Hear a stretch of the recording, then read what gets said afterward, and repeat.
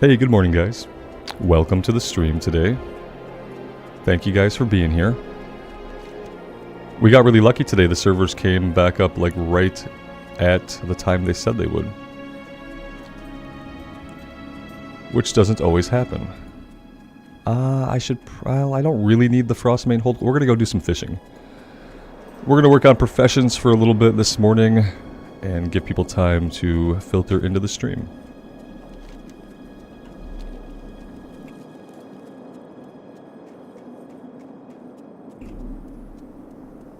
Auntie, Max, Ada, William, welcome guys. Thank you all for being here. I appreciate you.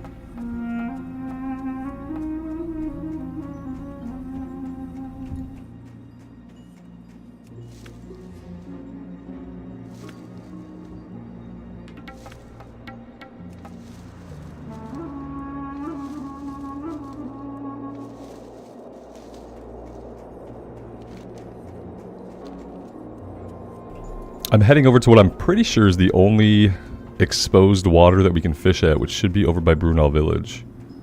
I can't think of any other places where we can actually access the water where it's not frozen here.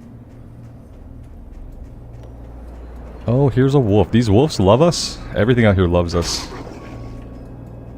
Before this playthrough, I never realized how dangerous Dunmorrow actually is. I think it's a big difference going from like a melee class that has heal buttons to going to a similar class that starts off similarly but has nothing to heal itself. It definitely is a different feeling of vulnerability on the warrior, mixed with the feeling of power, but a lot of vulnerability.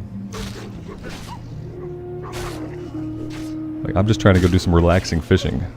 This guy wants to get me down to like 20%.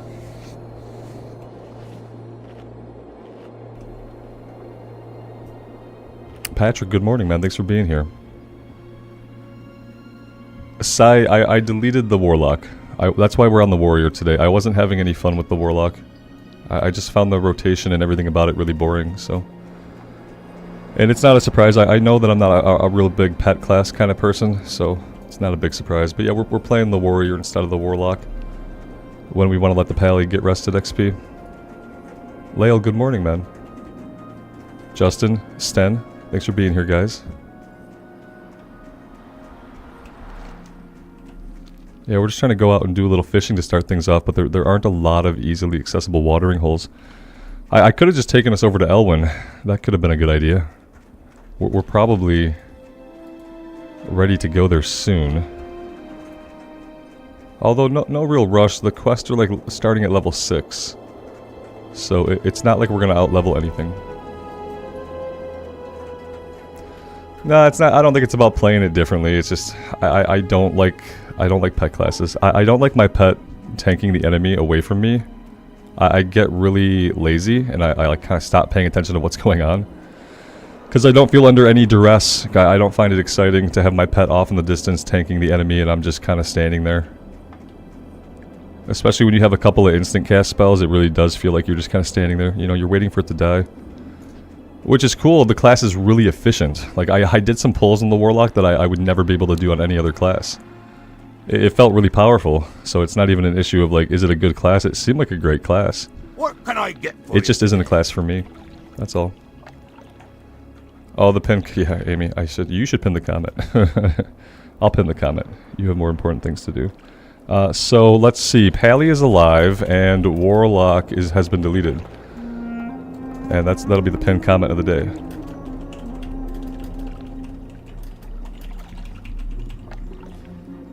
There we go. Let's do that. And that'll answer some people's questions. I wish I could figure out why the YouTube chat box wants to put the emote thing right over the carrot that I have to press to have options for my chat that I just put in there. Like, the emote thing is blocking in a way that I can't pin that in chat till somebody else says something and raises my chat up to where I can actually click it. Thank you, Amy. Troubleshooting. Now I can click it. Oh no, I still can't click it. There we go. Fun times. There we go. There's our pinned comment of the day. Not everyone will see it still. And we'll still have to answer the questions, so. I did not. Miles, I appreciate you asking. No, I didn't. No, my son woke up like at 4:30 in the morning and he couldn't really get back to sleep, so I was up at 4:30 in the morning and I got back to sleep eventually. And yeah, it wasn't really any better, unfortunately. The thing I did was I went to bed earlier, so I think like cumulatively I probably got more sleep. But it was still not great. That's okay though. Vinkos, what do I do for a living? Nothing. By the way you're asking the question, I don't do anything for a living. You mean like you're trying to ask me if I have a job where I go punch into a clock and make like an hourly wage, which I don't. So I'm unemployed, man.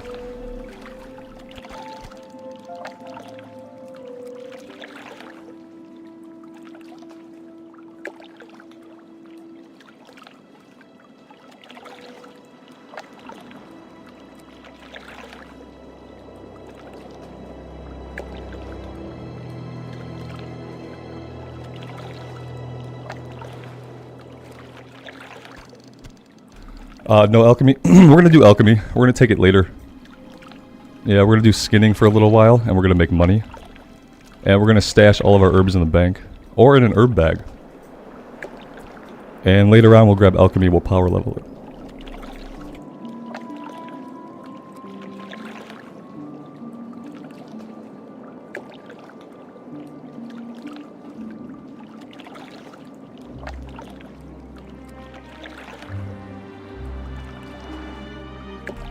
Stenberg, you're finding it hard to keep playing on hardcore, non-official servers since you'll be playing on the official release. Any thoughts? Yeah.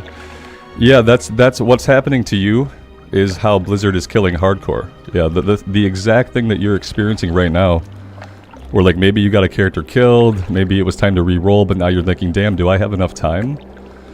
Do I have enough time to re-roll before the official hardcore servers come out? When are they coming out? Nobody knows. Yeah, so that's your feeling is how Blizzard is killing and has killed the hardcore scene. Yeah. It's a tactic that creates a gap of engagement. So what they did was they told us that there were going to be hardcore servers, but they did not tell us anything else.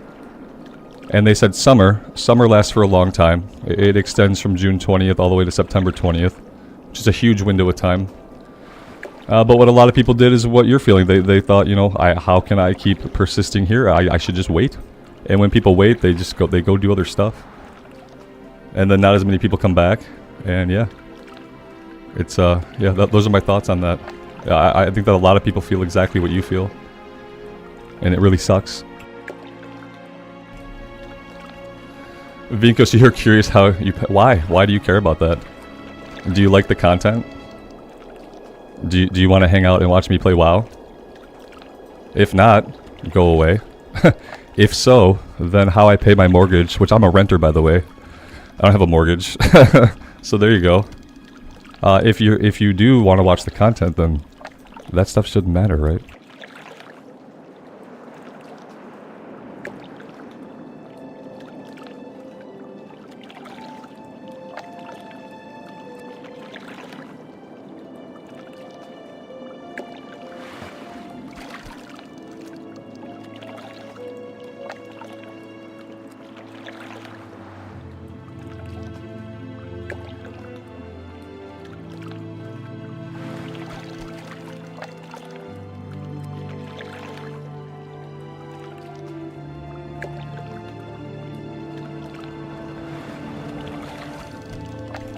Yeah, like among the weirdest questions I've been ever asked on stream was like, how do I pay my mortgage? What the fuck kind of question is that anyway? What do you care? How do you pay your mortgage? No, wait, I don't care.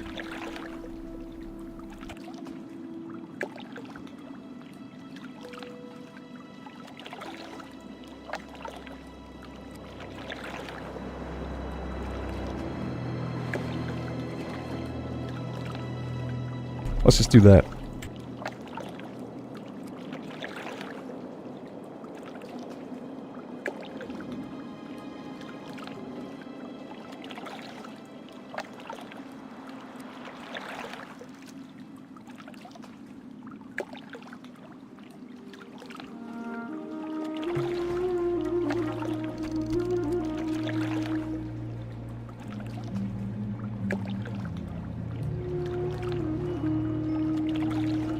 Yeah, Grumpy, exactly. I pay my non-existent mortgage by doing exactly what I'm doing now. Yeah, maybe he wanted to pay my mortgage? Yeah. I have a new policy, guys. The new policy is that I let people say things, and if a person says more than 2 things that get my blood pressure up, I mute them. So that, after yesterday, that's how I'm handling shit from now on. So like I'll give people 2 chances to say something meaningful or normal or pertinent to anything. But if somebody says more than 2 things that are just like pointedly stupid, meaningless, or ignorant, or like openly hostile, I'm just gonna mute them. I'm kind of taking like a scorched earth policy to it. So yeah, expect that. Just a troll that I didn't handle like how I should have handled, which I should have muted him immediately. But instead I toyed with him a bit and I like enraged him to saying some heinous shit, and then I had to mute him anyway, you know. And then I had to deal with like high blood pressure for like 40 minutes after that. And yeah, I'm just not doing that anymore. I egged him on a bit in the way that I do, where like when people ask a stupid question, I just ask them the same question. And so I probably like enraged him, you know. But so partially maybe my fault. But yeah, I knew he was a troll the first thing he said, and I continued to engage with it. And then he continued to be a troll, and like from now on, when I see like troll or I see just like pointedly shit that I don't appreciate, and if I give them like a chance to stop or a chance to like say something different, I'm just gonna mute or ban, you know.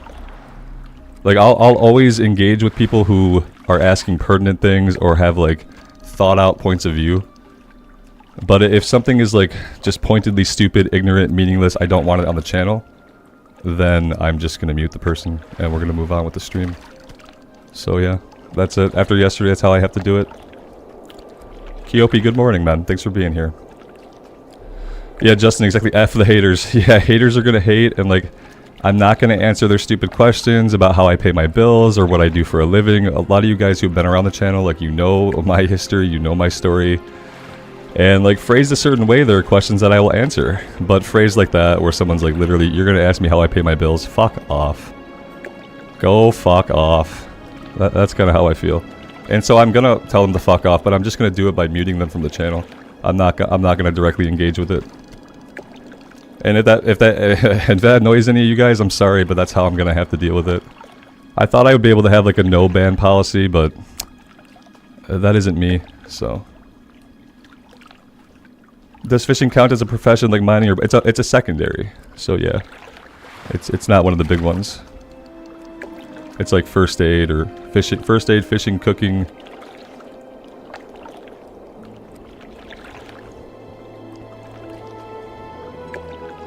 Yeah, sometimes trolling can be fun, but not for me, I don't think. Not because I tend to try to enrage people, which makes them worse.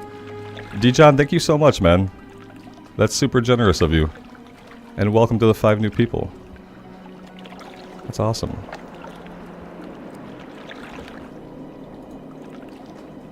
I need to remember to turn my sound effects up when I'm fishing so I can hear the bobber go off. Yeah, like I want to talk about like video games on the channel. So if someone has like a hot take or a spicy take on video game stuff, like that's not the kind of stuff that I'm gonna get offended about. But when it's personal stuff about me or my life or my family or any of that shit, then I'm just gonna go right for the mute. Right for the ban. I'm done with it.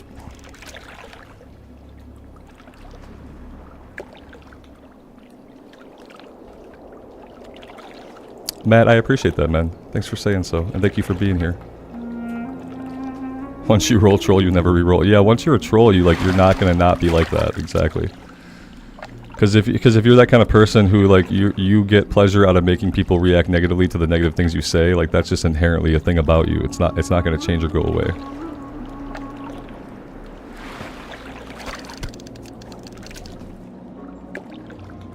And I'm not a troll, so like ultimately at the end of the day, what I realize is like I'm not going to be able to out troll the troll. I'm not going to be able to out troll the troll because I'm not a troll. You know, I can do little word games with them for a bit and repeat their things back at them in a sarcastic manner. But like ultimately, since I'm not a troll, I'm not going to be able to compete in that headspace. And I don't want to. I don't want to sully myself. So yeah, I'm fine just going for the mute from now on. I enjoy coffee. Is that topic on the table? It's only on the table if you don't put like a lot of sweeteners in it. And as long as it's not iced. Yeah, you can talk about coffee, you just can't talk about iced coffee. There we go. Yeah, I don't want to hear about coffee that's not hot. It's disgusting. Call it a coffee drink. If it's not hot, you can call it a coffee drink. But you can't call it coffee. Bear Forever, yes, we are still on Bloodsail Buccaneers because we have no idea when or if we will ever play on official hardcore. So there's that. Yep, I'm just playing on Bloodsail Buccaneers. You know, a lot of people are in the mindset where they don't know if they should play because they don't know if they're gonna have time to level a character. And like the way I think about it is this: like your character's probably gonna get killed before level 30, so you might as well play. You might as well enjoy the journey and have fun. Because in the meantime, like if you stop playing hardcore, if you're like a consistent hardcore player and you take a break until the official servers come out, you're gonna lose like your instincts. You know, it's like in Walking Dead when the family went to Alexandria, and they started to get worried because like they're like, man, if we're not out there killing zombies, what if we forget how to fucking kill zombies? And like, yeah, that's kind of what it's like. It's like we're gonna lose our survival instincts if we stop playing. So I'm gonna keep playing on Bloodsail Buccaneers until official hardcore, and then if we have characters here to finish, we're gonna try to finish them. Especially like if the Paladin's not 60, the Paladin's gonna get 60. So you know we might have a character on official hardcore and a character here on Bloodsail Buccaneers still. Because honestly, like at level 40 especially, it won't matter here if like no one's playing on this server when I'm trying to get the character from 40 to 60 because no one survives from 40 to 60 anyway, so there would be no people around regardless.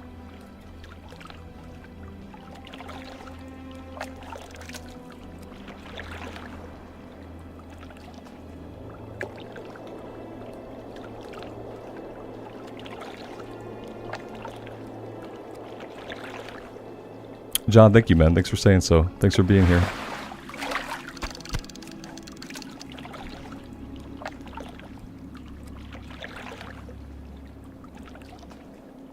Stenberg, that's awesome, man. Yeah, you just gotta think about it, like, everything you do in the game is about the journey. So, like, you're gonna have a journey, you're gonna have an adventure, regardless of when the official hardcore comes out, regardless of if you get your character killed or not, like, it's just all about the adventure. I've killed every single class, some of them multiple times, and I'm still going. Because I just find it really fun.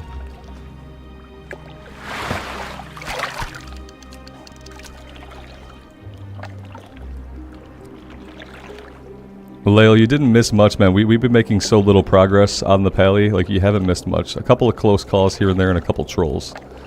And then I played the Warlock for a bit, but then I ended up deleting it because it wasn't fun. So you really haven't missed a lot. Because a couple of those streams were all Warlock. My favorite class in Normal Classic? We're on my favorite class right now, actually, in Normal Classic. Yep, the Warrior is definitely my favorite class. Every time I get on it and I start pushing the buttons, I remember like how awesome it feels to push the buttons.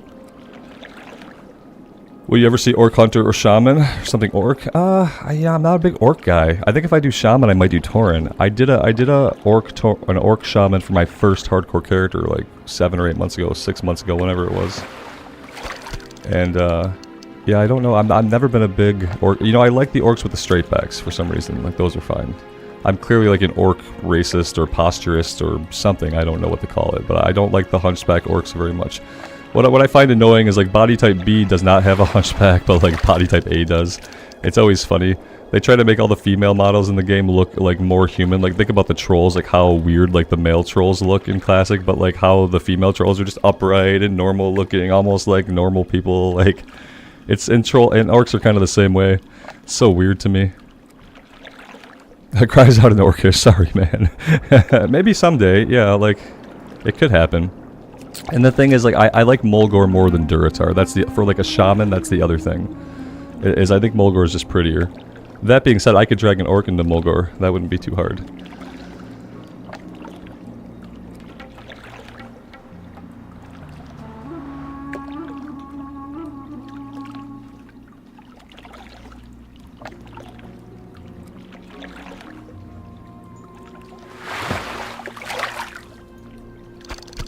Mew, we don't know when the official hardcore server is coming out. We have no idea. They're not going to tell us.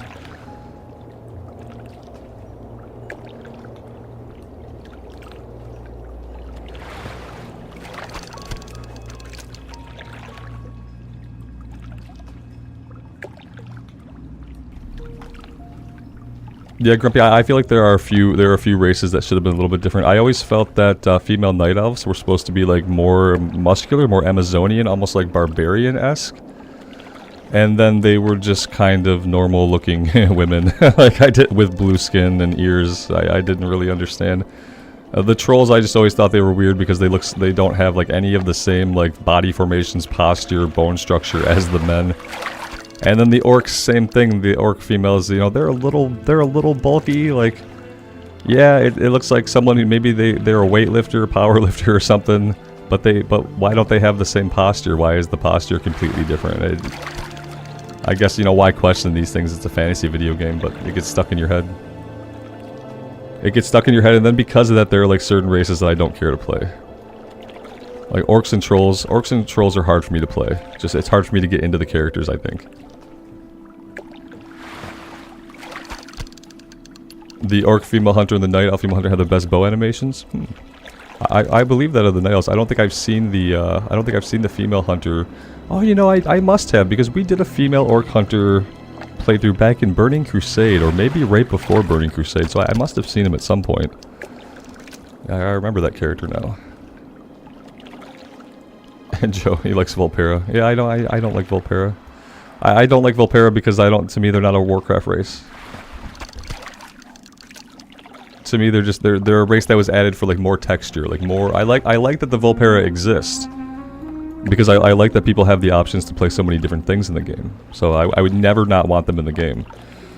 But for me, like they're not Warcraft. I didn't even unlock them. You know, I unlocked all the Horde races when it was still hard to do. But I didn't bother unlocking Volpera. I needed like this much more reputation, and I couldn't be bothered to do it because I knew I would never roll a Volpera. Although I really like I think one of their racials, they can make a tent and set a Hearthstone anywhere they want. Is that still one of their racials? And I thought that's an amazing racial to be able to say, okay, I want my Hearthstone to be right here. I want to have a Hearthstone right here. That's really effing cool. It's like it's almost worth it for the racial. If they were a classic era race and they had that racial, I would play Volpera. Jordan, why did I ditch the Warlock? Just because it was boring. I didn't enjoy it. And I'm not saying it is a boring class. I guess I should say that I was bored with it. Yeah. It seems super powerful and very capable. We did some crazy pulls on it, like almost by accident, that we survived. And but at the end of the day, it was just kind of boring for me.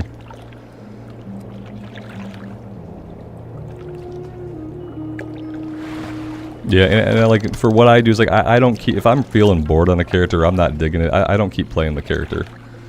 And I'm also not just gonna get it killed off for content, so I just deleted it. What are my macros? I don't have any macros that I'm using on this character. Are we talking about macros? Like, are we talking about macros or add-ons? Slash macro. Slash macro just fails me. Yeah, are we talking about macros? Are we talking about, because yeah, I'm not using any macros for this class. If we're talking about add-ons, I have a couple going. Do we want to keep fishing? We could. What's our skill at? 44 out of 75. For some reason, I thought we were further along, but you know what? I'm thinking about the Warlock being further along.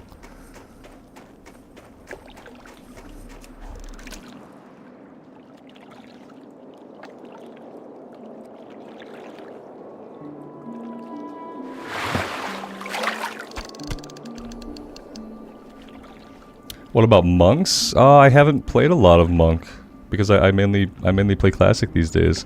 I leveled a monk when they first came out. I started a retail monk playthrough like a year ago. Like, it was okay. Yeah, I don't know much about the monk to really judge it. The first class I ever got to 60, or the first class I played? The first class I logged in on was a Tauren Druid. The first class I got to 60 was a Tauren Warrior.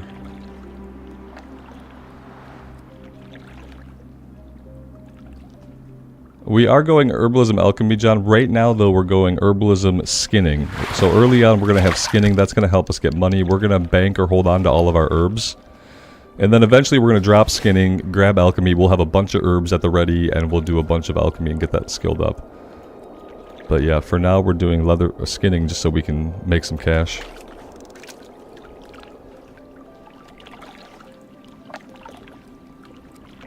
To be fair, it wasn't my plan. It was Alex told me to do it. Alex told me to do it yesterday. So on my own, I wouldn't have done it. So I absolutely have to give him credit for telling me and letting me realize why someone would do that. Because it is a really good idea. It just wasn't my original idea.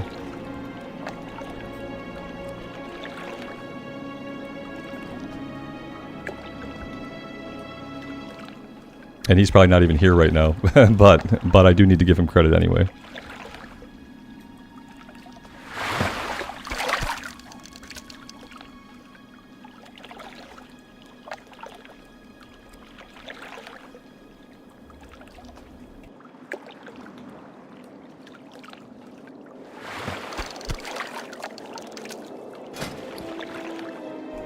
I'm also gonna have to find all of the fishing recipes. That's gonna be, here we have slithers, but we're not catching those, are we? We need the brilliant small fish recipe, and we don't have that one right now.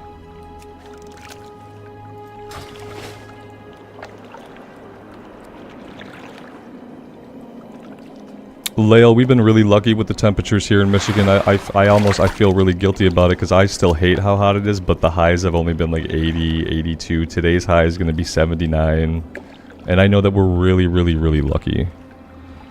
I think the lakes have kind of protected us from the hot front from like moving into our area because it's been really mild here, and we're really lucky.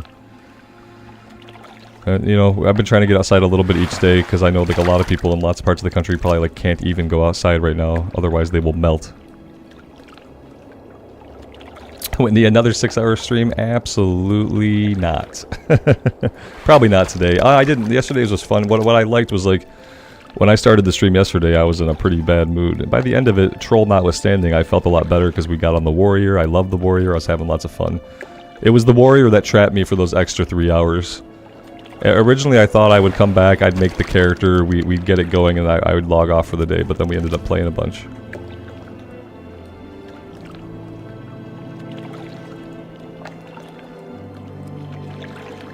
Ra, good morning, man. Thanks for being here.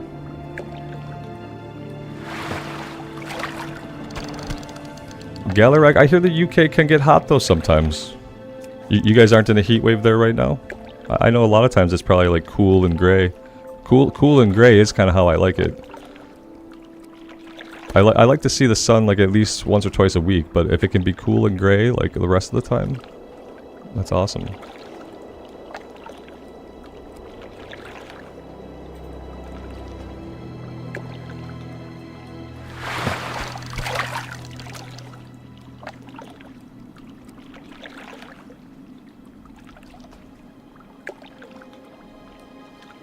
Yeah, we have places we have places in the States where it's like it stays cool most of the year, but typically they can be expensive places to live unless you want to live in the middle of nowhere. Like you can go live around Seattle or Portland, you can go live up in Maine, but to live in those places you're going to pay more money than to live where I currently live.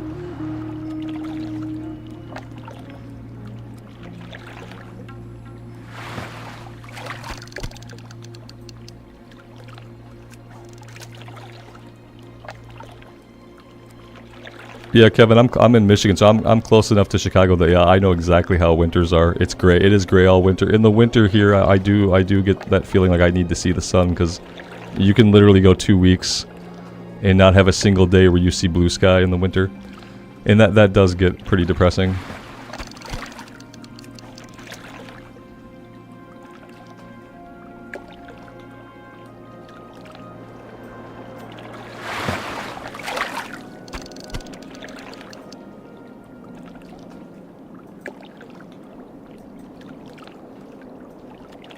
Max, that's essentially the comparison, yeah. Like, yes, that's a good, like, that's a good comparison. It's basically how it is. You have a cousin from Portland. Operation, are we going to do this again? Are we going to say that everybody from Portland's a vegan? That's good, though. Maybe he's healthier. It's Portland's obviously a cult, obviously. And as to be part of the cult, you obviously have to become a vegan. It's obvious. And in exchange, you get mild weather. Grumpy, am I interested in Baldur's Gate 3? Oh man, you have no idea. I'm gonna play so much Baldur's Gate 3. I just hope that it's good and people like it. I know it's gonna be good. Yep, I've been taking notes on like the class comp that I want and stuff like that in Baldur's Gate 3 for the past couple days now. I haven't seen anything of the game or the story or the characters. I haven't played any early access. I'm gonna go in completely spoiler free, but I have been looking at some class guides. If I'm interested enough in a game to look at some class guides before the game comes out, I'm super hyped for it, because I hardly ever look at anything for games. Because honestly, usually I just don't get excited. But I'm super, super excited to get into Baldur's Gate 3. Yep.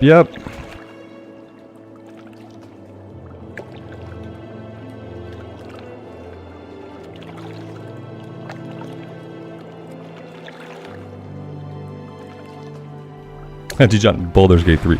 And then, you know, I'm looking forward to Starfield. I don't have a lot of hype for Starfield, but I'm looking forward to checking it out. But yeah, this year it's Baldur's Gate 3. There's a game called Avowed. That's like a Bethesda RPG. It's not Bethesda though. It's the other studio. ZeniMax? Nope, that's wrong. Oh, I can't remember. But it's that kind of style. It's kind of like a Skyrim style game. It's called Avowed. But I saw that and that looked really cool. But that's 2024. So that Avowed is next year. This year it's Baldur's Gate 3, Starfield. There's probably like one or two other like smaller RPGs that I might be forgetting about.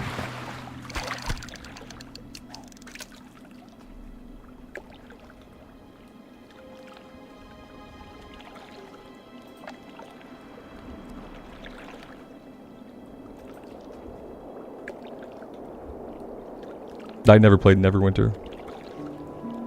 I've never been able to have a really successful D&D campaign in my life either, though in my 20s, my group of friends tried many times to like run campaigns. They'd go for a little bit, you know, we'd run a few sessions, and then it was hard to get everybody together consistently and do a consistent campaign. It's Obsidian. Thank you, Grumpy. Yeah, Bethesda, Obsidian. Yes, it's Obsidian. Thank you. Starfield looks okay. Starfield has like claims a lot of things, but like, don't get me wrong, the game looked pretty. But when I saw what they showed at the game show recently, and like the way the planets and creatures look, No Man's Sky looks better to me. Like graphically, artistically, and like lighting and stuff like that. Like the planets in No Man's Sky, to me, looked better than what they showed of Starfield. Same thing with the creatures. Same thing with basically every visual thing I saw. And that kind of worries me a little bit. But, you know, they're claiming a lot of features that are really cool, like building your own ship. It's gonna be freaking amazing. Having it be like a big, like, base type thing where, like, all your characters are hanging out is pretty cool. So, yeah, I'm just, like, I'm not hyped for it because part of me doesn't trust it to be as amazing as it should be.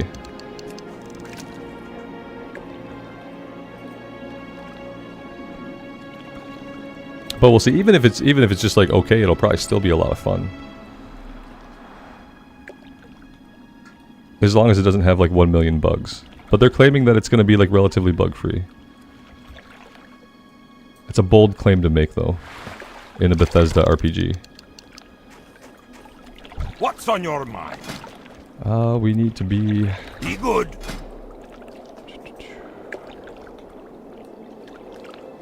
Why can't I train the next rank? What can I do for you? Oh, I have to max. I have to. No, that's not right. That's kind of weird. Well met.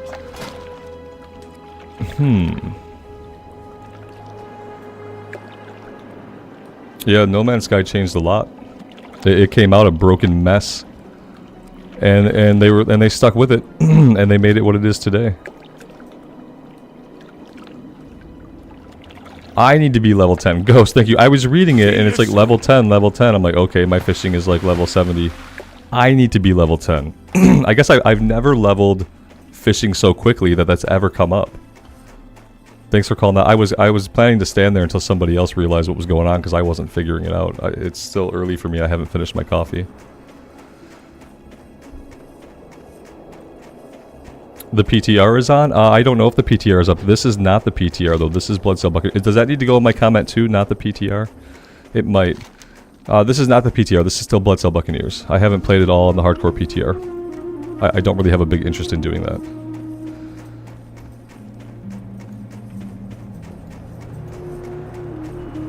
Yeah, like hardcore characters are temporary enough as it is. Like I feel like playing on the PTR is like another layer of temporary that I just can't stomach. Because then it's like no matter what I do, and no matter how long I live, the character's gonna go away. You know what I mean? And there's not a lot to test. It's not like getting on PTR for retail and like you get to test all the new features. Like as they come out week after week, you get to test the new things. Like there aren't really any new things. The new things are how the server works. The new things are like when you die, you just can't res. The rest spells don't work. The only real new thing is the stupid duel to the death and the dumb little ears, the commendation ears that you collect. That's the only new thing, and it's like a very small thing for a very niche group. What's on your mind? Auntie, I feel like the fishing and professions part probably is like the FAQ section. I pay so little attention to the game that sometimes like the entire stream becomes a Q&A session. I want to keep this stuff because I need to cook it, but I need to figure out where I can get the brilliant small fish recipe. That's kind of my priority right now. My priority right now, guys, is cooking these fish. So to get the brilliant small fish recipe, like, do I have to go to Lvl.46 for that? Because I didn't get it from anybody here.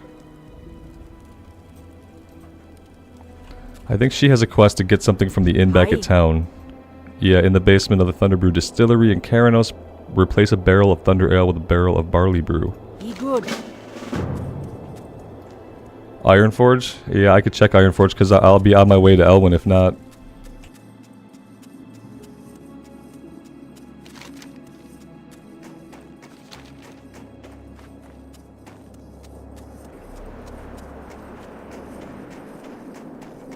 Oh, the same question over and over. What do I don't answer that question anymore, Auntie. I'm done with that question. Yeah, so let's go back to Karanos. Maybe we go to Ironforge, we check there. I feel like I bought everything I could there as far as recipes though. I got this slither skin mackerel, but it's funny, we got that in this zone, but you can't fish these up here, so it's kind of weird. It's kind of weird. I should have probably just taken these quests. Let's just take all these quests, even though I'm trying to focus professions right now.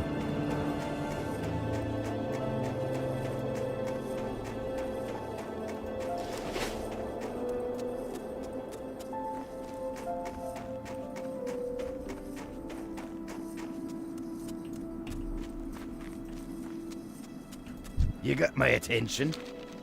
Be good. Here there. Watch your back.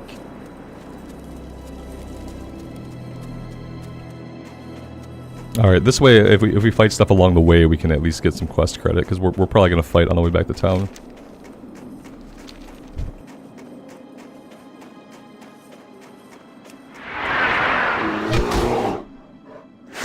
We're not going to fight with a fishing rod, though, because that's silly. That's silly. That's silly. We're gonna run from this fight. Aborted fight number 1. Yeah, welcome to hardcore on the warrior. Like, one little mistake and you're running away from the fight. I like it. Alright, so we have a sword and shield now. That's going to help us out a lot. Gosh. Maybe I should have bought some food. What do you have? Fisherman supplies. What can I get for you? Aha! Guys. The recipe was right here. Yeah. I'm glad we didn't have to run all around to find it. Look at that. Okay, cool. So now we need a fire. I don't have flint and tinder because I don't have bag space, but we might be able to cook right here. I'm glad we had to run away from that bear, otherwise life would have been very different. Look at that, 46. That'll get our cooking going. Alright, and now I let this run and I drink my coffee.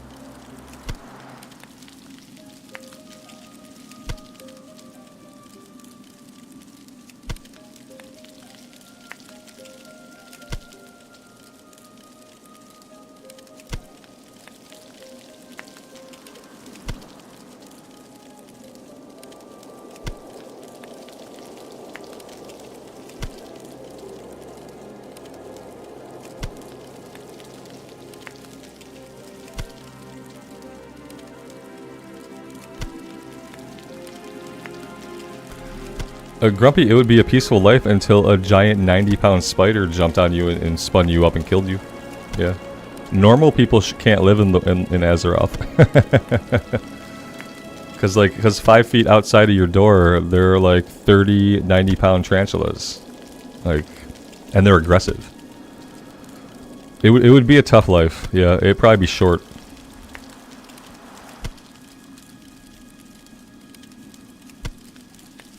Vetrenish, where's the Pally? The Pally is still alive. The Pally is getting rested XP. Yep. The Warlock is deleted, however.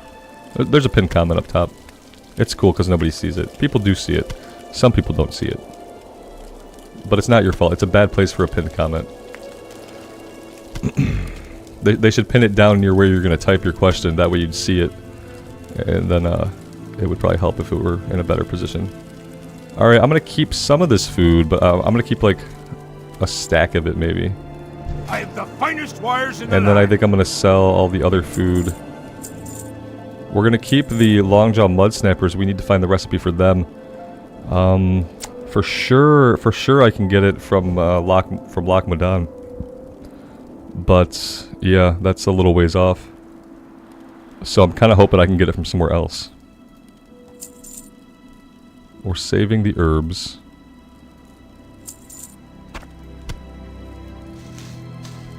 I did buy a bag. I had to buy a bag. The next bag we're gonna buy is gonna be the herbalism bag. Be good.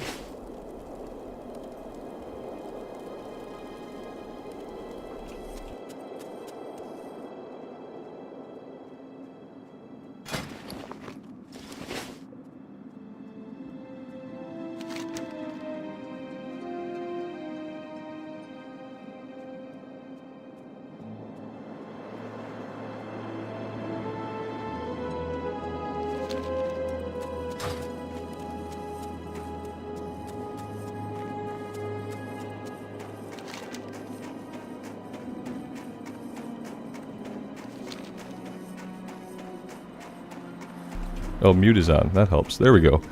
I was saying, before I just habitually muted myself, that we'll head to Elwyn at some point today. Because I don't want to wait till we're like level 11, 12 and we lose kill experience for enemies over there. These level 8 enemies, man, though, they're tough. It does have me thinking, maybe Elwyn sooner than later. Are things going to be easier in Elwyn? A little bit, if we're coming there at level 7. Maybe we try to hit level 8 here, and then we think about Elwyn Forest. Because, yeah, this board just kicked our butt. A frighteningly low HP, and let's get our food out to the bar. There we go. Yeah, that wasn't necessarily pleasant. We'll check out the Wendigos and just see what level they are. If they're level 8, then I kind of question if we want to be doing that right now.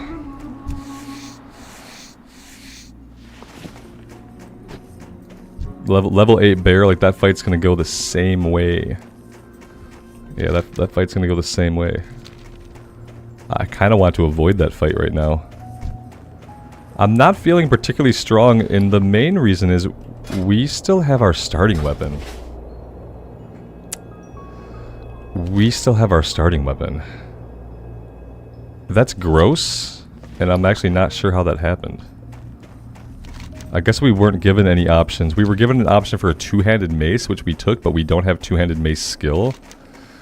And aside from that, we haven't really been given any good weapon options, but that weapon's really killing us.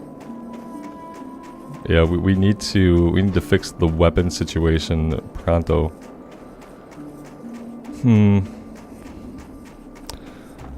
I feel like there are some rewards in Elwyn that could give us a one-hander, you know? We really just need a weapon. Like, we absolutely have to have a weapon. Very, very soon. Yeah, I don't know if I can even afford one off the vendors with as little silver as we currently have. Yeah, the gnome is gonna have a two-hander for sure as soon as we have the money to learn any two-hand skills. Because they're 9 silver apiece to learn the weapon skill. And right now the only weapon skill we have is one-handed swords and one-handed maces. So yeah, we don't have any weapon skills right now. If I go to Elwyn, will I start in the level 1? I don't think so, no. I don't think I'll go to Northshire Abbey. I think I'm going to go right to Goldshire. If I wanted to go to Northshire Abbey, I probably would have had to do it as soon as I left Coldridge Valley. John, I'm planning on arms, but the thing is, if we live and it's a long playthrough, I'll probably try Fury at some point. I do like to change it up every once in a while when I have the option to do DPS a different way. So I'm gonna go arms build first, and then, you know, if we live for a long time, we can try Fury later on. The boar revived himself. Yeah, thank you, respawn rate. We must be close to the boar graveyard. Tunerdale, good afternoon, man. Thanks for being here. Good morning, actually, for like 4 more minutes. For me, at least.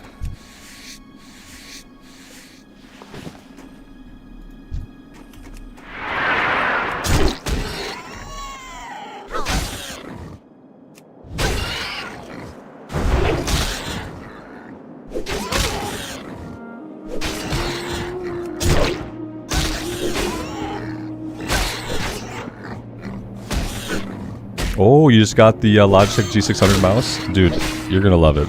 It's so game-changing. Yeah, it's a little... I remember it being a little tricky at first to, like, set my keybinds how I wanted. But, yeah, it's pretty quick to pick up and learn how to assign them.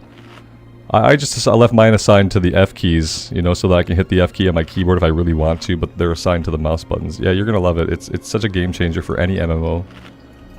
Any game where you have like more than 4 or 5 buttons to push, if you can do key bindings, that mouse makes a huge difference.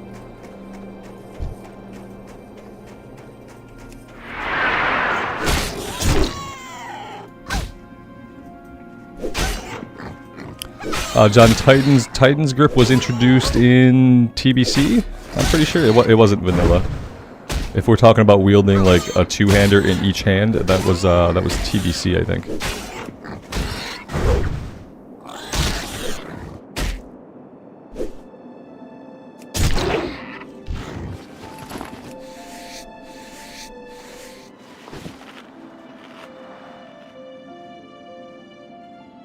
Yeah, it was cool. Especially when it was first introduced, I thought it was really cool.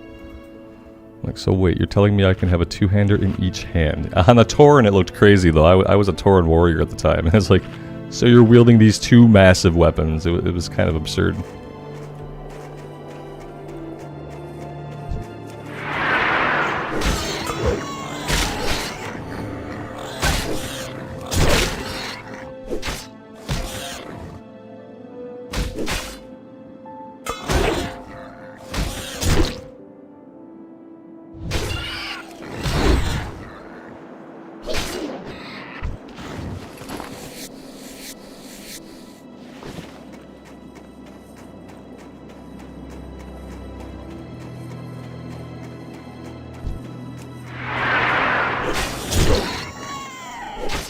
Max, no. I hardly ever... I misclick a lot less on the mouse. I don't think I've ever misclicked the mouse.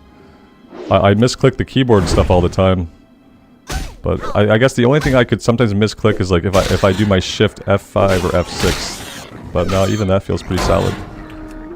I have no distinct memory of ever misclicking with the mouse. We gotta kill this thing. We gotta kill this thing immediately. Alright, 21 HP. No big deal. Yeah, we're fine, right? We need to get out of here. Let's think about getting out of here. I kind of want to hit level 8. That'll make Lvl.46 a little bit easier. But geez, with this crappy weapon, and it being a one-hander especially, we're not dealing the damage that we need to deal to win these fights. It's really bad. Jared, good afternoon, man. Thanks for being here. Kevin, it's like the Hunger Game alerts. I didn't think about the Hunger Game alerts. Yeah, it kind of is. Yep. Yeah, the shot fires off, and then there's the big display, and we see who didn't make it. Although didn't they do their alerts like daily though? Like at the end of the day, you get all the names and stuff. I can't remember. It's been a long time. You're level 6. Oh, you aggroed us from really far away. That was very, very rude of you.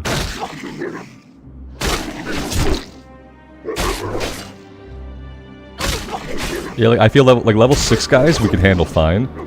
Level 7 and 8? Ugh. A level 9 would kill us outright, you know.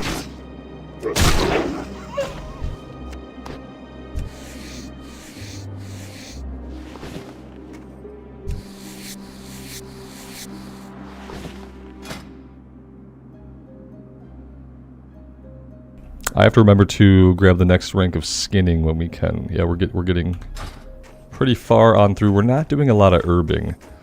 And I kind of thought like the herbing opportunities here in Dunmorrow were going to be less so than other places. So.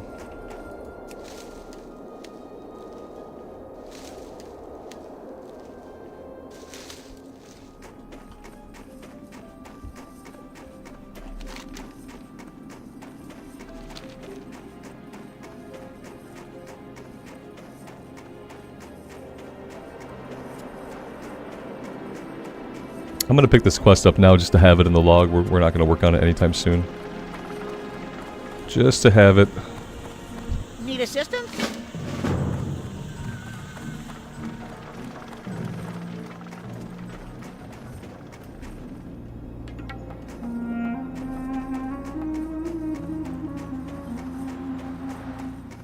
Alright, so we'll do the little turn in here, and then I think we will head to Ironforge and we'll try to get ourselves over to Elwyn. Probably be a good idea.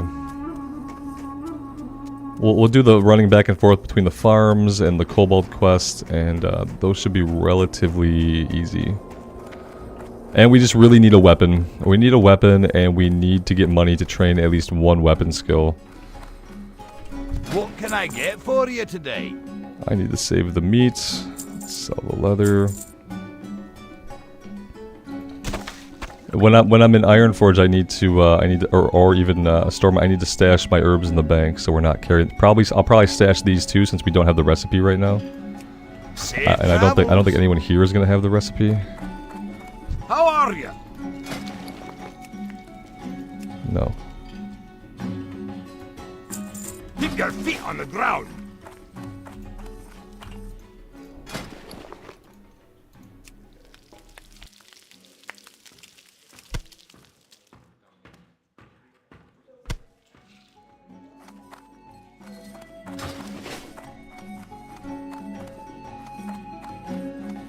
Great to meet you.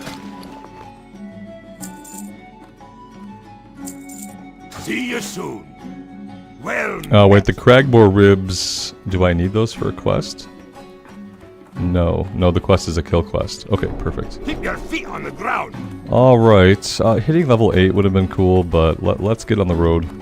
Oh wait, where's this turn-in at? It's out here, isn't it? No, it's in the basement. It's in the basement. We need to. I think we have to buy a beer to distract the guy, which is going to be like an expense that I don't really want to do, but let's go see what's happening down here. Yeah, see, he needs a Thunder Ale. That's going to be more money spent.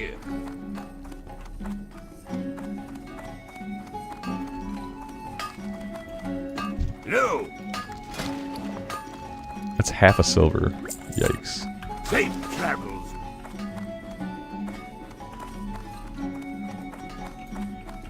Hi.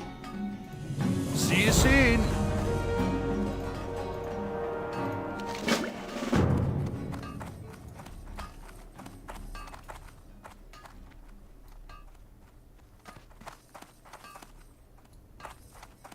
BK.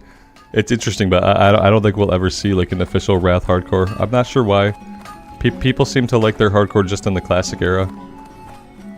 Yeah, I don't think we'll ever see like an official or like even a community, because I don't think there are any communities for like Wrath hardcore. I don't even know if there are communities for retail hardcore or not. I think that like everybody that does hardcore, they want to do it in classic era. It would be cool to see the hardcore like in different eras of the game.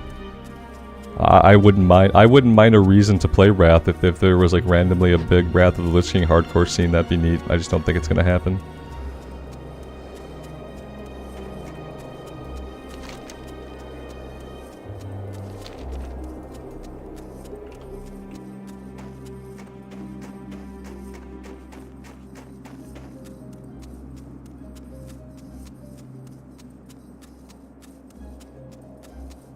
Would I consider myself an altaholic? Well, I mean, I've gotten every single character class killed at least once, and I just keep re-rolling, so I don't know, maybe. I don't know what the question is. I have max level characters, and I just don't really enjoy endgame very much. I'm the kind of person who I probably enjoy leveling more than I enjoy other parts of the game right now, because to me there's not a lot to do at endgame unless you have like a static group of friends or like a really good guild. In that case, I don't have a lot of interest in endgame unless I have those things. So yeah, sure. I suppose so. Reptilian Cut, you think it's too easy for hardcore? I don't know, man. Especially retail. If I play BFA in retail, I get killed all the time while trying to level up in BFA. Now, partially it's because I'm stupid. But the other thing is like mob density. Like mob density is a lot more increased, so like you're always backing into shit or pulling like entire groups. Yeah, I'm not sure. I don't think, like, for gameplay wise, like hardcore itself is not necessarily like hard. It's not like you're playing Dark Souls where you gotta dodge roll and stuff like that, but I guess it just requires a level of thought, level of attention, and a level of luck. Because, you know, the combat is kind of slow paced, so it's not like combat in classic era is super challenging. It's just that not dying is challenging because the game is just kind of set up for you to die. It assumes you're gonna. It's designed with the assumption you're going to die lots. But usually when you die, it's just because something happens. You make one wrong choice. You know, it's not usually because the gameplay got hard. It's because of a wrong choice or like a lack of forethought, or maybe you just get hyper spawns that pop up on you. That's usually what kills you in classic era hardcore. It's like it's not that the gameplay itself is a big challenge. I don't need auctioneers. No. I need the bank. I need the bank.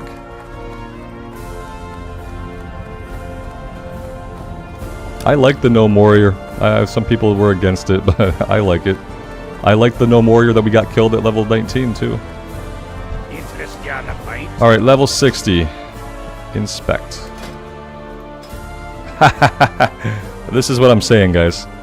Most people who are 60 on Bloodsail Buccaneers and Hydraxian Waterlords, they didn't pass. They didn't do the challenge, you know.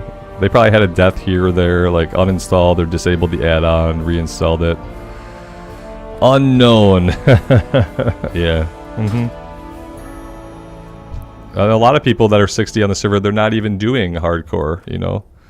They're people who just leveled when it was an RP server, and that's level 60 for them. But yeah, so like a lot of times you see like a level 60, you're like, oh wow, you completed the challenge. No, they probably didn't do the challenge. Off with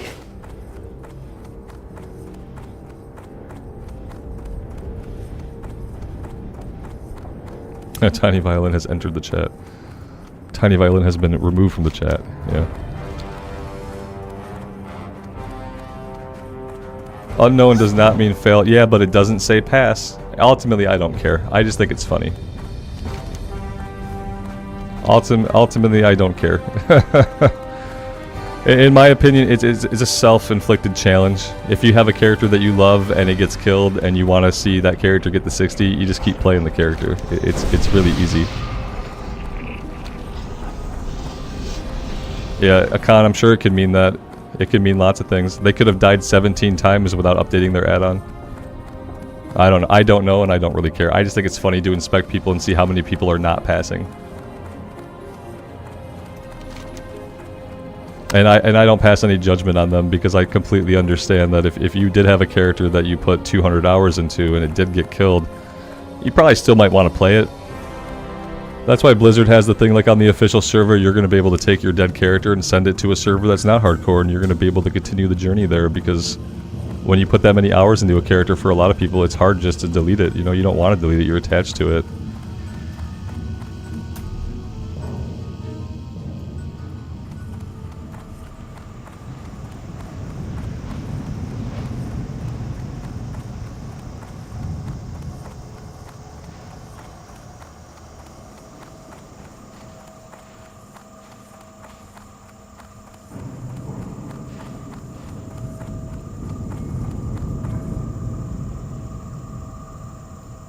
Well, look at that, just in time for the tram. How lucky are we?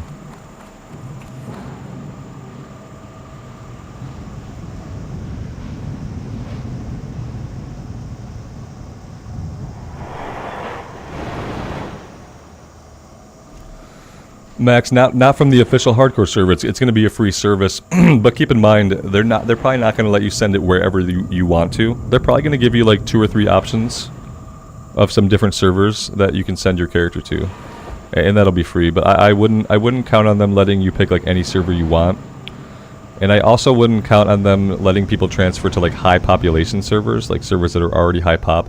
They'll probably give people some options for like lower medium pop servers, if I had to guess.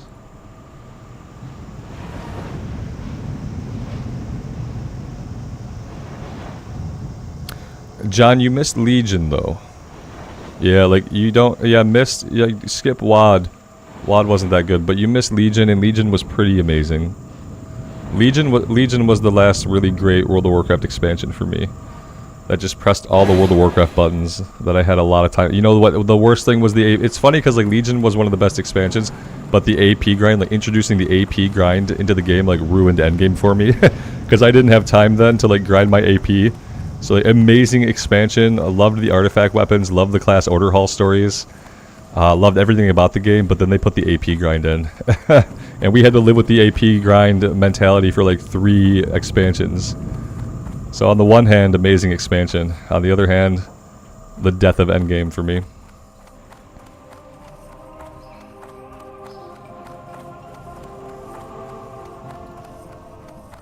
You got to see a lot of Legion? Yeah, it was just pretty great.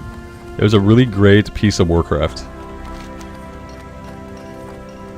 Okay, so do we need to do anything in town? Not really. We need to grab the flight point. So we're not going to have that by default. AP was artifact power. You needed artifact power to power up your artifact weapon, and you gained artifact power endlessly by completing world quests and stuff like that. And so the idea was you had to get on every single day and do every single world quest and get all of the AP you could every single day, because that's what efficient players, you had to clear the map. You didn't have to, but if you didn't, your artifact weapon was going to be less powerful than someone else's artifact weapon, which means your gear score on your artifact weapon was going to be lower, which meant that your gear score overall as a character was going to be lower, which meant that if you weren't grinding your artifact weapon, then you weren't really helping your raid group. And the artifact grind was basically endless. You just keep grinding it every single day, all day, clear all the world quests every day, all day. And then in Battle for Azeroth, it was Azerite power. So it went from being artifact power to power up your weapon, to being Azerite power to power up your Heart of Azeroth neck piece. And so the same AP grind, make your Heart of Azeroth more powerful, grind the AP every day, all day, clear all the world quests every day. If you're not, you're letting your raid team down. So yeah, I couldn't do that, so I raided a little bit in BFA, like the first tier, and then like I couldn't do anything anymore. I had too much else to do. I couldn't grind my AP. And it made what it also did was it made it impossible for you to have an alt. You couldn't switch your class because you'd already ground out all that AP on your main, and like you didn't want to have to do that again. You were never going to catch up to your raid team. So like let's say like you wanted to switch class mid tier, mid expansion, you couldn't do it unless you wanted to put like hundreds of hours of work in to catch that new character's artifact weapon up to everybody else's in the raid team. Am I doing dungeons on hardcore? On this run I will. On the Paladin I didn't. Red Robin, it was fucking horrible. Yeah. And it turned a lot of people off from playing endgame, including myself. And I had an amazing guild and I just couldn't raid with them anymore because I felt bad. I felt bad the game you could no longer raid log. And with my work schedule then at the time, like raid logging was basically what I could do besides making sure I had enough resources for materials for the raid, you know? So when I could not raid log anymore, and when the 3 or 4 hours a week I could AP grind wasn't enough, I had to stop playing.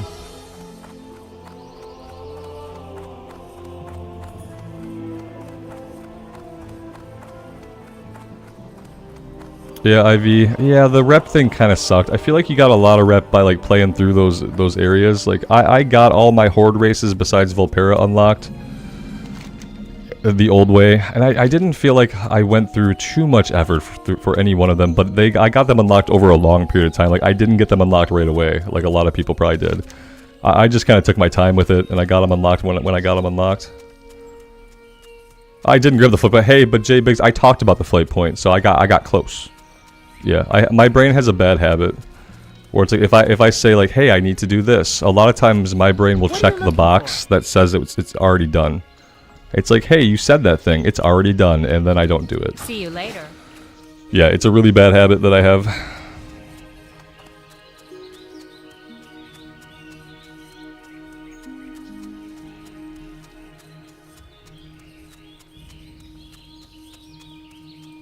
We'll get it though at some point.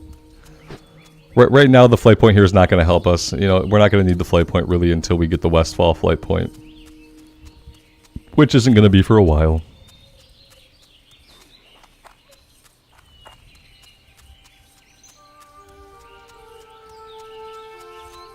Yeah, I'm going to be 40 years old in January, so I'm pretty absent-minded about some things.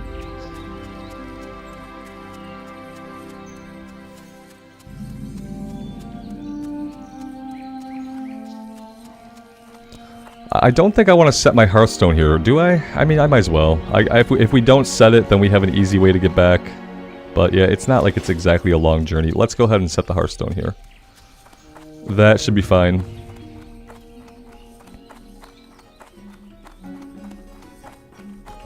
How are you? See you around. Let's go look at a weapon vendor and just see like how much silver would we have to get anything better than what we currently have equipped, because this weapon situation is not okay. Open for business. Yeah, we can get a Gladius. We can like triple our damage for 5 silver. I think I have to do this. Right? I think I have to do this. Okay, I feel a little better now. I feel like we might be able to actually kill stuff. Wait, free transfers from Bloodsail Buccaneers at the moment? Atreides, is this real? Need help? Free transfers from Bloodsail Buccaneers. I don't even know how to like interpret that or process that information. I'm gonna need verification before I try to think or process it at all. Go with honor, friend. But dude, let's minimize this. Good day to you. Safe travels. What can I do for you?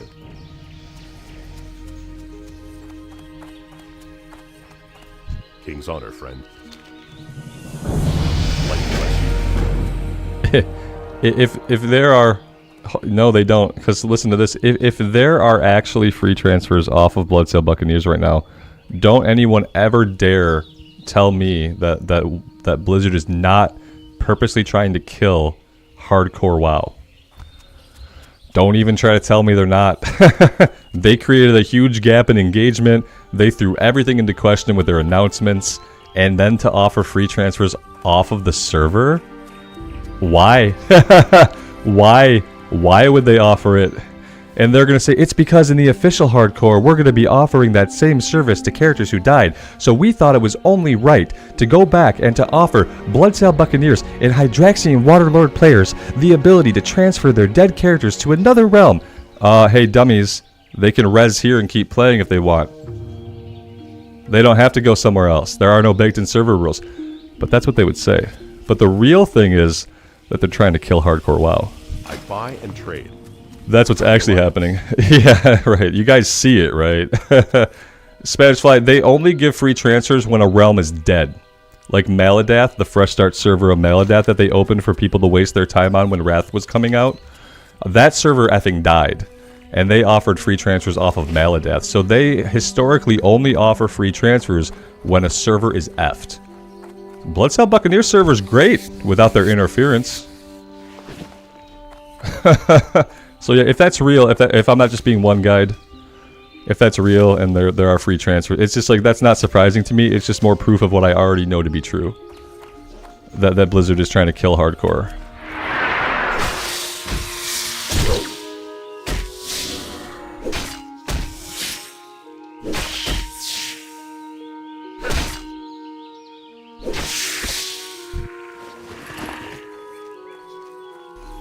Why are they trying to kill hardcore? They're trying to create a lack of engagement with hardcore because they think that'll get a lot of people to go back and play retail because they just released the new retail patch. They want people playing retail. Because in retail, they can sell you shit. You know, they have an in-game shop, they have in-game cosmetics. And also, when they're talking to shareholders about the game, the shareholders only care about retail. The shareholders don't care about a nostalgia project that's a revive of a game from 2004 that doesn't make them any money because they don't sell Classic. It makes them no money. So when they're talking about like active users, they want to be talking about people playing retail, people using the cash shop, people doing raids and stuff like that. So they create a lack of engagement with hardcore by saying, hey guys, we know you're playing on Bloodsail right now and you're loving it. Listen to this. We're going to open our own servers in the future. And people say, oh, okay, well, that's cool. Yeah, I got this level 30 character. Ah, shit, I died.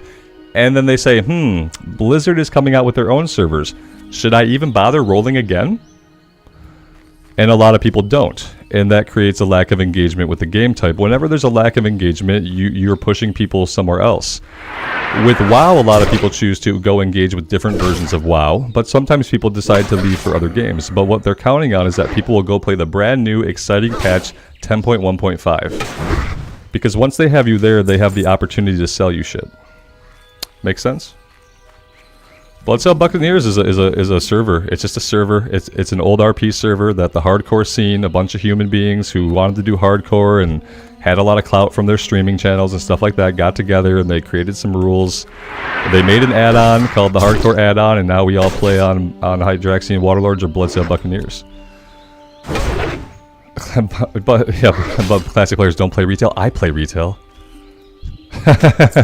And if I play retail, and I enjoy leveling in retail, and I enjoy a little bit of endgame stuff in retail, I think there are lots of people that play Classic and play retail. And there are lots more people that play Classic and they want to like retail. So, but for some people, there are things that stop them from liking it. But if you kill the game mode they're currently playing, and there's no one playing it anymore, and people are transferring off, then they're gonna think, well, damn, maybe I should give retail another try. All it gets is that login, that monthly active user. You know, they get logged in for an hour. Look at that. There's a monthly active user. They're logged into the game. That's all it takes. And then it just looks really good on their metrics for that month.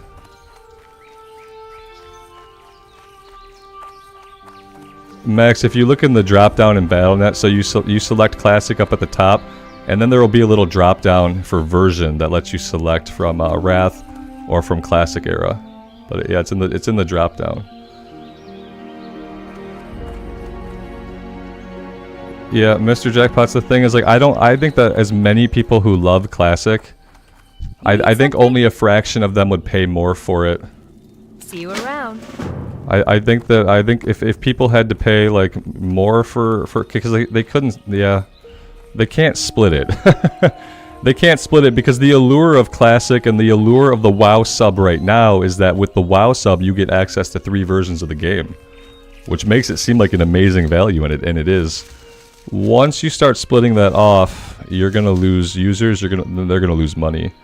So it seems like it's a good idea, but like there are a portion of people that would not only pay for Classic Era if they didn't have access to the other game types along with their sub. Yeah. They basically can't sell you Classic, you know what I mean? Because like there aren't going to be enough people that would pay for like a Classic Plus. There aren't going to be enough people who would pay just to play Classic. Like it works with it being included in the sub. It's hard to think of a model that would work for it and sustain it otherwise. That people would be okay with. Alright, we need to go to the west.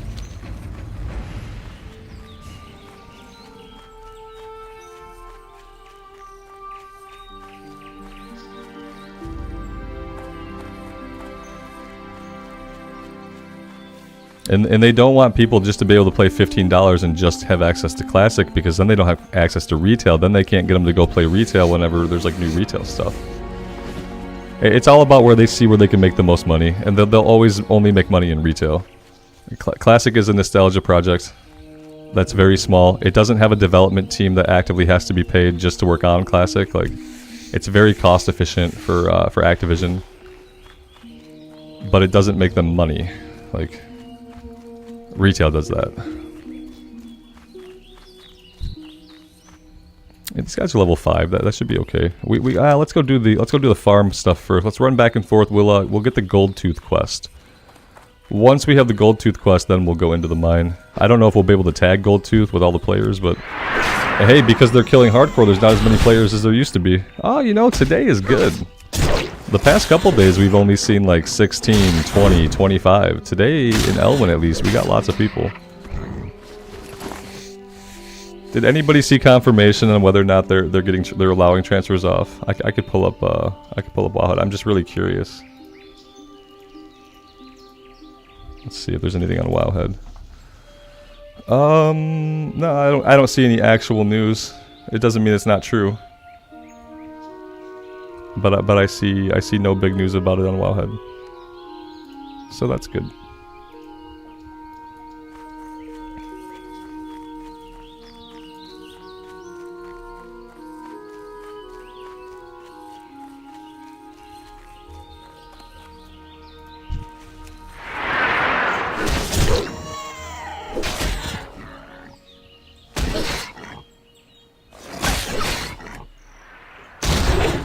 Yeah, I mean, maybe they're tired of waiting for Classic Hardcore. Yeah, that's part of it. Is like Blizzard said they're going to do a thing. They didn't give any information at first at all, and then they gave us some information about the server. They put out the PTR, but they still didn't give a release date. If they wanted people to be hype, they would give a release date. They'd be talking more about it. You know, they clearly don't really care about the hype around it or if it dies out or not.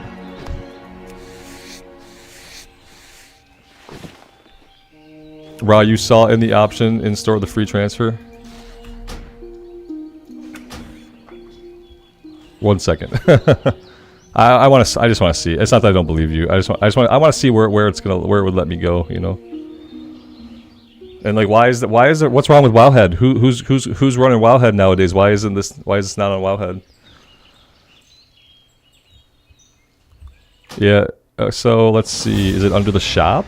Is that where the character... Yeah, character shop. Holy shit. Son of a bitch. Where does it let you go? Oh, you gotta select the character first, probably. Where would... Oh, transfer room. Okay. You can see that I've hardly ever done this. It sends you to Mankrik, which is one of the biggest, most populated servers that's clustered together with Pagel and all. It sends you right where you'd want to go. Holy shit. They want people off of this realm. Yeah, they want this to die. They want it dead, man. Oh, they want it completely dead. It lets you go to Mankrik. Yeah, my characters are on Mankrik. Like, Mankrik would be where I would play if I were just playing Classic Era. I have my immersive character there. It's like a big server. And it's clustered together with all the other ones. Yeah, Tio, kind of. Like, the idea is that, you know, by offering free transfers off Bloodsail Buccaneers, it's like Blizzard encouraging people to stop playing here. which is killing the hardcore scene during a time when they haven't released their servers and they haven't even told us a freaking release date.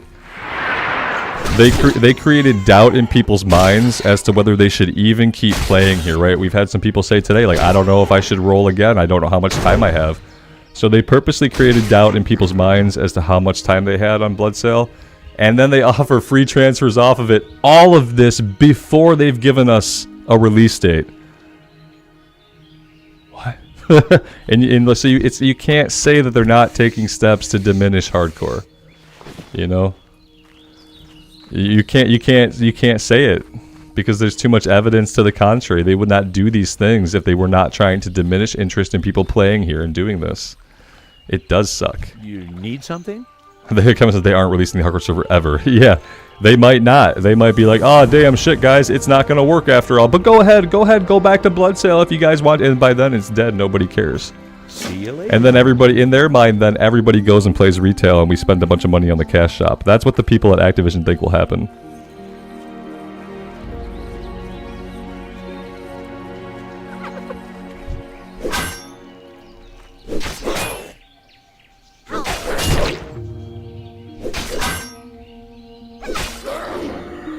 Level 9? I don't really want to be fighting a level 9.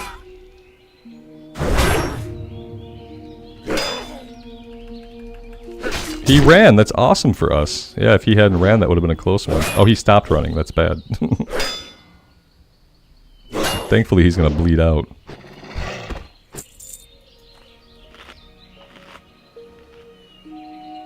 No, Bloodsail isn't dead yet. It's just the constant steps. Over time, it will die because, like I said, more and more people will get their characters killed, and they'll think, "Damn, should I go again?" And then they're gonna see that free character transfer, and they're gonna be like, "Wait, what am I doing? I spent 250 hours on this character. I'm gonna take him to Mankrik, and I'm gonna level him there, and I'm gonna raid, and I'm gonna live." That's what's gonna happen to people, right? It makes so much sense. Yeah, during a time, like we're in a time right now when like less and less people are gonna play here over time because everyone's waiting. And then also now you've been enabled to take your hardcore character who just got killed and you just send him to Mankrik. You keep going there and no one's doing hardcore there. They're all just playing the game that you love. It makes it really easy for people to step away from the game type. You know what I mean?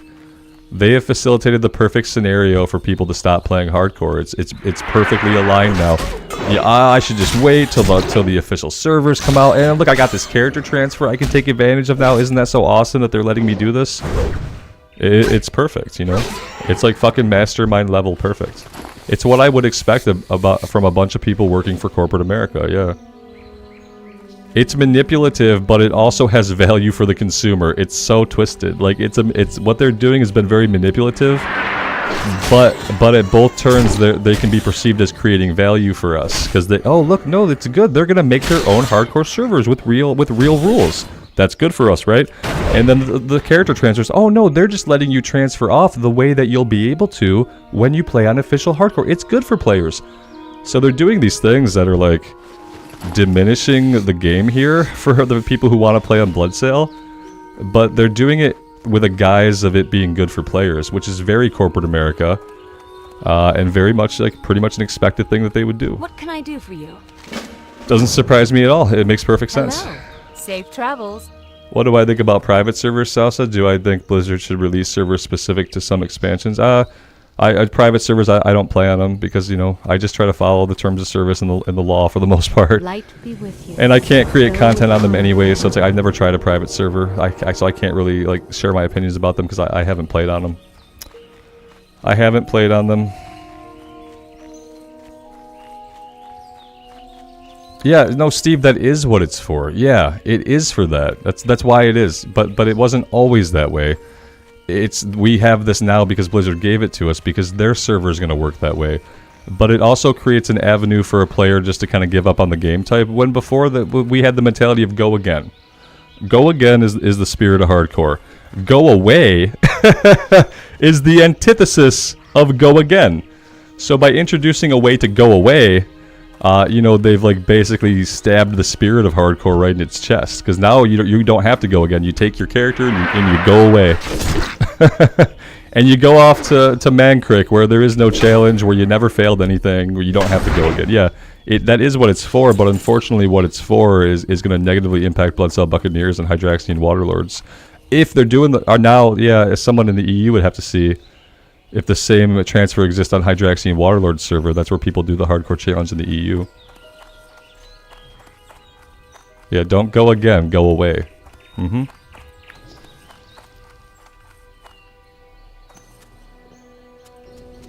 Yeah, Kevin, to your point, nobody has asked for free character transfers off of Bloodsail that I'm aware of. So yeah, they're doing things that are manipulative for their own ends, but that can be shown to be a positive thing for people.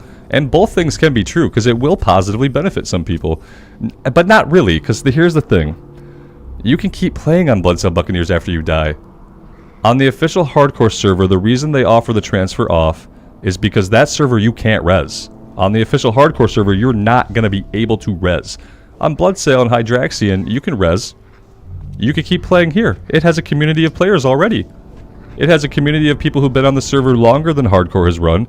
It has an RP community, you know, like, it has all these things. You can keep playing here. You don't have to go away. They want people to go away, because they want the server population of Bloodsail Buccaneers to stay low, so that nobody else thinks that it's a place where people are playing, so people stop playing here. So yeah, it can be good for players and be manipulative. It's both things, yeah. Yeah, it's going to end up with a low pop, absolutely. And they want to especially make sure that they want to make sure for sure that by the time their server comes out, there's nobody left playing here.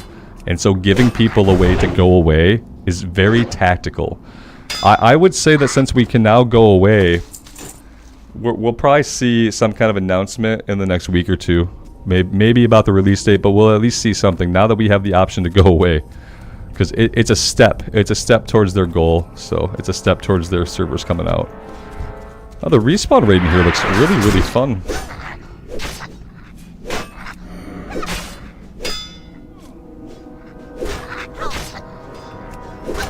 BK, you could say that there being servers at all in 2023 is bullshit. Like, the fact that we have to have different servers, period. You could just go, you could go that far, you know? Because without different servers, to your point, there would be no reason, no way to charge people to move their character. And that's why in 2023 Blizzard still has servers, because that's money that they make.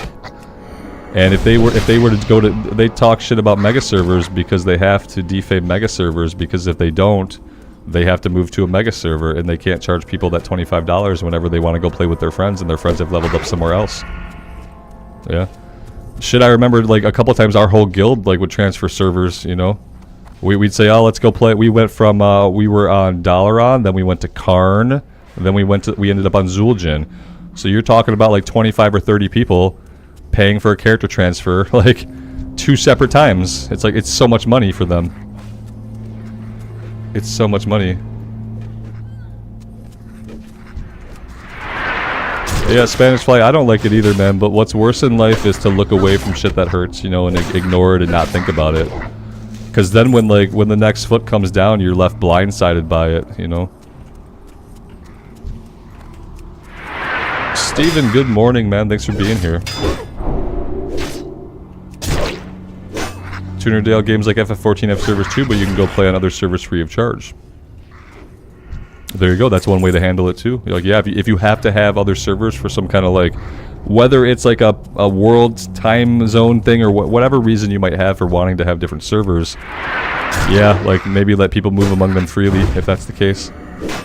I really like the idea of just mega servers where everyone is just in the game at the same time, and you know, if it's 2 a.m. for you and 1 in the afternoon for me, then whatever. But I understand that there could be like latency issues, so like maybe you need a world server for like each zone of the world, you know? Like there'd probably have to be an EU server, a state server, and then they'd probably need some servers to cover other parts of the world. But within the regions though, within a region, like everybody should be able to be on the same server in my opinion. Like if you're playing and you're in the States, then you should all be playing together. If you're playing and you're in the EU, then everybody in the EU should be on one server. It could be like that, and it probably should be. Jackie, good afternoon. Thanks for stopping by. We're about to get murdered in this cobalt cave. I've gotten too deep. We've delved too deep and too greedily. Yeah, our only hope is like other players killing the shit behind us. Oh, if it's just one, I can kill the one. Okay, so the one stuck with it. Let's kill him, and it looks like we're good. Looks like the other one's dropped. No, they'll never do it, Nick. No, they don't. Blizzard doesn't get shamed in this shit. They don't care about the shame. They're still withholding looking for dungeon tool from Wrath just to prove a point. They're gonna remove the looking for raid from Cataclysm to keep proving that same point that isn't true and that no one wants them to prove. Yeah, they don't get shamed into doing anything. They just do what they want.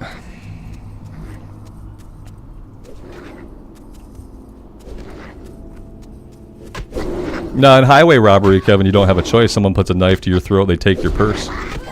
What happens instead is like Blizzard have masterfully created a situation in which you will willingly hand them your purse. Yeah, it's a little bit different. Like when you pay for a character transfer, you are swiping that card of your own free will. Now, did they create the situation in which you needed to do that? Absolutely. Absolutely. It's more like a government setting up a toll booth on a bridge. You know, it's more like that. Like you don't have to cross the bridge, but we put important shit over there, so you kind of got to cross the bridge. Oh, and you have to pay to do that.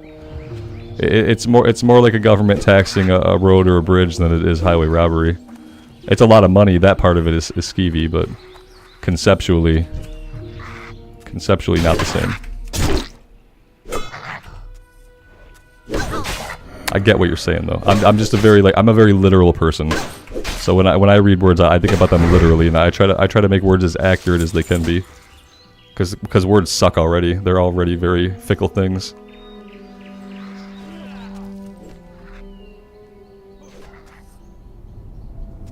Yeah, Lonnie, they can do whatever they want, and they do. Fucking absolutely, yeah. And if you don't want to pay them $25 to go play with your friends, then you go play Destiny 2 with your friends instead. Whatever, you know, it's your choice. It's pretty standard for like corporations to create circumstances to sell you a solution to a problem they create. And that's what it is. They create a problem. The problem is sometimes it turns out you're not on the same server your friends are.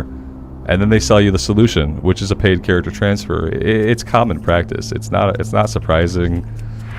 It's widely accepted for some reason. It's just the society that we live in. You can't change these things, so. Classic is free, but I mean you got to pay the sub, so technically it's not free unless you're already like paying your sub just so you can play retail. Like yeah, it's not even necessarily free. You know what I didn't get? I didn't get Goldtooth's quest because I wasn't paying enough attention. So let's go grab that really quick. Maybe not fight 100 more guys while we're at it. Surprisingly, we didn't die in the mine, so that's good.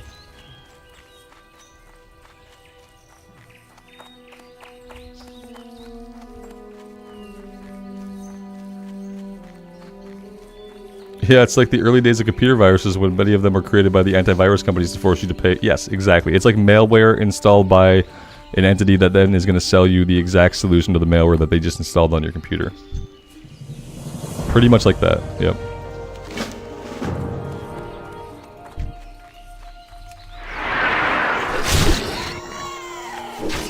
Yeah, Chris, you're paying for a sub just for Classic, so for you, Classic is not free. You pay $15 every single month, and if you've played Classic since launch, I can't do math, but a lot of you guys can. If you've played Classic since launch on August 2019, and we are now approaching August of 2023, that's like 4 years. $15 times 12 times 4, somebody can do it. It's a shit ton of money you've paid just to play Classic. Inventory's full. One of you guys is a vendor, right? Oh, not over here, are they? Oh no, wait, you. No, you. Somebody's a vendor. Here we go. 700. You've paid $720 to play this game. Remember back in the day, you'd buy Final Fantasy VIII on discs, and you would pay them like, you know, $40 for the game, and then you would never pay them anything else for the game, and you would beat the game 24 times. And you would never have to pay them more for it. Remember that? Yeah. Here's a two-handed mining shovel that would be cool if we had two-handed mace skill, but we don't.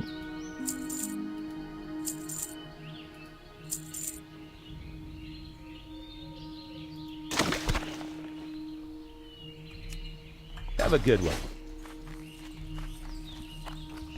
Yeah, it's an when you calculate how much money you have paid to play World of Warcraft, and then you think about the amount of content that you get for what you paid. It's there's an imbalance. there's an imbalance. It's easy to perceive that imbalance when you're paying every month. You don't even think about it. Like, I paid another $15, whatever. Most people don't think about it. Some people that hits harder than others, obviously. Yeah, but then you add it up over the years and years and decades you've been playing the game. It's like, holy God, I've given them a ton of money just in my sub alone. Yeah, here's to them putting on the Game Pass. Yeah, that'd be amazing. It should go on the Game Pass. It's like, I feel so good paying $10 a month for the Game Pass because it gives me access to so many games. And so, like, yeah, to pay $15 a month for one game, in the light of paying $10 a month for a bunch of amazing games that kind of rotate, the idea conceptually of paying $15 a month for one game is probably really hard for a lot of people to swallow. Especially because depending on what version of the game you're playing, like, you're not always getting new content. You're not always getting, like, brand new stuff to do. A lot of it is the same stuff, you know, that you're doing repetitively.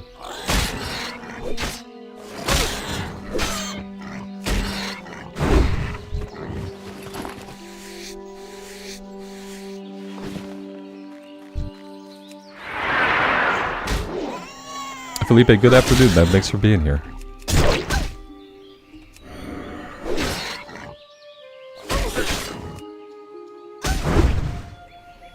You know, every day I get on to do a stream, I tell myself, like, today we're gonna stay positive. Today we're not gonna bad talk Blizzard, and then they do shit like opening up free character transfers off the realm. I'm like, okay, well, there goes that.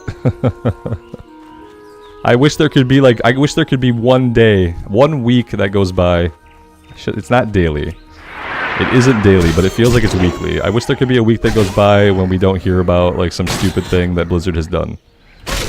I just want to hear about the exciting things I have to look forward to. I hate when these, like, stupid little things happen over and over again. Or we just don't hear anything about what we want to hear about. Yeah, we got the sounds. Thank you, Grumpy, because I forgot. I don't want that high. Yeah, we turned that up for fishing, and I never turned it back down. But the repetitive noises of combat are not always pleasant.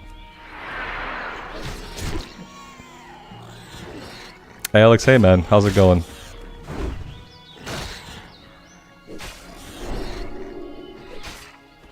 Oh, Amy, that's true. Yeah, it does have that squeal. That sounds like our boy! A battling boar crying out.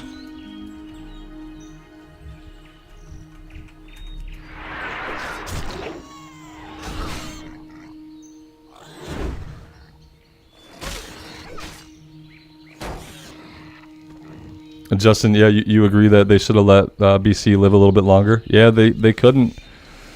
Because, like, if you remember, like, what happened was at the time, like, Shadowlands was in the toilet. They had a bunch of negative publicity from all the bad choices their employees have made through the years. And they needed to do something to make money. And all they had on the table to make money is that they knew they could push a few buttons, pull a few levers, and they could crank Wrath of the Lich King out. So yeah, they brutally murdered TBC. Unjustly, in my opinion. Just so they could get Wrath out, just so, like, that quarter where Shadowlands took a big hit, everyone was leaving to play FF14 because Asmon was playing FF14 and Ko was playing FF14. Everyone left and they were like, what do we do? And they pushed Wrath out. Ada, if I could be erased from Azeroth, I would be a human. Because I would be worried about, if I were suddenly in a different type of body, I would be worried about what kind of control I would have over it and how it would feel different from the body I've inhabited my whole life. But that's like the scientific medical answer. That probably wasn't what you were looking for. But yeah, realistically, I'd have to go with human. Because, like, I don't know what would happen to my psyche and my brain if suddenly I were in the body of, like, a different creature. I feel like I'd have to relearn how to use my body, which would probably be a hindrance in a world with 90-pound spiders wanting to kill me.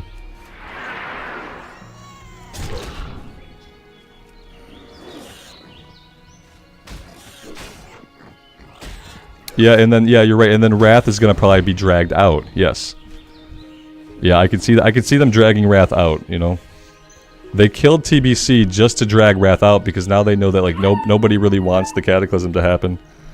My young puppy just meowed at me. I don't know if you guys were able to hear that.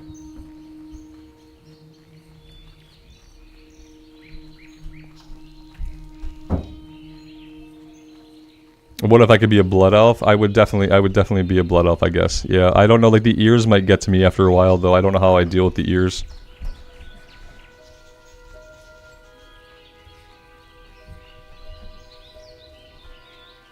I've been 6'4" my whole adult life, so I'd be worried about being a shorter race. I don't know how I would adjust to like the perspective. How are you?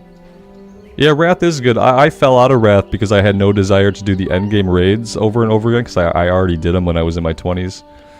But gameplay-wise and like class design-wise, I love Wrath. I love Wrath for its classes, where the classes are at, and Wrath is like one of the best places they were ever at, in my opinion.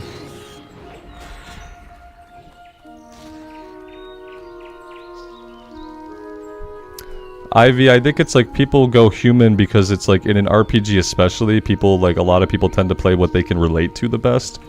And a lot of people, and I'm kind of among them, like I'm a human, so it's easiest for me to relate to human type characters. It's easier for me to get invested in a human type character typically than it is to get invested in a character that's like really strange or alien to me. And not everyone's like that. Some people really dig like the races that are far out there and can like in their own head really get into that character. But I think there's a lot of people that just like default to human, or at least like human type characters because it's easier to get immersed, you know. But yeah, not everyone's like that at all. Yeah, Ivy, right, exactly. So in real life, I'm a 6'4" man. It makes sense that in a video game, I would just prefer to be a 4 foot tall female gnome, because like I'll never be that in real life, you know.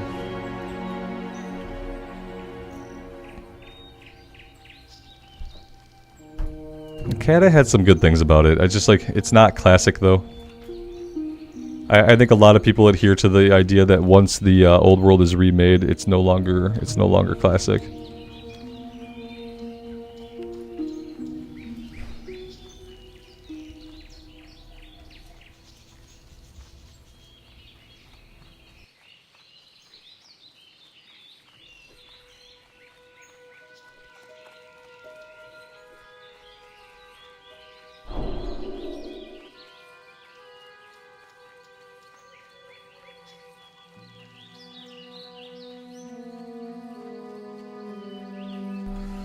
Yeah, I mean, when would we see Cataclysm? When is ICC gonna come out? TOC's been out for a few weeks. Yeah, I think we have a while. I think the earliest you should see like a Cataclysm launch, I would have to say, would be like summer of next year, right? Spring of 2024? Because listen, if they're gonna do Wrath of the Lich King Classic, they're gonna announce it at BlizzCon. BlizzCon happens in December, or November rather. Now my puppy is whining because someone closed him in the office when she left the office. 1 second, guys. I gotta let my dog out of the office.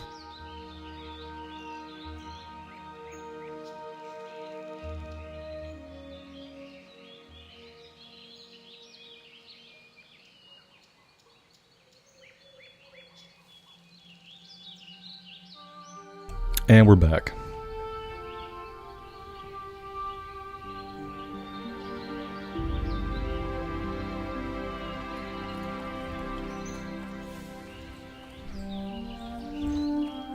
Yeah, the only way they could spin it, and this is something they might do, so like if this happens, then like yeah, you heard it here first. If they release Cataclysm after they revamp the old world again in retail, so if they were to do like an 11.0 for retail where they remade the old world again, and all the Cata zones are gone from retail, then you could say that, then they could say, well look, it is classic now, because now those zones are all different in retail. Now Cataclysm is classic. That would be the only way it would work. Is they basically have to trick us into believing it's classic by changing the old world yet again.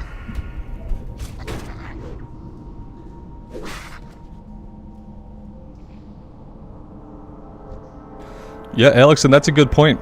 Like, some people are on the WoW journey at this point for the first time when they're playing through Classic. Like, some people didn't play during these expansions, so like for them it's a first time journey.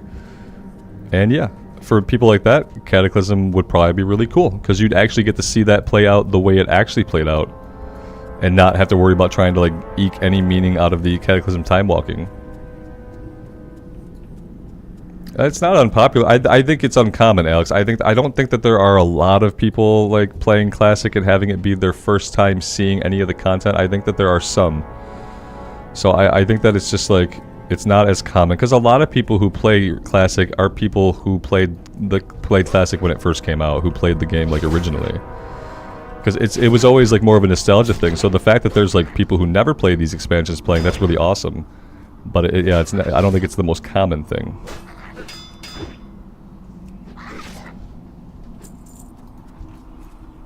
Yeah, and I would say, like, for anyone who hasn't played Cata, like, it would probably be a cool experience for you. Like, I didn't hate Cata when it came out. I liked Cata when it came out. Yeah, I thought it was fine. They revamped the talent. It took us a while to realize we didn't really like the talent revamp. But yeah, I raided a lot in Cataclysm. The raids were all really fun. And, yeah, so, like, I get it. I don't have anything against Cataclysm, but I just don't think it's Classic. And would I play it? Yeah. I'd probably play it. Like, yeah, sure. If it came out, I'd play it. But I just have problems with it being included in Classic. But yeah, it's pretty clear that they're going to push it out, you know. I think what they want to get to is they want to get to Mist of Pandaria Classic. I feel like that's their end game. Because I feel like there are a lot of people who played Mist, a lot of people who love Mist, a lot of people who thought that was like the best the game has been. And so, I feel like that's the kind of their end game. Is like they have to get through Cata to get to Mist.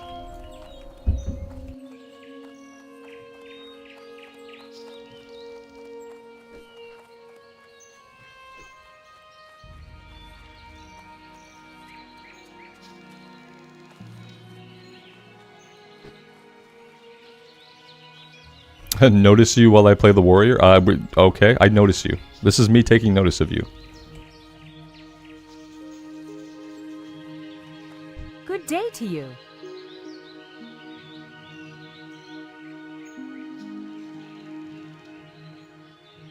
Yeah, Kevin, exactly. Like, yeah, that's the thing about player count. Is like, did the player count decline because Cataclysm wasn't amazing? Or did it decline because people have been playing WoW for a long time and a lot of them just people move on to new games? Like, have a good one. Yeah, you can't expect the user population of a game just to go up and up and up and up. You know, that's not sustainable. It can't happen, as cool as it would be.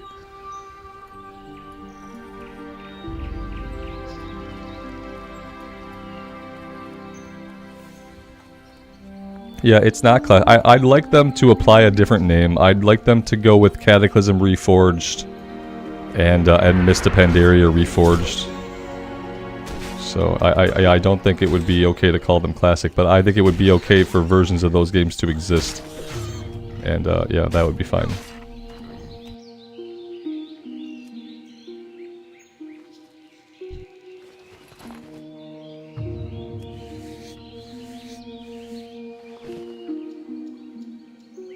I think that they'll always keep the Classic era servers open for as long as there is Classic. Because, you know, they're going to try doing seasons of Classic, so I don't think that we're ever going to be completely without Classic era to play.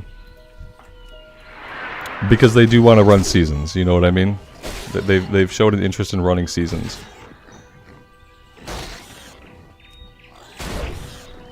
Roddy, we are going to go alchemy. We're gonna do skinning first, so that for a while we're just going to make some money. We're going to bank all of our herbs, and then that way, whenever we're ready, you know, we get to like level 15, 20. Then we can drop skinning, and we'll pick up alchemy. We'll have a bunch of herbs on standby to power level it really quick. Yeah, Alex pointed out to me yesterday that it was going to be smarter to get the money from skinning early on, because otherwise stuff's going to get really hard to afford.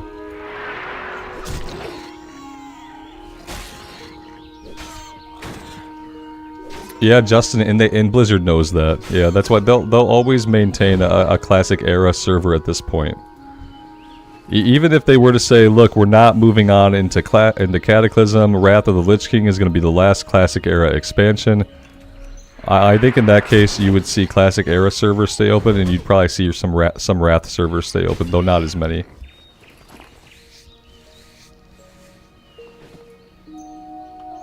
I appreciate that, man. Thank you.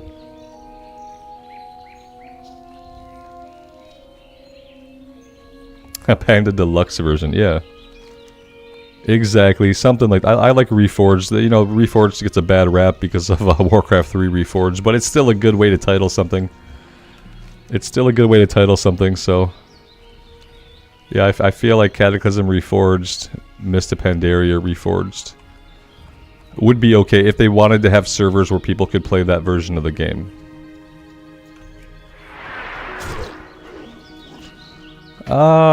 Yeah, I think I'm gonna kill the level 5, and then we'll probably have to run away from... Well, we'll see. We're not taking a lot of damage from these guys. Maybe we can kill both of them. Yeah, I think we're okay here.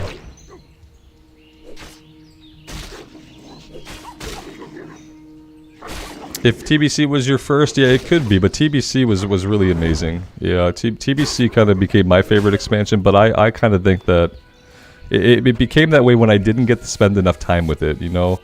I was really loving it. Finally got the warrior to 60, started getting some of the bold gear from heroic dungeons, and then they announced Wrath. And then nobody was doing heroic dungeons in TBC because the gear wasn't going to matter in a couple months. So yeah, I'm nostalgic for TBC Classic. the classic that we never got and that we'll never get enough time with, because you know we can't exactly do it again. We can't exactly do it again, and they didn't even want to leave TBC servers open. You know, they didn't want to leave a single TBC server for people to play in that era of the game.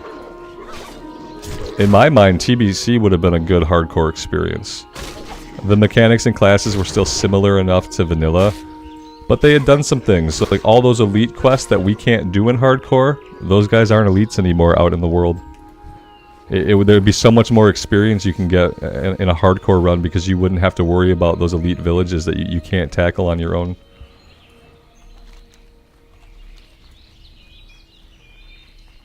Yes, Warcraft 3 Reforged. The last time I pre-purchased a game. Yeah, I got lucky with that one because it just wasn't looking good. And I really wanted to play it because, obviously, like, Warcraft 3 got me into WoW. Like, Warcraft 3 was such an amazing game to me at the time. It had this amazing world. I felt like I just wanted to get into that world. And then when I could get into that world, I was like, well, yeah, this is the next step. But yeah, the treatment they gave that game, like, it never looked good, and then it came out so fast. They started talking about it, and all of a sudden there was this release date that wasn't too far away, and I just got really fucking suspicious. And then there was some negative publicity about it, and I didn't pre-order the game, I didn't buy the game, I never owned it. And it turned out to be a shit show. So I got lucky with that one.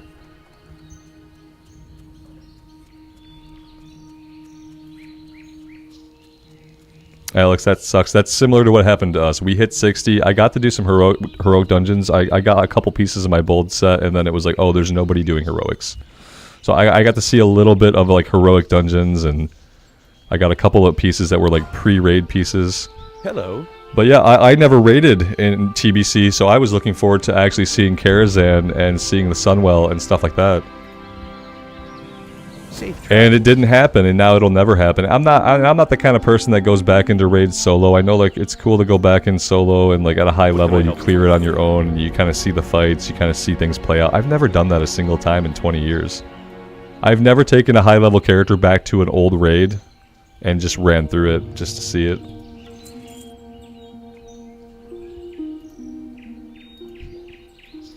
Be careful. Ada, especially at this point, I think a lot of people would.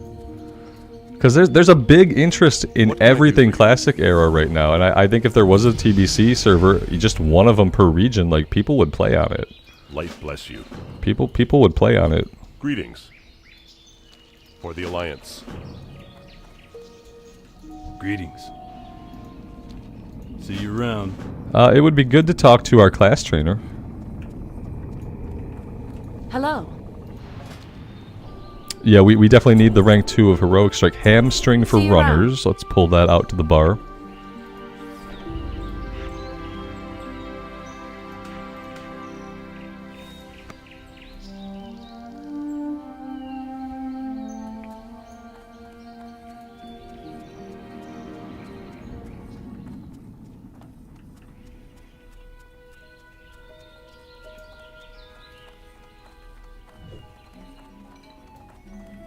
Oh, here he is. I'm like, where is this guy? Hey there. William. Let's see. See you later. How are you? See you around. Alright, so what do we have now? Oh, we have large candles now. Yeah, we could have done this a little differently. We could have been getting the candles at the same time. Not a big deal. I'd actually rather go back again and we get more kill XP that way. And then we have some murlocs out here on the lake that are going to be kind of a pain. So yeah, we'll do that. I think we'll do the kobolds first. Guys, I need to step away for 1 minute. It'll be about 3 minutes and I will be right back. If you guys want to hang out, I appreciate it. If you gotta go, I understand. Give me about 3 or 4 minutes and I'll be back.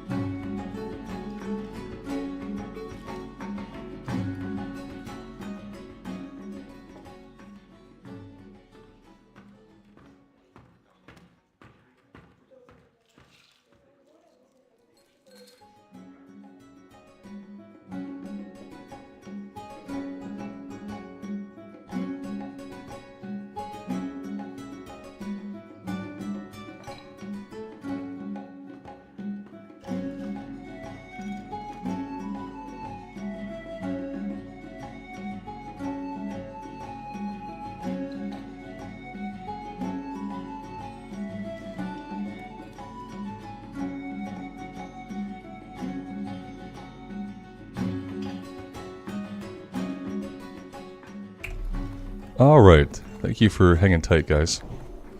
I have a BLT coming in a little bit. I'm gonna have to go camera dark for that, but I'll still be able to play through the BLT. I've already ate the boiled eggs that were gonna be part of the meal, so half the meal I've already ingested, and the other half I will ingest soon. Yeah, we don't want to go Murlocs yet. Let's go with the kobolds again.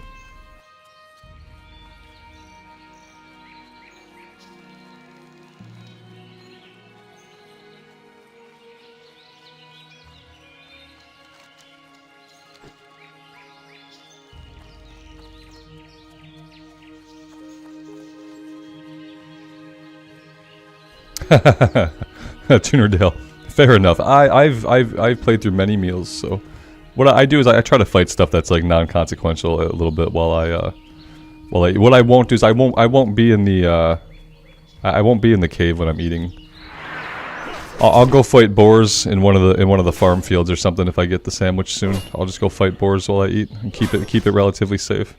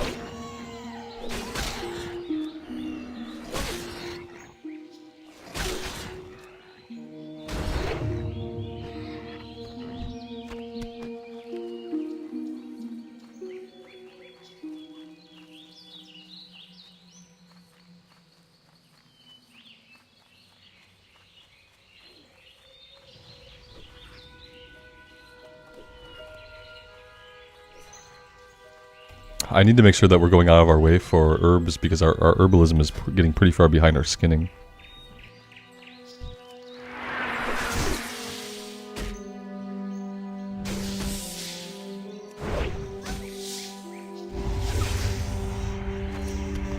Oh, look at that. Look at that. See, Elwyn Forest, man. Elwyn Forest is where it's at. Yep, we needed this bag a long time ago, but it's good to have it now. It's better late than never. I hope we get some more cool colored ones. We need a red one. I take a green one.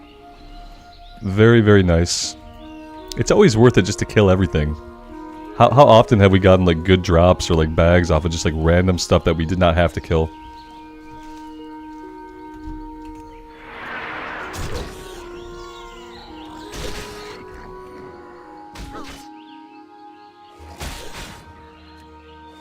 Yeah, what was the spider doing with the bag?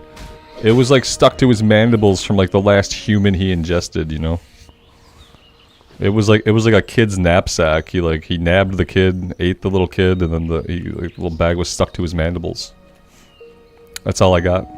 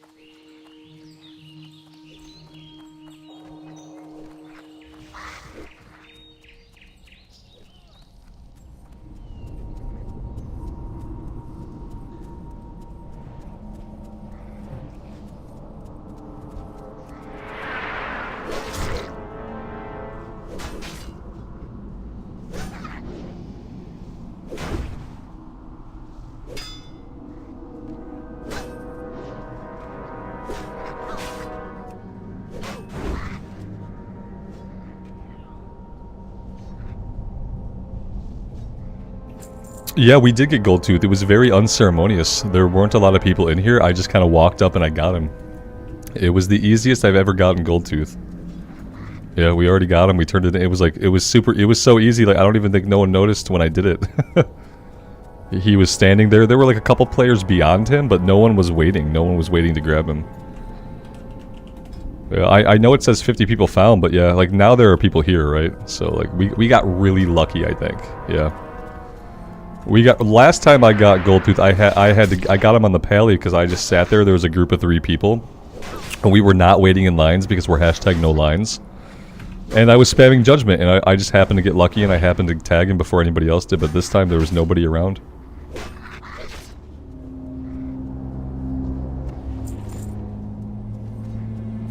And I think I was actually talking about something else at the time, so like I didn't even mention it. I just killed him, looted him, and walked out.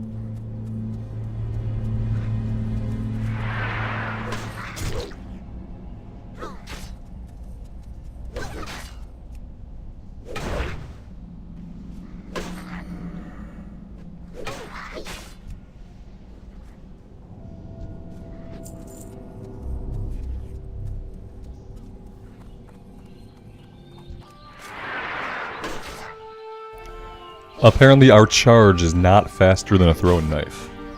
Noted.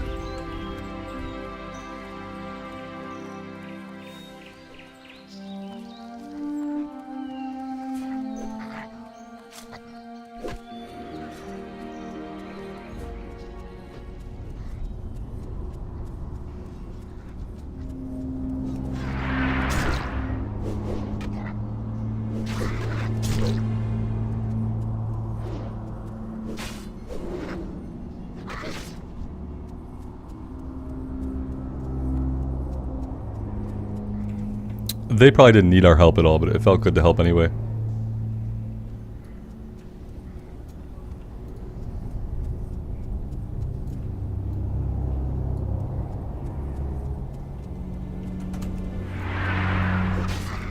See, he's up again. This would be another opportunity. If we needed him, we can probably grab him, you know?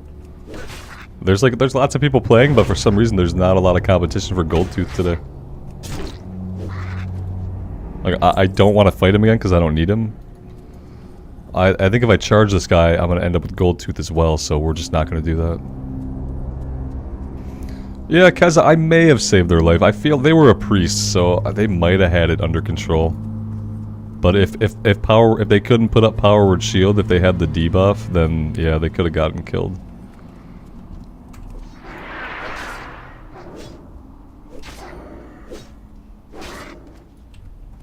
I like helping. I help people when I can. If I assess the situation and there's no way I can help, then I don't get involved. But if I look at the situation and it seems like I could turn the tide and save somebody, then I will 100% do that.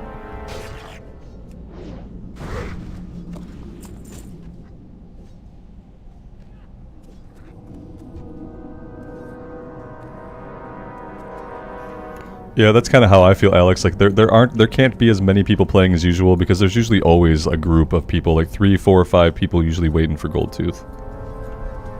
That's what it's been like in the past. That's what it was like when we rolled the Paladin up. So, Llama, the lock didn't die. I deleted the lock because I was very bored. The lock was very, very boring to me. As powerful as it was super powerful, you know. I'm not a pet class person. I don't really like having my pet tank stuff away from me and letting like the dots do the work wasn't really appealing to me. I like doing this. I like doing what we're doing. I like being face to face with the enemy. I like hitting it with a weapon. And I have a lot more fun on classes like that. Yeah, like I didn't get it killed or anything for content or anything like that. I just deleted it. I'm usually pretty straightforward. If I'm not enjoying a class, I won't continue to play it.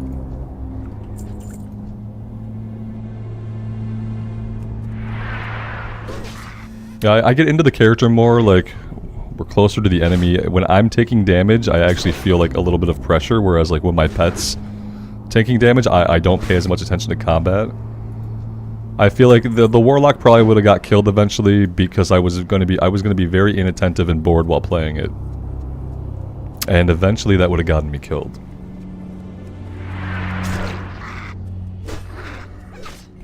I feel like this is fine. Yeah, 2 level 6s we should be able to take no problem.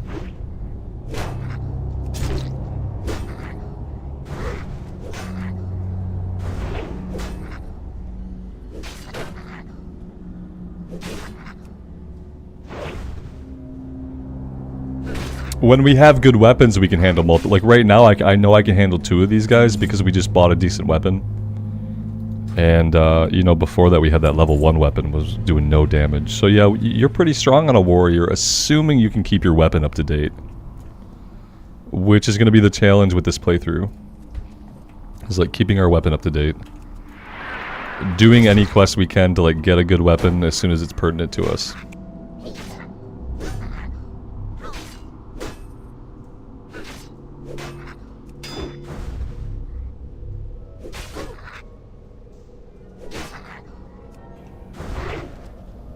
My BLT has arrived, thanks to my wonderful wife. So I will be fighting my way out of this place. Hoping to get the rest of the items we need, and then I will go farm at one of the safe little, I'll go farm at one of the farms. We'll farm boars at the boar farm.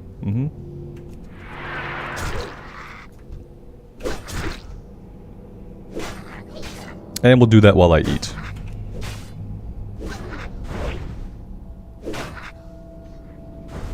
Do I like the mage class? You know, I really did like our frost mage. Yeah, we got the frost mage to level 26. And if I hadn't been doing just a recorded series, and if I hadn't been in like a really bad mood that day, I probably would not have gotten the mage killed. The frost mage was really fun. It was probably the most fun I've had on a caster. But what I liked about it was that obviously like there's no pet, you know. It's a caster, but there's no pet. Granted, we're not ever getting hit. But I did enjoy the mage. Maybe one day we do another mage. I don't know. Yeah, we do, John. That's a good point. We have to start envisioning and manifesting weapon drops like early on. We got a bag drop and that was great, but it's gonna take a little bit more than that. I'm at the far back. I'm like, I want to get out of here, and instead I fought my way to the back. Oh boy. You know, if we can get our last item, I can hearth us out of here. That might be better, but I'd kind of rather just fight out. But look at this respawn rate, guys. Oh, okay.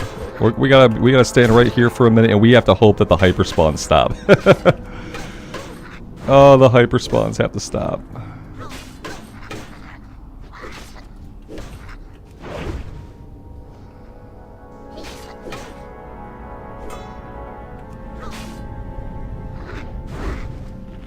All right, we have approximately 4 seconds to get our HP back, and then we're gonna have to be on the move. There we go. There's all the, I want to fight my way out, but if it gets impossible, we'll hearth out. Yeah, but I think we're gonna be okay.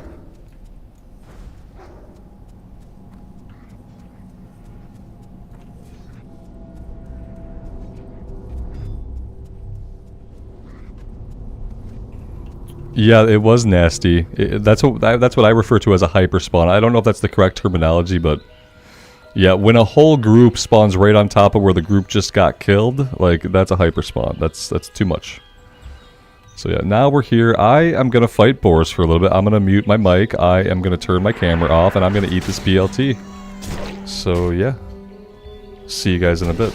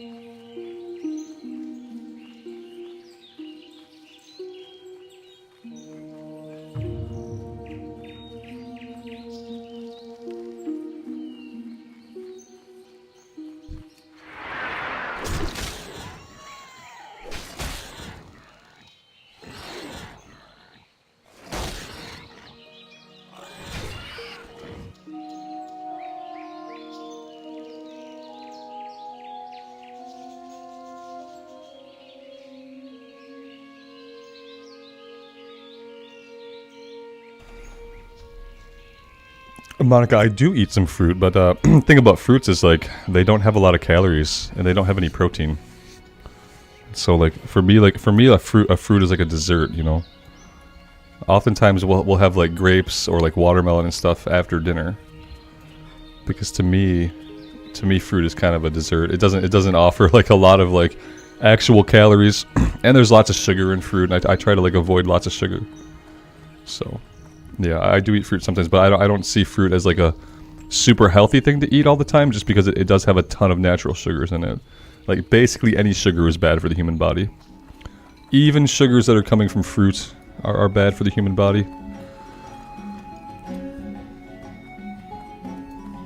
Do you see Tiny Violin in the chat? You probably see someone with the name of Tiny Violin in the chat, Amy.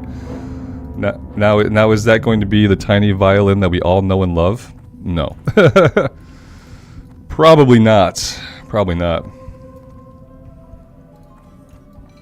I was headed to the Skinner, actually. Our skinning level is maxed out. And I need to rectify that. Hello. But in the meantime, I've also finished eating, so we can kind of continue on here. Yeah, Raphael, definitely. Yeah, getting your sugar from fruit is obviously like the way to go. But at the end of the day, like I'd love to eat like an entire thing of grapes because they're absolutely delicious. But that would be really bad. I supply only the It would not be units. good, you know. Despite the fact that they're fruit, it's like I think there's like a misconception sometimes that like because it's a fruit, it's automatically healthy. It's automatically healthy and you should eat a lot of it. I think that's like a kind of a misconception sometimes people have. Let's see. I can't cook in here, can I? Probably not. Llama, what do I normally eat? All kinds of stuff. Meats, carbs, breads. I eat a little bit of everything, yeah. We have a pretty balanced diet. It'd be easier to list like what I don't eat a lot of. I don't eat a lot of fast food. But yeah, we eat a little bit of everything.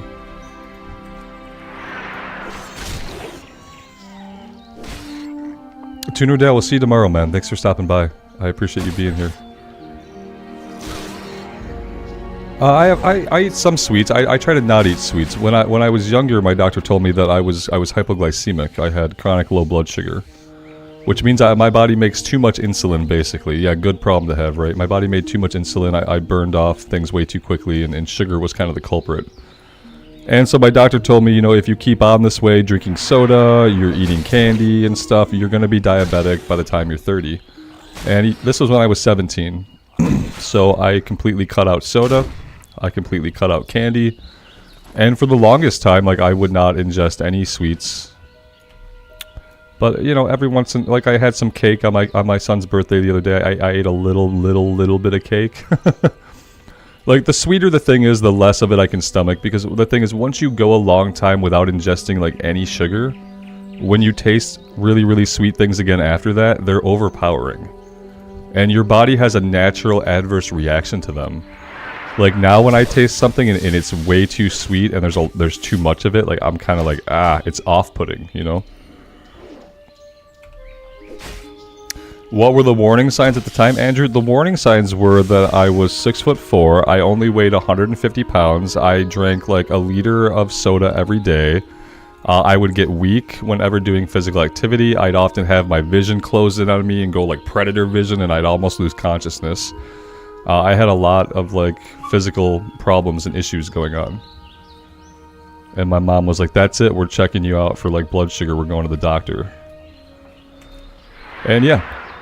Yep, that's how that happened. There was lots of physical, but it was like, you know, chronic weakness, fatigue, you know, and it was all because of my diet. I basically ruined my pancreas. Essentially, I almost killed my pancreas at a really young age by like incessantly drinking sodas and eating candy. And not having any other part really of a healthy diet besides like a dinner meal. A dinner meal would be a healthy meal. And then by the time I was a teenager, every other meal was garbage. Because I was a teenager, I was eating garbage. And like no one was really stopping me from eating garbage, because, you know, it's hard to get teenagers to do shit that they should do. Especially when I started working jobs. I started working in like the food industry and stuff, and there'd always be soda available to drink for free. And like, so when I got my first jobs as a teenager, like, I was around some of the problems, you know. Yeah, but I think bananas are one of the lowest sugar fruits. Yeah, we always had bananas in the house. Let's see, skinning. Well Here we met. go. Perfect. Oh, 5 silver. Oh god, that's killing me. At this rate, it's going to be really hard to get weapon skills. Have a good one.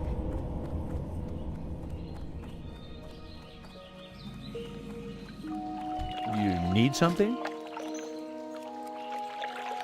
See you around.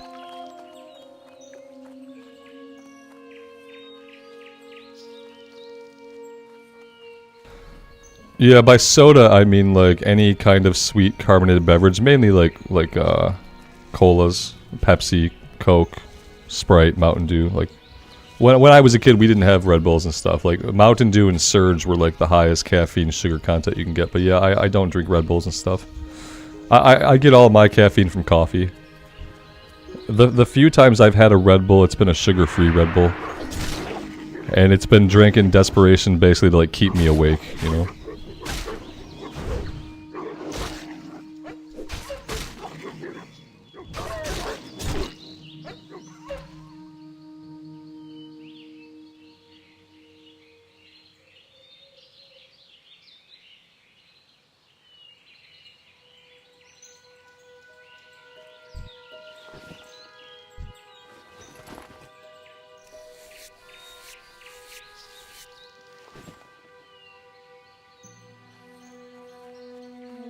Yeah, they definitely don't taste good. I'm sure that like once people get addicted to them, they taste fine. But that's kind of what like addiction does.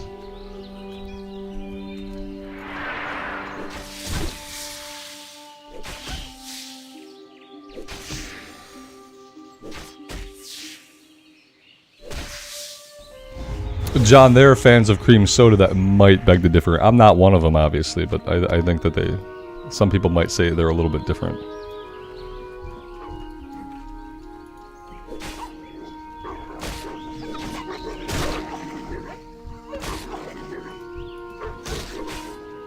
I didn't realize the one they were summoning over is like a level 1 that comes over and tries to help fight. I feel bad like summarily executing it in one hit.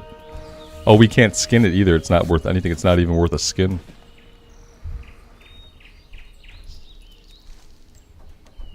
Max, that's the caffeine talking, man. They got you hooked. No, that's fine. I mean, to each their own. I just can't. Let's see. What do we want to do now? I guess we're going after Murlocs, technically. Which isn't always particularly safe. We are level 9, so... there's that. Let's empty our inventory. Let's get rid of a few things. I would really like to get to a point where we can buy two-handed sword skill from Stormwind, and then buy two-handed axes and maces from Ironforge and be done with it. You need something? But to do that, we need about 30 silver. Step on So up. maybe we go skin stuff for a while, and just kind of see. I can make bandages now. That's good. Decrease the armor of a target I don't really care about. We got some potions now. Let's go ahead and put those out on the bar. And decrease their chance to hit. I don't really care about that a lot either. So it's not sticky glue, so I don't really care about it. Stringy wolf meat. I can't cook that. I don't have a recipe for that. See you around. And the basted boar ribs, we can learn that to get it out of the inventory.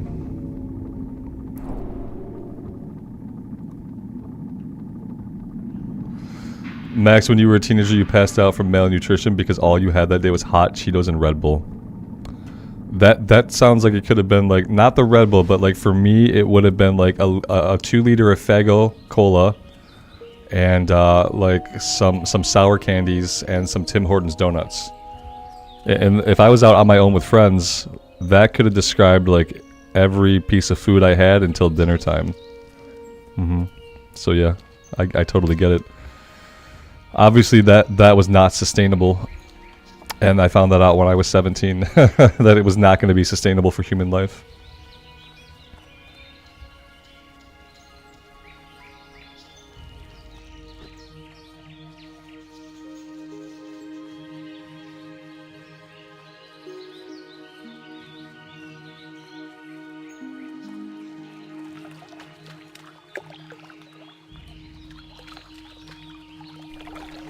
I remember for like lunches in high school, I would get like a thing of Sprite soda and I'd get a salt pretzel, and I'd get a bag of Oreo cookies, and I would get like some candy. And it was besides the pretzel, and I told myself, well, the pretzel's healthy. It's a big old salt pretzel. Of course it's healthy. It's delicious, and it's salty. It's the opposite of sweet. So that, like, before my diagnosis, that was like my attempt at healthy. It was to have a salt pretzel with the Oreos and with the candy and with the soda. Just a bunch of white bread, right? That's what your body wants. Just a bunch of white bread and salt. Oh, it was really bad. I was completely physically useless. Like, yeah, you're talking about someone who was 6'4" and only weighed 150 pounds, probably soaking wet. You know, I probably wasn't a full 150. And it's like my metabolism was just put into overdrive from like all the sugar and all the bad shit. And, like, none of it was good, so none of it stuck to me. Yeah, Steven, good call out. With abilities that aren't spells, it'll automatically upgrade the rank for you. So for things like Rend and things like Heroic Strike, we don't have to do that manually. But yeah, like spells like Frostbolt and stuff, you'd have to drag it out manually.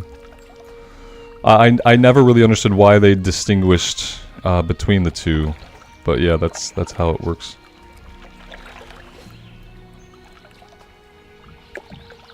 John, you remember Faygo from your childhood? It is a very Michigan thing, yeah. I think Ohio as well, maybe parts of Indiana, but mainly a big Michigan thing. If you say Faygo in most parts of the country, they don't know what you're talking about. Like if you call soda pop, if you call it pop in most parts of the country, they don't know what you're talking about. But in Michigan, we called it pop. It was when I moved to Missouri that I changed what I called it from pop to just calling it soda. Because soda, more people understood what I was talking about than when I would say pop. They'd be like, what the hell is pop? What the hell is pop indeed?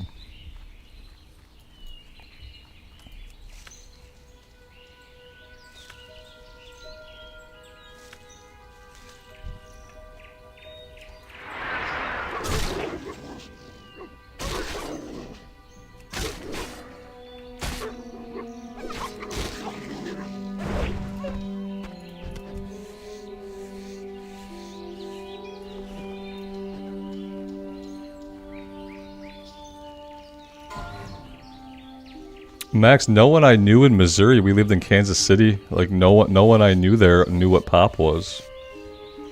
And if people did, it was because they had lived in like Ohio or Michigan or somewhere. But yeah, no one knew what pop was. Also, like from Michigan, at Chinese restaurants in Michigan, they have like almond boneless chicken, but like the almond boneless chicken dish like apparently doesn't exist other places, and when you do order it, you get something that isn't almond boneless chicken at all. So that was like different, like the Chinese food was different. People called pop soda.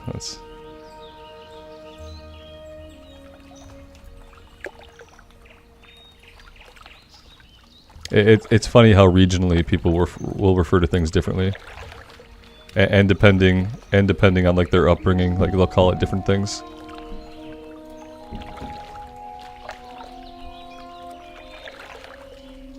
Yeah, it might have been from I lived mostly in Missouri, but obviously Kansas City is kind of like split right between Missouri and Kansas. But we lived on the Missouri side. In the western U.S., it's soda. Do I want to take these wolves on? No, not really. There's like 3 of them. As much as I want the skins, I'm kind of just going for skins right now, guys. Because I want to get some silver so that we can buy all the weapon skill we need. So my objective right now is just to kill a bunch of wolves for their skins. And what we'll do is like I don't know if we need to do any more questing here right now. I think what we'll do is we'll get our weapon skills going, and then we'll get back over to Dunmorrow. We'll start taking some things on there. I want to get mace and axes. I want to get sword skill.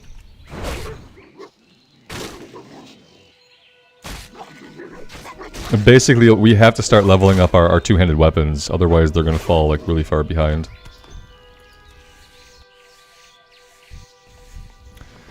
Yeah, Mr. Jackpot's every kind of soda has an absurd amount of sugar. When you get past 20 grams of sugar per serving, which every soda now is like 36 or more. It's all ridiculous.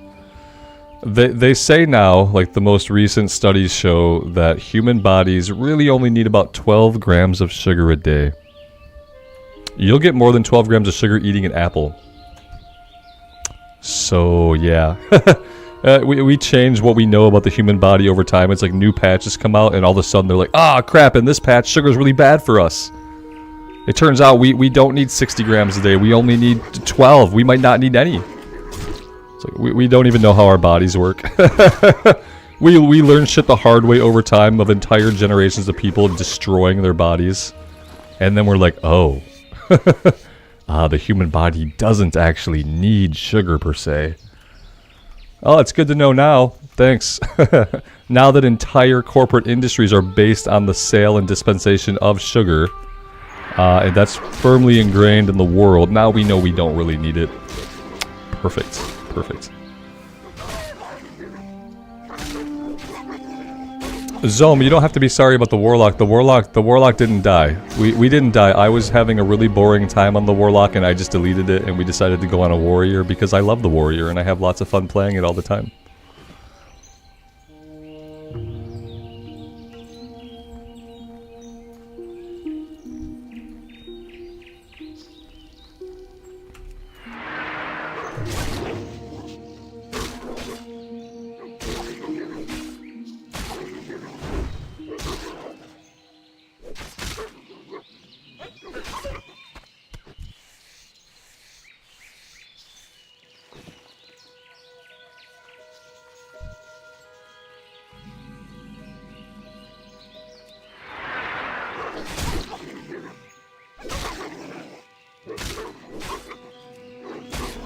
Yeah, I feel like there's like absolutely no reason to play a class that you're not having any fun on, you know? Absolutely no reason for it, no matter what you're doing in the game. There are so many classes to play that's like, just find one that you like pushing the buttons. That's like the most important thing of like enjoying World of Warcraft is like you have to enjoy the button presses. If you're not digging the button pressing, then you're probably not going to last long on the character. We are going to run from this. I didn't see the one on the top of the hill that he was going to aggro, so we're just going to leash these guys. Nutrition science is a rabbit hole you never want to get involved in. Yeah, the problem is, man, like, and I'm not innocent of this either because I try to remain ignorant of a lot of things. The problem is that even though you don't know about something, doesn't mean it's not affecting your body. That's the shitty thing. It's like, just because we don't have all the information doesn't mean we're not negatively impacting ourselves somehow by not knowing. That's what sucks. Ignorance is not always bliss. Ignorance can often lead to pain and suffering, like later on.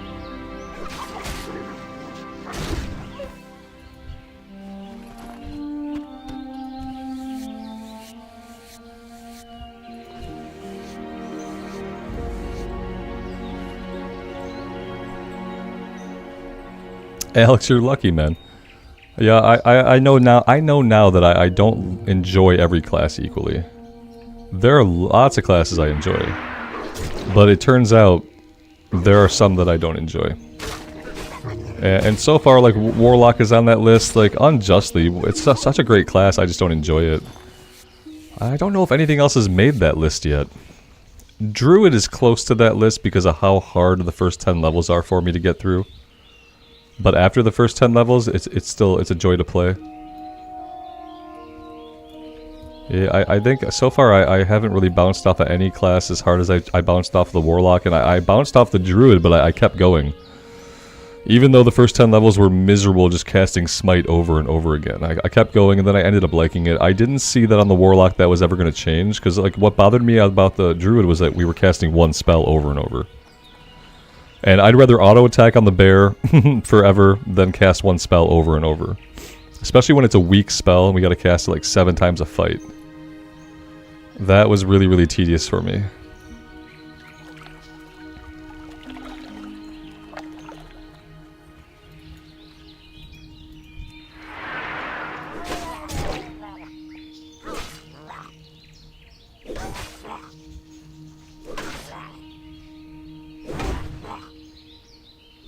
The cigarette patch back in this. Is that the one where they decided that cigarettes were healthy, or the one where they found out that they weren't healthy? Which update was that one? I think there was a patch of humanity where like cigarettes were good for you because they were cool and everyone was doing it. And then there was the patch that came out that was like, yeah, by the way, these are killing you. I've never smoked a single cigarette in my life. So I have asthma, and I had really bad asthma as a kid. It was just so much worse. So like what I knew I could never do is I knew I could never suck on a cigarette because I'd probably die. So and both my parents smoked. You know, it was awful. And so I knew that I could never smoke cigarettes, so that was one thing I just never did. I got really lucky that way. Fear of like suffocating to death kept me from picking up a really bad habit that's impossible to get rid of.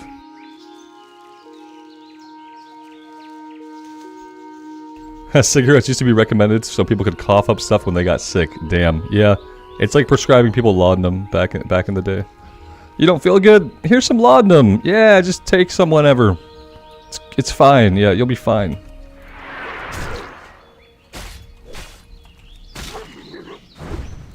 Yeah, I mean, I'm pretty pragmatic. I never saw what the allure was going to be anyway. People would be like, "Oh, it helps you relax." I'm like, I'm never relaxed, and that's okay. I'm fine not being relaxed. If you're telling me I don't have to kill myself and I'm just sometimes I won't be relaxed, that's absolutely fine. I'd rather be a nervous wreck than actively kill myself. But I'm just pragmatic like that. Some people don't have a choice. A lot of people get addicted to cigarettes when they don't have the consciousness yet to evaluate shit. Like I said, being a kid with asthma and having blood sugar problems, I was always terrified of shit that could kill me quicker. Because in my opinion, it was amazing my body was holding together anyway.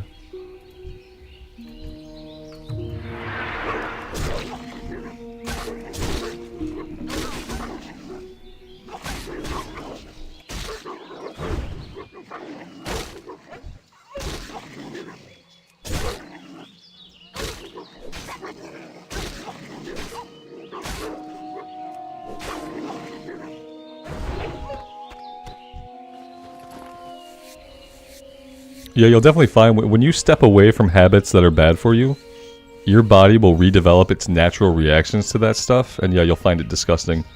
It was the same thing with me and soda. I remember like a year or so after I quit drinking soda, I had a sip of my friend's Mountain Dew, and it was the most disgusting fucking thing I'd ever tasted. And I couldn't imagine all those years that I just sucked down Mountain Dew, like can after can after can. Because yeah, just one sip a couple years after quitting soda, and I was like, oh my god. This tastes like fucking poison. This tastes like a sugary fucking poison that's gonna melt my insides. How did I drink so much of this?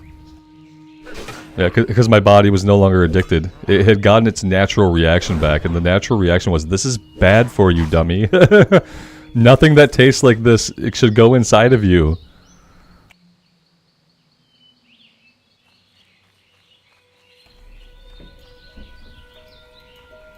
But yeah, sugar is just as addictive as nicotine and caffeine. It's incredibly addictive, and like unlike things like nicotine, like it's really cheap.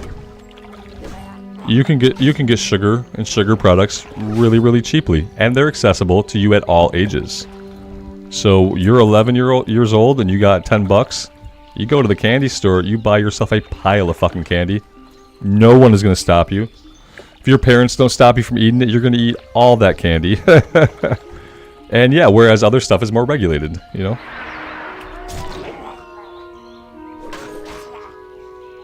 You think alcohol is worse than smoking? Well, it depends on how much you're drinking and what you're drinking. Remember that for a long time throughout human history, like, you had to make some kind of alcoholic liquid in order for it to be safe to drink. So for a long time, like, in our history, you didn't really drink water. You would drink like watered down ale or watered down beer, like regardless of like really what age you were, because it was the only really safe thing to drink most of the time. But yeah, it definitely depends on how much you're doing it. I will say this, although they're both bad, like the liver can regrow itself, and you can have a second chance, but the lungs don't heal that way.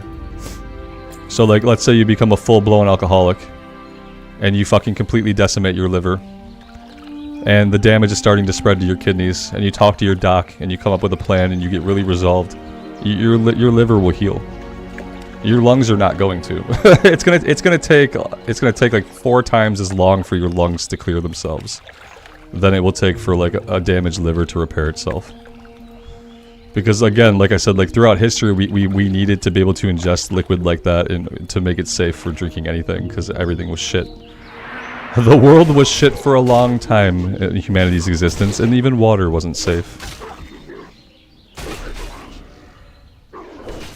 But we never had to smoke cigarettes to live. So to me, it's like, it's a little bit different. Too much of anything is obviously going to be really bad for you. Am I drinking coffee sugar-free? Yeah, I don't put any sugar or sweetener in my coffee. I put a little bit of vitamin D milk or whole milk in my coffee, just to lighten it. I don't put any sweeteners in my coffee. If I was putting sweeteners in my coffee, I'd be just as dead as if I kept trying to drink soda from when I was 17. Because I drink a lot of coffee. I don't want to put any sweeteners in it. I have grown to the point where like I've been drinking coffee without sweeteners since I was in 5th grade. So like, I've been drinking plain coffee for a long time. Too long, in fact. Like, instead of the kid that starts smoking, I was the kid that started drinking coffee in like 5th or 6th grade. Yep.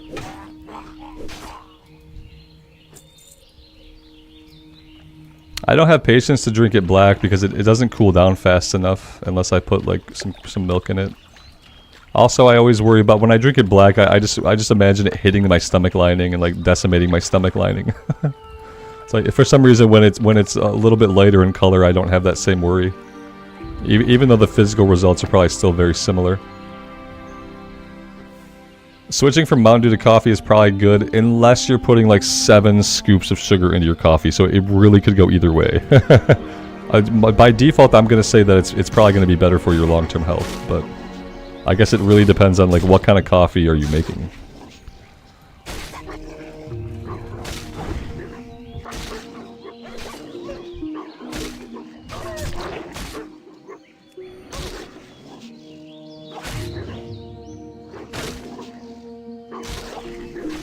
Blackjack 21, coffee makes you sleepy? Do you drink a lot of coffee or just a little bit of coffee? I have a thing that happens, like if I drink coffee too long throughout the day, and I drink it too long into the evening, and I have that last evening cup when I shouldn't, I get tired. I think it's because my heart has been working so hard. My heart's been pounding from all the coffee all day long, beat, beat, beat, beat, beat, and then finally at the end of the day, it's like, oh my god, please stop. That's what I feel. If I get tired after drinking coffee, I know I've had too much coffee that day. Yeah, like if I drink a glass of coffee in the evening and I'm like, damn, I am ready for bed, that tells me that I overdid it. Because that means that the caffeine has kind of been running my body ragged. Yeah, the caffeine, like it affects your muscles, and your heart's a muscle. So it definitely can make parts of your body work harder. So I'd say if you are getting to that point where like you drink some coffee and you feel kind of sleepy, yeah, I've experienced that. And to me, I equate it with like, oh, that was a day when I simply drank too much coffee altogether and I didn't take a break and I just kept drinking coffee. That's how I get to feeling on those days. That's when I know that I overdid it.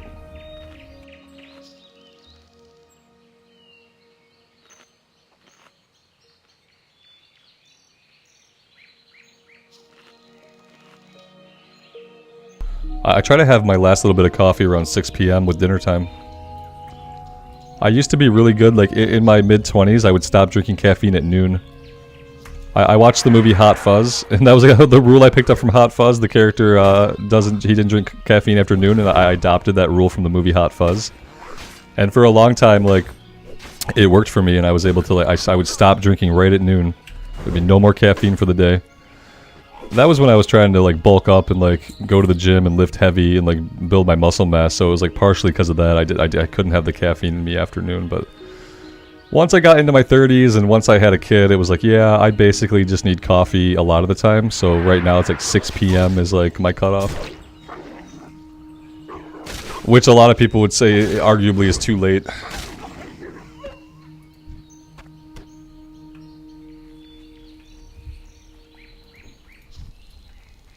Yeah, I mean, throughout the day, like, so far today, if I finish this mug of coffee, I will be at about 40 ounces of coffee for today. Because my Yeti holds 20, so if I fill my Yeti twice, which now I have, I drank most of the first 20, and then I refilled the Yeti, so now there's a fresh 20. And I will probably drink this until about 4 o'clock or whenever we end the stream. I will have 2 hours where I won't drink any coffee at all. I'll drink water. And then around 6:30 when we have dinner, I will have about 12 more ounces of coffee. And then that'll be it for the day. Right now it's 2 o'clock where I'm at. I'm in the Eastern Standard Time in the States. So right now it's 2 p.m. So I have 2 more hours to finish whatever's in here. And then I can't have any more until 6. That's how I try to do it these days. To control it to some extent. Red Robin, you're pretty sure someone just got pulled over for a DUI by your house at 11 a.m. That's scary for lots of reasons. Like, sometimes I take walks around the neighborhood at 11 a.m.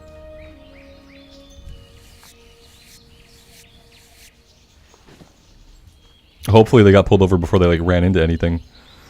Last year on my street in the middle of the night, somebody like ran straight into a telephone pole, took the whole pole down, it fell into the street, the car was completely totaled, the person was able to get out of the car, thankfully they were alive. But yeah, they just like, I don't know if it was a DUI or if they were like doing some other illicit substance, but they went, you heard them speed down the street and then you heard crunch. Just the horrible crunching sound of just metal. Metal crumpling in on itself is like a very unique sound. And as soon as you hear it, you know what happened. I came outside and yep, there was just a car plowed into a telephone pole down the street.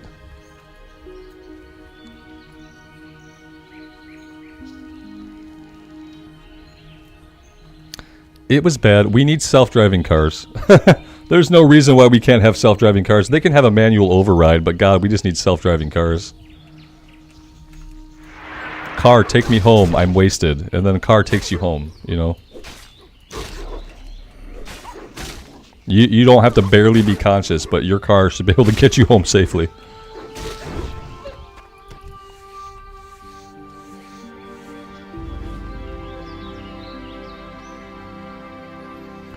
Matthew Glenn, a tiny town in Michigan. Yeah, that unfortunately sounds like something that would happen in a tiny town in Michigan. It's a problem where like you get those tiny towns and like, you know, the mentality of people is like, well, what else is there to do? What else is there to do besides drink and smoke? Drive our truck. It's really unfortunate. Super, super sad.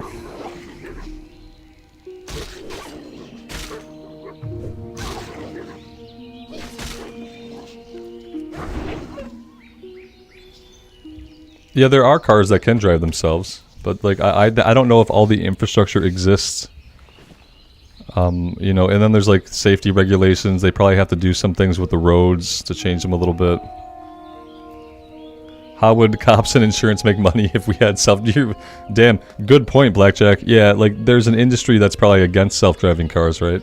It's like there's an industry against electric cars, you know, because what it does is that, you're right, it upsets the way things are. Which makes it difficult for people to pivot into other things. If you end up getting into a car wreck and both cars are self-driving, who's responsible? Okay, well, Kevin, the hope is that by the time they would be fully implemented, that kind of stuff wouldn't happen. And in that case where it did happen, it would not be either humans' fault. It would be a problem with like the software or a satellite. You know what I mean? Like there would be a problem. And like, who's culpable? I don't know. Probably, hopefully the fucking government should take some responsibility for citizens at some point and be like, hey, we said this was a thing that we're doing. So if something happens, we'll foot the bill. Everything costs money, though. Money's basically a made-up concept. The people who have all the money have all the money. They can do whatever they want and make anything happen, regardless of what the arbitrary price tag is that's attached to it. Yeah, you'd say it's a software company's fault. Yeah, but if we have a nation that's run on self-driving cars, we can't leave it to like the independent companies to make sure the shit is good. The companies make the software, they submit it to the government. There needs to be like some overall responsibility and control. It absolutely cannot be left in the hands of like third-party software developers. It starts there, but the responsibility doesn't end there. Because that absolutely would not work.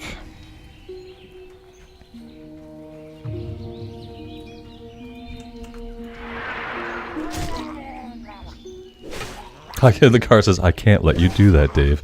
Yeah, hey, yeah, there you go. Even cars that just could sense your blood content and just like, they don't turn on.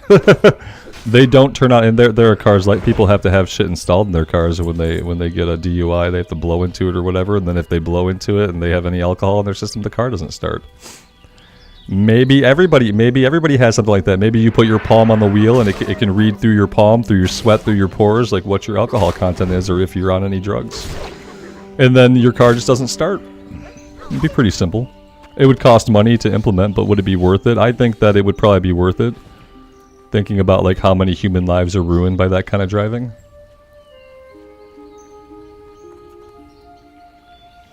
You have way more faith in a third party than any government in North America? Yeah, like, sure. I get what you're saying. It still needs to be controlled by some kind of authority. We can't just leave it up to the independent companies. The government would have the framework under which they would take responsibility ultimately.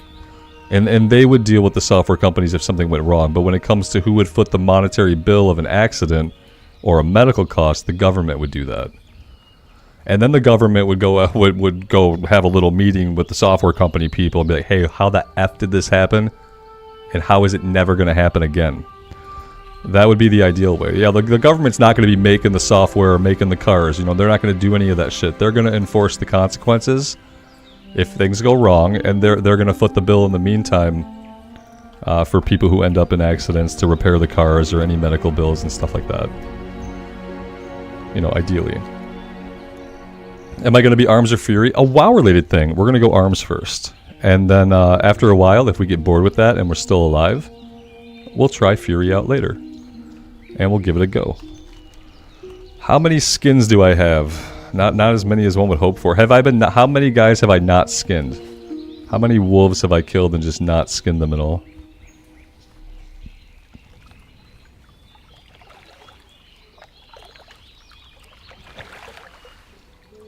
How'd I die at 19? You mean on my first warrior? I died in Westfall to the pillagers, to the guys who cast Fireball. We were zoomed in like this. We were fighting one pillager in a doorway. And behind me, outside of my vision, 2 more had respawned at the fountain in Moonbrook. And what I saw was like, Fireball, Fireball. And then I went this way. Fireball, Fireball, Fireball, dead. I'm pretty sure, I haven't watched the replay in a while, but I'm pretty sure that's what happened. I thought one of these guys would be a vendor, but apparently not. A lot of people like Fury, yeah. I have always been a fan of Arms for a couple of reasons. With Arms, you only have to worry about getting one good weapon. That's a really important thing, especially in hardcore. I really like the bleeds. I like relying on my bleeds to deal damage. And I just kind of like the aesthetic of it. But yeah, a lot of people prefer Fury. Like, I think Fury ends up dealing more damage if you're looking like numerically at it. Good day to you. Safe travels. Yeah, Chase, especially anybody that shoots fire, like fireball casters, they're gonna kill you. Shadow as well, Shadow and Fire. Now I found that ice and water spells are not as devastating. How are you? Like our Pally's really resistant to ice and water spells. Have a good one. But anybody that shoots fire, it's gonna be a problem. Am I going for Impale? I haven't looked at or thought about any of the talents yet. We'll take a look once we get into the talent trees.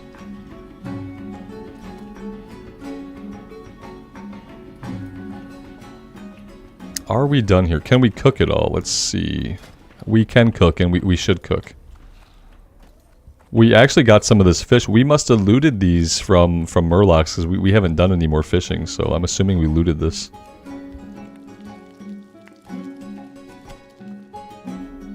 Blackjack, you think Draenei Paladin? I've never really played much Draenei, to be fair. I mean, in retail right now, my max level character is a Draenei Shaman.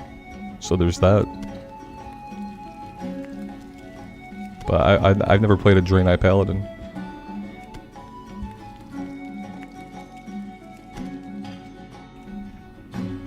Nope, I was a Blood Elf Paladin back in the day because my guild was on Horde side, so I didn't get to play a lot of Alliance until Classic came out.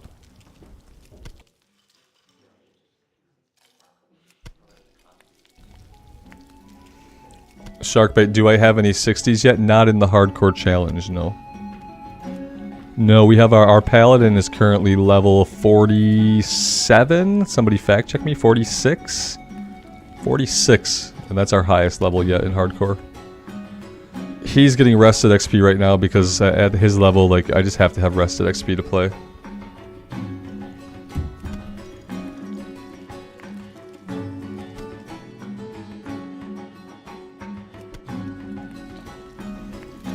Do I plan on going Horde or Alliance when the official servers come out? I'm not sure. Part of me wants to say I'm gonna go Horde because we've done a lot of Alliance. But honestly, I think, like, at my heart, I'm kind of an Alliance player. So I've kind of contemplated to myself, like, is it worth it, like, to arbitrarily do a Horde run just because I've been on Alliance so far? If that's not really what I'm gonna be into, I'm not sure. Oh man, we gotta sell some stuff. I gotta see how much silver we have. I need to be able to pick up at least two-handed swords from Stormwind, and I need to be able to pick up either maces or axes in Ironforge. Greetings. So I need to have at least 20 silver. It looks like we're gonna get there. I don't think we're gonna have much else, though. I kind of want to hold on to this so that we can start leveling up maces. So I'm not gonna sell it. Yeah, I'm not gonna train anything else right now. Careful. I'm gonna focus on getting the weapon skills first, and we'll kind of go from there. I feel like maybe we should do a little bit more farming. Honestly.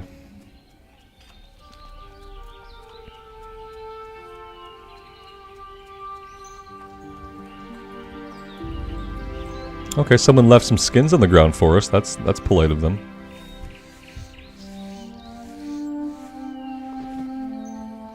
Yeah, I kind of want to just save up to 30 silver. If we get 30 silver, we should be able to get everything we need.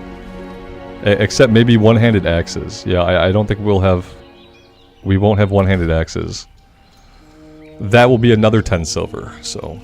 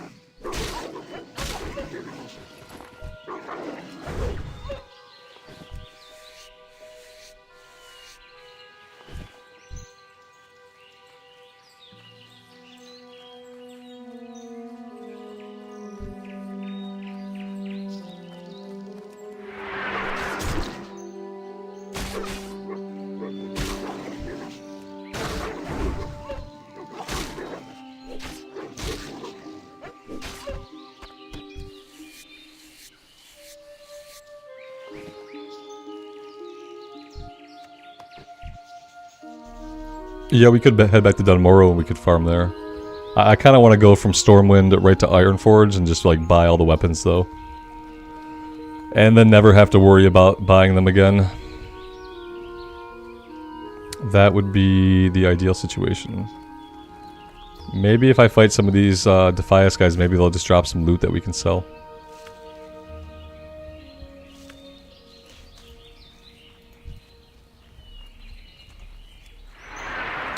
Maybe they'll drop another bag. How awesome would that be? Did I miss a wolf? Now there's the level 1 wolves I can't skin, so you might have saw me not skin a couple of the wolves. When the level 5 one summons the level 1 over to help him, we can't skin that level 1 for some reason. He doesn't drop any loot and he's not skinnable. So yeah, there were 2 that I didn't skin because we couldn't skin them. They were just level 1s. It's weird because you can kill, like, a rabbit critter and you can skin that, but the level 1 wolves, we can't skin them. It's a little bit strange. I was surprised by it too. It doesn't really make sense to me.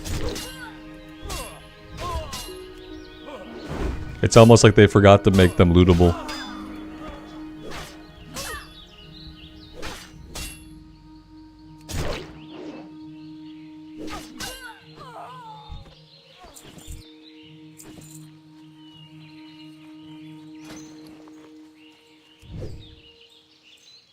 I could sell some of our bandages, you know, we don't really need them too much right now, the food is fine, so maybe I make all these bandages, we can sell those for a little bit of additional silver. Alex, you made 3 gold at the Wendigo cave in Dunmorrow? Just by skinning? Jesus. It's not a bad idea. We need to kill Wendigos anyway. Yeah, maybe we'll head to Stormwind, we'll get what we can, we'll head back over to Dunmorrow.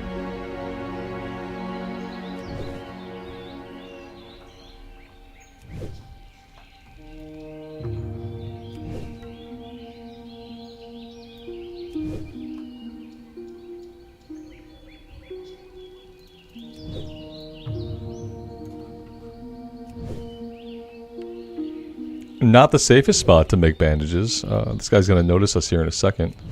Oh, there he goes.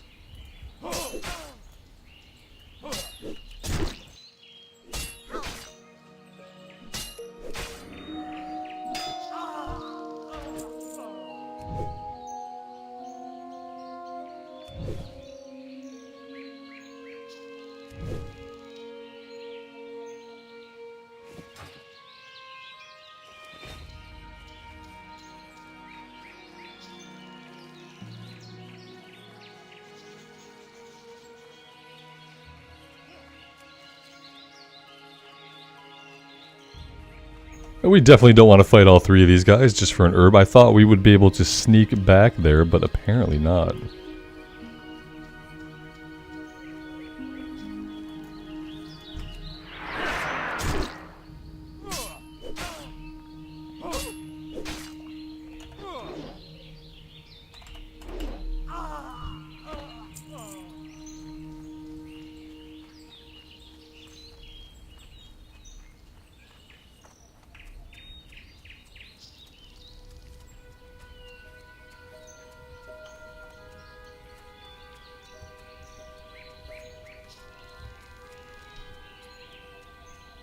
Yeah, we'll stop at the bank here in Stormwind and we'll put our herbs away and stuff. We don't have, well, we do have a couple stacks, yeah.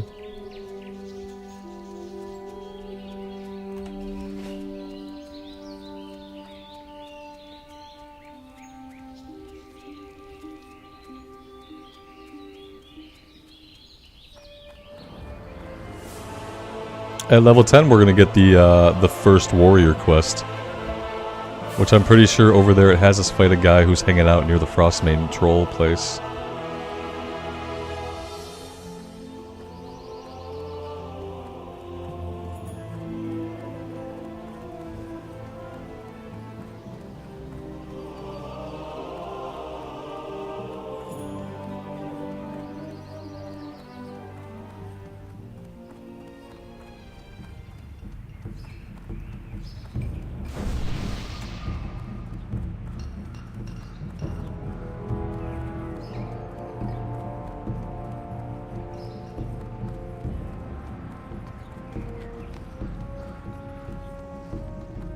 Well met.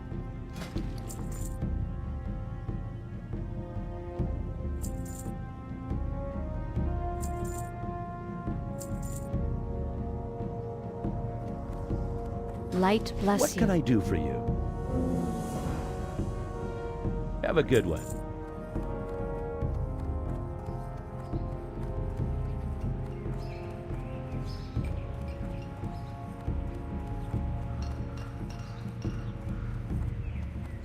Well met. Alright, yep, two-handed swords, that's gonna be 10 silver. Go with honor, friend.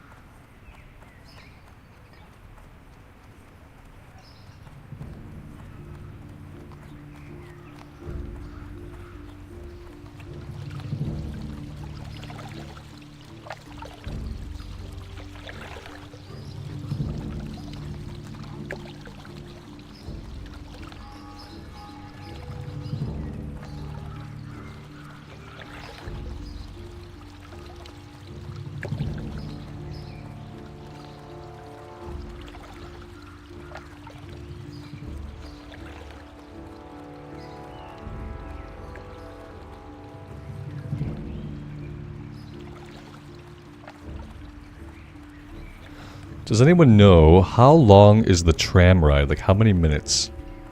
I'm trying to gauge if I can bio while the tram goes. I have a bathroom down in near the office, so But I'm trying to gauge if I can just step away during the tram or if I need to take a little bit of a break. I think the tram ride's like a minute and a half, 2 minutes, right? 57 seconds, that's not enough time. Yeah, that might be enough time.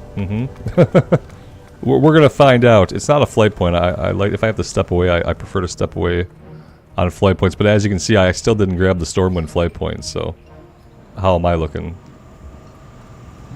I could run it, I could auto run, like jump to the bottom and just auto run AFK. That might work, but I feel like then like the 58 seconds would turn into like 12 minutes.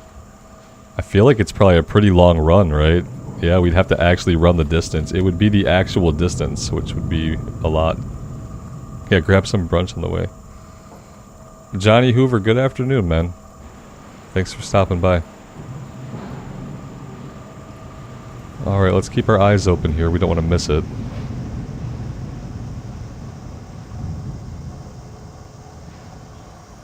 Alright, here we go. I'm going to step away for 57 seconds.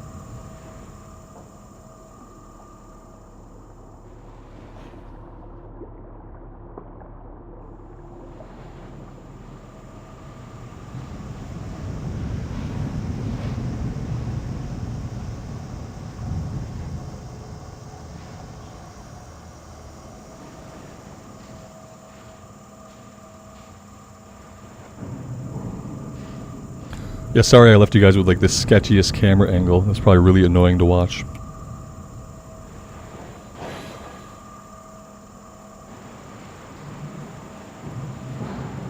Look at that though, just in time.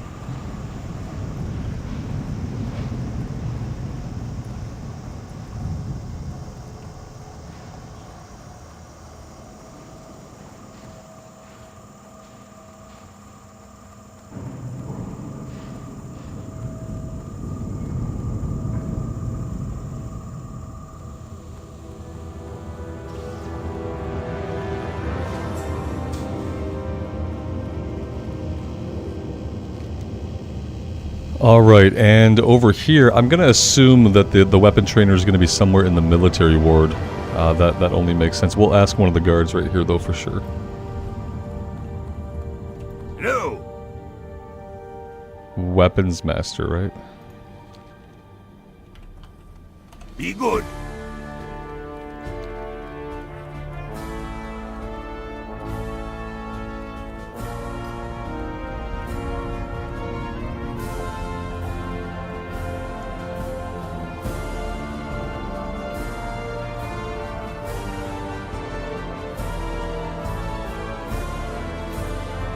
Can I help you? Be seeing you. How are you?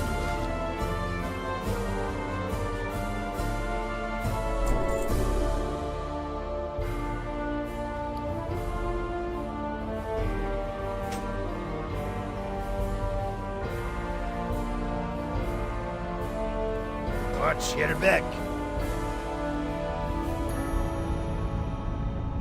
Do I want to sell the one-hander and shield? If I sell the one-hander and shield, I will have I'll have enough silver to get axes. And they're not going to sell for a lot. Yeah, I'm going to sell them. Safe travel. Talk to me. Be good. All right, there we go. We got to go hit something really weak for a minute though. We got to go fight like a level 5. Because we're not gonna hit a bunch with this mace right off the bat. So, yeah. But yeah, now we're also. I mainly want to be using two-handers. Obviously, we're gonna pick up a one-hander and a shield for when we're tanking, but we're gonna have to get new ones anyway. So I'm fine selling that stuff.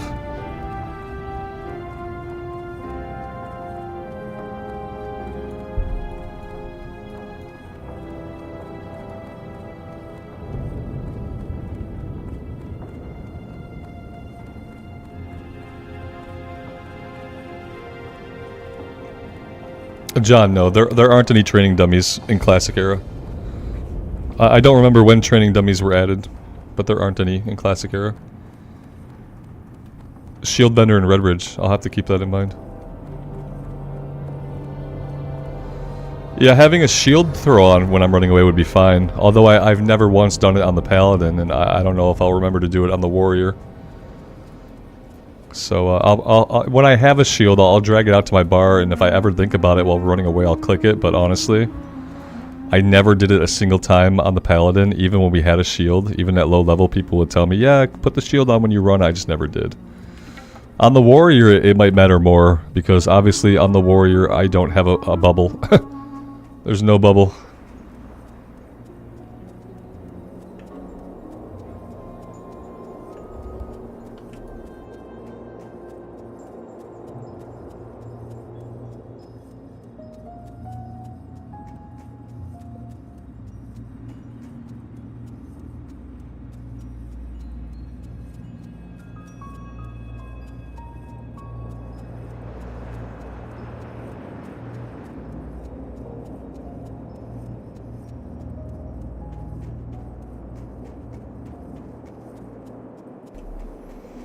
Right now we have herbalism and skinning for professions. Eventually we're going to drop skinning and we're going to grab alchemy. And in the meantime, we're getting skins for money. Because as you can see, we are broke.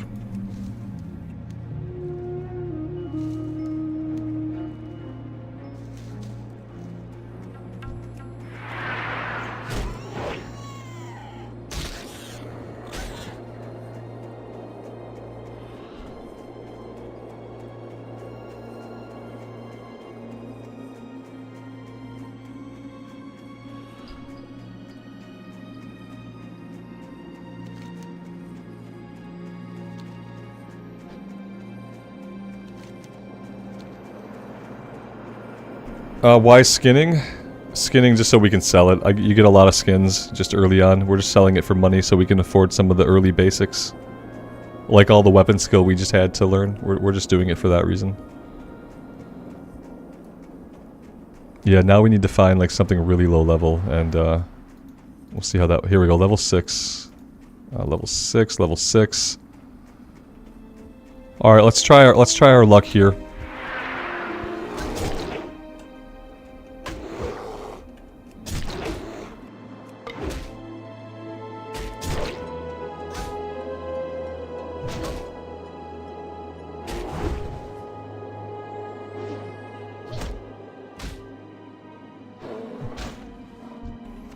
That was not bad. The one hit we got was a pretty big hit, so that wasn't bad.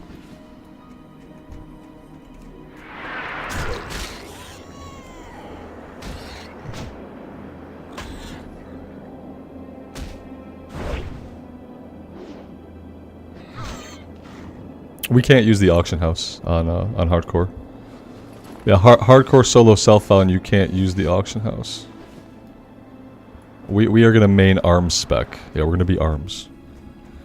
We're gonna be arms, and if we get bored of that, if we live until like the level 30s and we're kind of bored, we'll try out Fury for a little while just for a change of pace. I'd like for there to be a couple more level 5 or level 6 things for us to fight. What about this guy? Level 5, perfect. Weapon skill. Yeah, see, we're fine. Yeah, I think we're fine. 1 or 2 more enemies and we'll be able to hit most things in this area.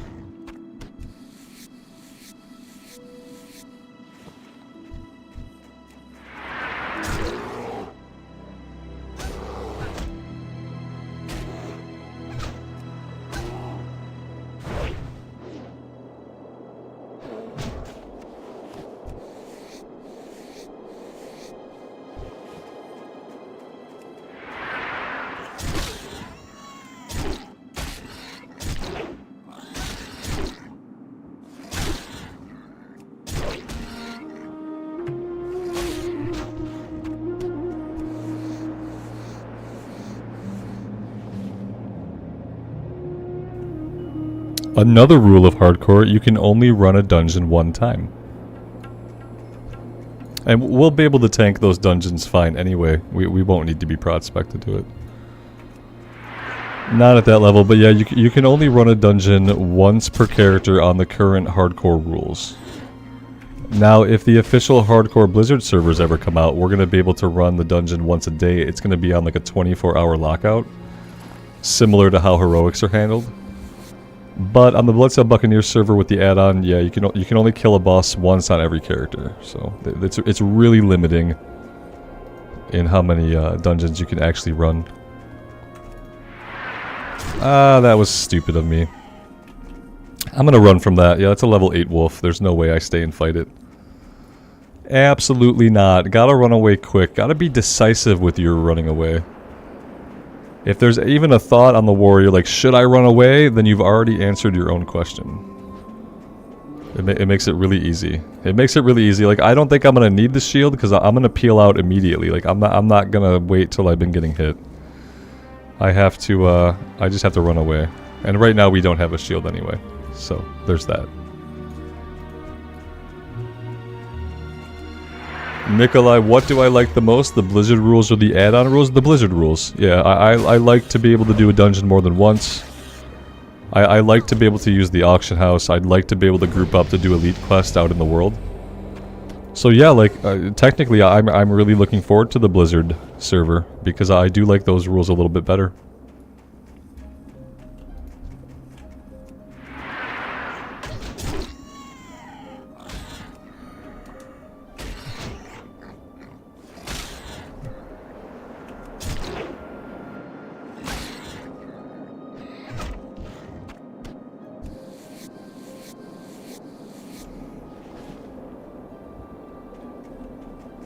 Thanks, guys. Yeah, we can pick up the class quest now, but I don't think it's safe to do until like level 12. So I'm not really in a big hurry to do the class quest. But training level 10 would be great. Training level 10 is great. We should be able to train over at Keranos.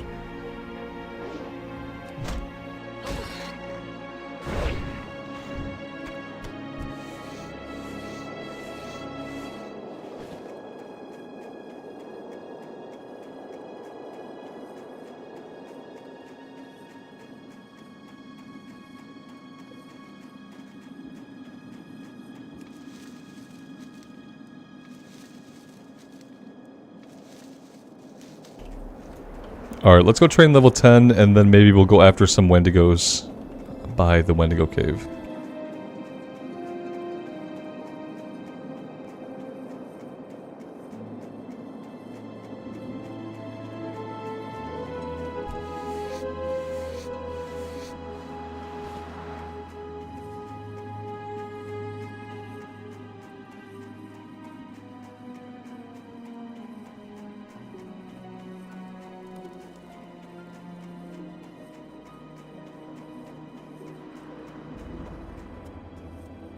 Great to meet you.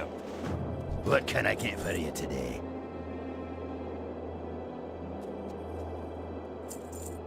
Off with you.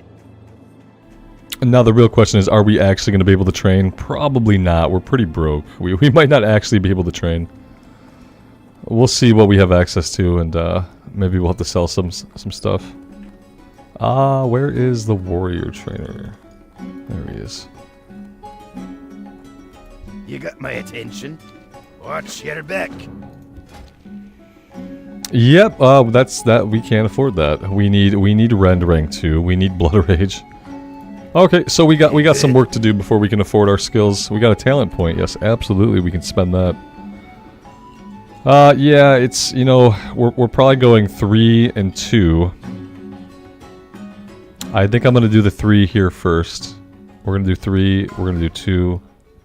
Yeah, let's do that.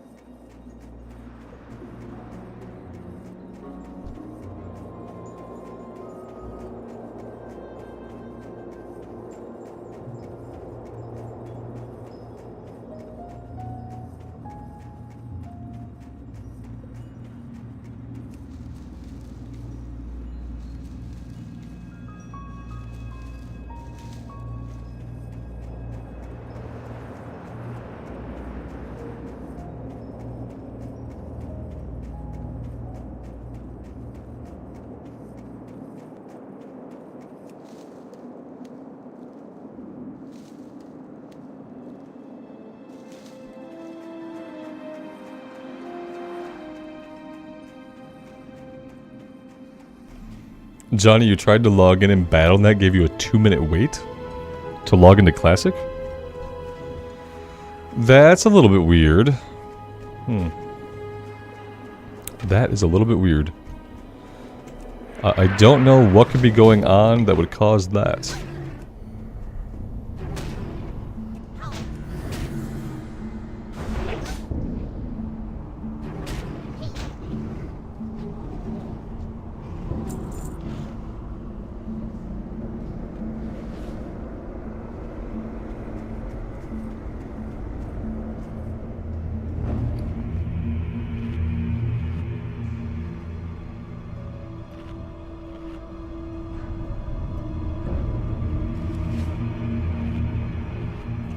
I'm not like super committing to this cave, but I would like to get some kills. It looks like everything's about to respawn. I don't see any enemies, I don't see any bodies, so I'm not gonna go. Yeah, here we go.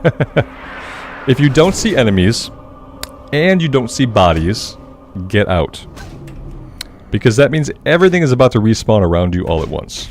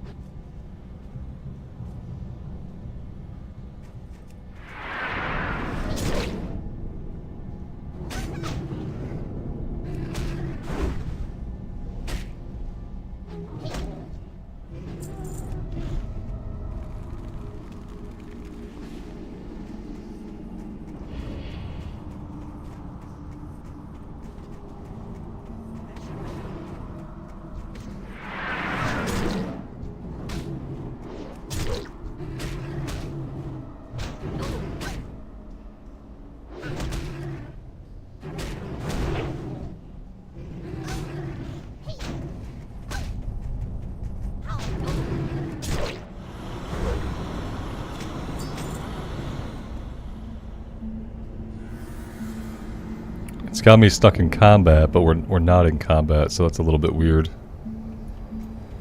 I'm gonna backtrack a little bit and see if maybe it drops us out of combat eventually. Are we in combat here? Yeah, we were somehow in combat with the Warlock.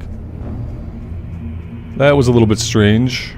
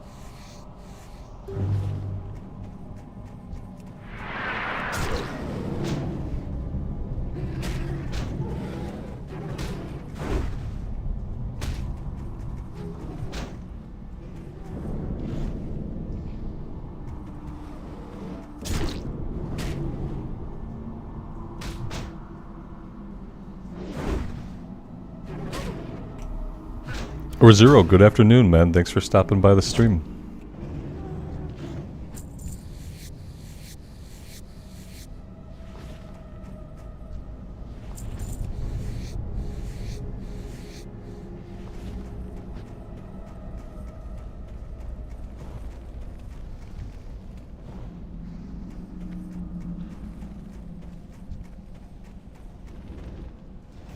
Alright, hey, this mage wants all of them? Hey, he can have all of them. Not a problem. He must be doing some skinning or something. At that level, he's probably not here for the quest, but maybe he is. I don't know. He could be. Or a Zero, yeah, today is better than yesterday. Absolutely. Yesterday was a rough one to start, but you know, after 6 hours of streaming, I felt better at the end of it all. So even trolls notwithstanding, I still felt better at the end of it.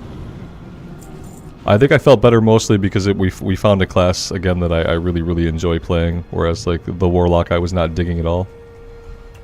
And the Paladin's just at a point in his progress where he's kind of stalled. He doesn't have a lot of options.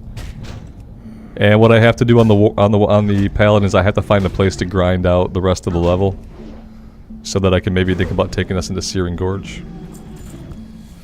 But he needs rested XP, so yeah, I'm having a lot of fun on the Warrior today. It's been a good day. A charge makes it so much fun. Everything about the Warrior is fun, but it starts with charge, yeah. This guy, he's running, he's resetting. Okay, we'll let him reset. We won't mess with him. The level 10 Warrior quest is fun. I have a feeling the level 10 Warrior quest is going to be a quest that I don't do until I'm like level 12 or 13. I know we have to fight a guy. We have to fight a guy outside of Frostmane Hold for the dwarf area quest. I don't think he's an elite, but I feel like maybe he comes with ads. I'm not sure.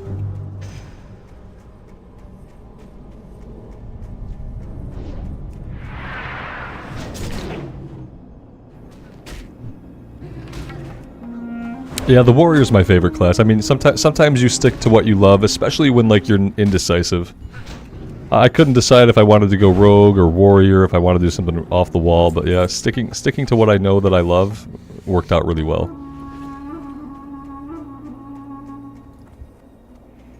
I was so excited to get on that today I actually made myself wake up early, whereas yesterday I slept till like 11:30 a.m.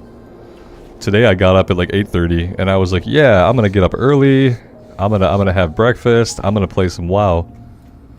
And then I remembered it was Tuesday and it was maintenance day. But it was I used the hour I had to wait to like get my workout in. But yeah, today started better. I started with a lot more energy and excitement to play than yesterday. Yesterday I was feeling kind of depressed and burned out, just of life in general. My favorite weapon type with the Warrior, anything two-handed, but yeah, I kind of prefer maces or swords. Although, ironically, axes are what we end up getting the most of. I feel like there's lots of like really good axe drops. So you end up with a lot of axes.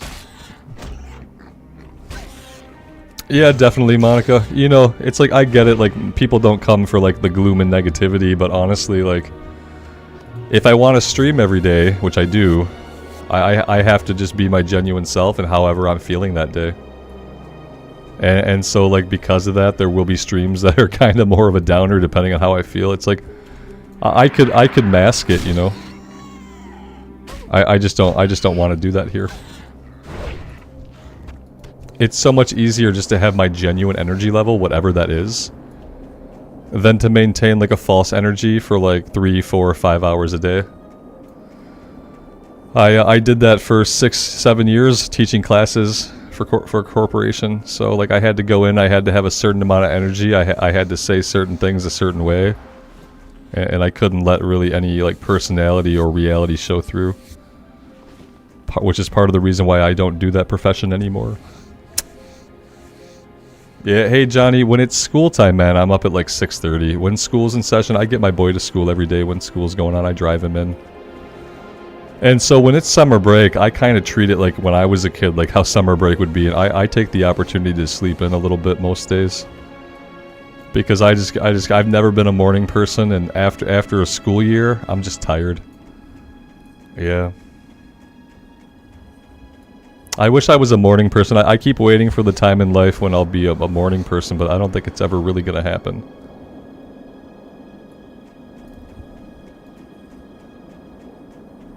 I don't think it's ever gonna happen.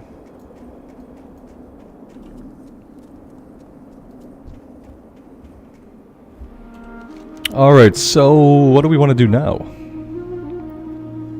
I probably need to head back over to Brunel Village, actually. Let's go that way. I think I want to do the stuff around Brunel Village before we bother going into the Frostmane hold. Have to wait till my 60s or something? Oh, so in a couple years. Okay. Perfect.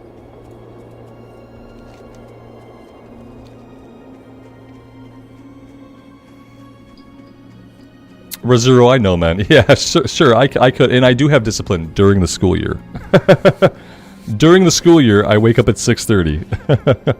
and I do that for the entire school year. I do it 5 days a week. And I feel like by the time summer comes, if I want to sleep until 10 or 11, there's going to be days when I do that. Ideally, in the summer, I would get up at 8:30 and like have a marvelous start to my day and see the sun rising into the sky as I enjoy that first cup of coffee. But sometimes it just doesn't happen, and I've gotten to be kind of okay with that. I only feel guilty when I sleep past 10:30 these days. If I wake up and it's past 10:30, then I feel guilty, but I live with it.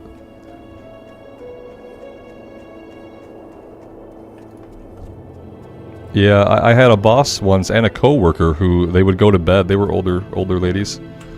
Older than me by a couple decades, and they would go to bed at like 7 or 8 o'clock at night, and they would wake up at like 3 or 4 in the morning. And that was just what they did. But it was funny because like when I would teach class with them, by the middle of the afternoon, their energy level would be flagging. Like it'd be the middle of the afternoon, and like they just couldn't keep teaching. Like they'd have to sit, they'd have to have somebody step in and take over. Because yeah, it turns out when you get up at 3:30, by the time you get to like 2 or 3 in the afternoon, you're tired. So yeah, I remember their energy level just flagging way off when teaching classes. Like, the participants would be falling asleep because the instructors sounded like they were falling asleep, because they were literally falling asleep.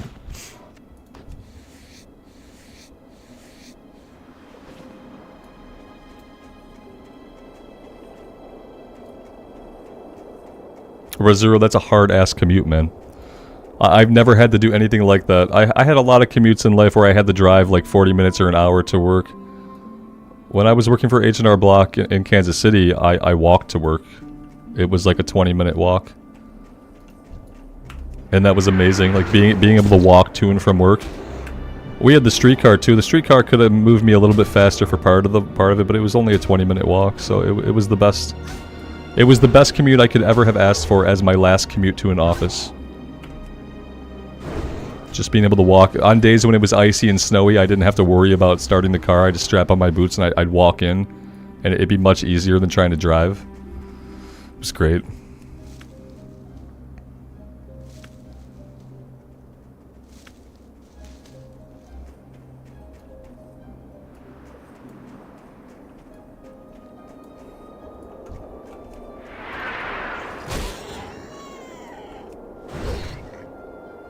Oh yeah, it was awesome. It was great. You know, walking in, it gives you that time to kind of like process your day. You get to have like an internal monologue with yourself while you walk in. It's like you get to get your body moving. Yeah, I really enjoyed it. It was a good way to end the corporate career. I got to spend a lot of time like just kind of in an ideal place with an ideal routine for that kind of job.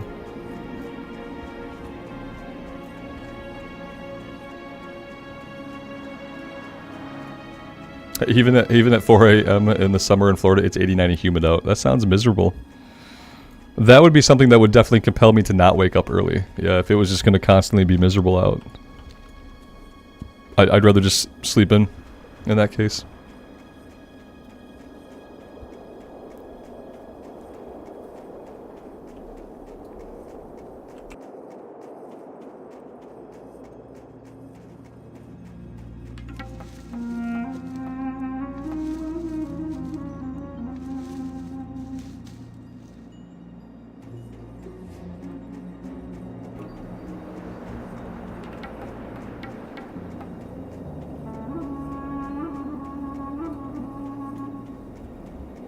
Yeah, Rosuro, I hate the heat too, man. I'm heat intolerant. I hate the heat. I hate it when it's above 79 degrees Fahrenheit. Once it passes 79 degrees Fahrenheit, if the sun comes out, I hate it. I wish I was different, but I'm never gonna be a warm weather person. I'm always gonna prefer it to be on the chilly side. The world is so much more enjoyable when we're not melting.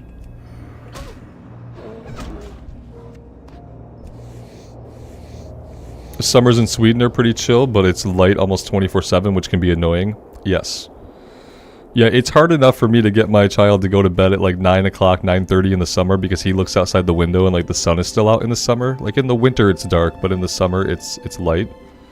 So if it was light all the time, I can imagine how that argument would go every single day. It's not bedtime, Dad. It's still light out. Like we haven't talked about this every single day.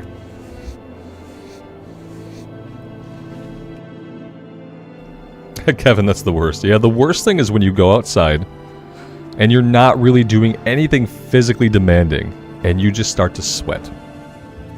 I hate sweating when as someone who's worked out for 18 years, I hate sweating when I'm not trying to sweat. I hate sweating when I'm not doing something physically demanding. Now, if I'm outside shooting basketball or if I'm doing yard work, that's fine. I expect to sweat. But if I want to just go out and sit with my morning coffee and I start to get that brow sweat, it's disgusting. It's disgusting and I hate it. What can I do for you? Yeah, you're just sitting there and you're sweating. You're like, I haven't moved.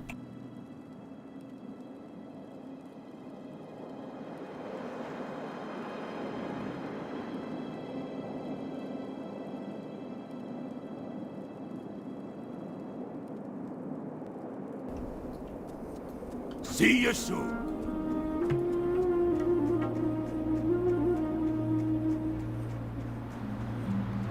The back sweat. Ah, yes. Alright, what do I want to do? I did the Brunel Village stuff. We don't really need to be over here yet. I feel like these gnomes are a little bit dangerous. So maybe we're not after the gnomes yet. Maybe we're going to work on the creatures.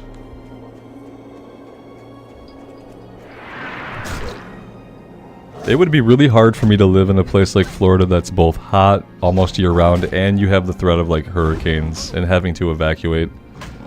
The thought that I might live in a place where I might have to leave my home and not really be sure like what was going to be there when I came back is not something I can deal with.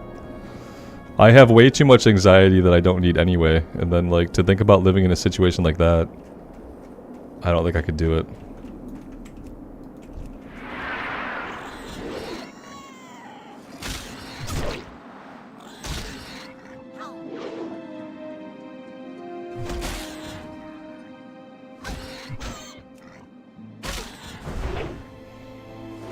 Yeah, I mean, I get sick of being in the AC so long, though. It's like, I hate running the AC. It costs a lot of money. It's like, it's not fresh air necessarily. Like, I don't like running the AC, but it's absolutely integral. And I feel like every year we have to run it, like, longer and longer throughout the year.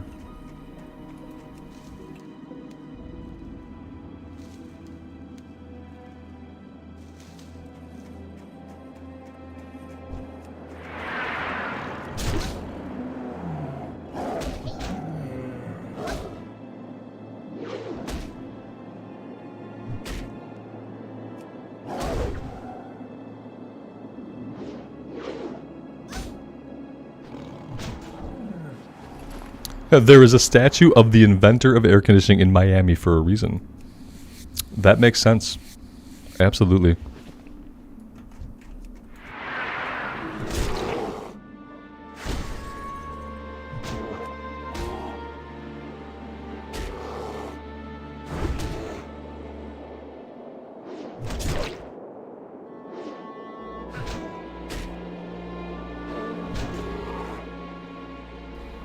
These level 8 bears, we have to be a little bit careful. This guy was able to do quite a bit of damage to us.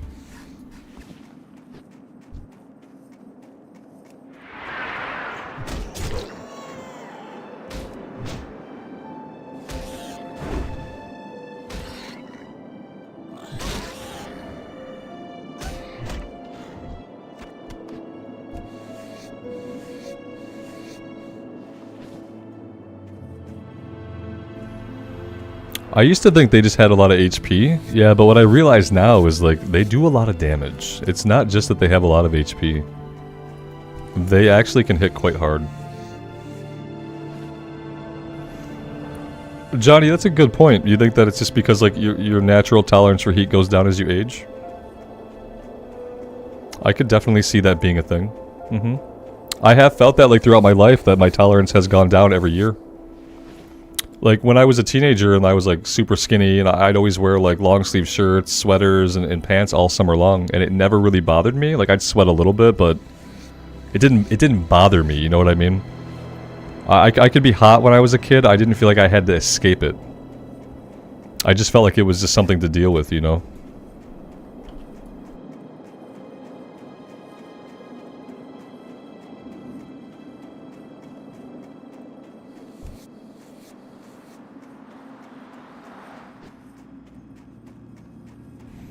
Kevin, you don't know why people visit Florida in the summer? I have no idea either. It seems like if you want to visit Florida, you do that like in December. Whenever it's really cold where you're at, that seems like that'd be the time to like go to Florida for a little visit, you know? Yeah, come to Michigan. But if you want to come to Michigan in the summer and you want it to be cool, you have to go like way north, yeah. You have to go like north of the middle of the midden. You get to the middle of the midden, you want to be north of that if you want it to be significantly cooler. You'll get, or you can go all the way up to like Marquette up in the UP, and in the middle of summer your high will be like 68 degrees Fahrenheit.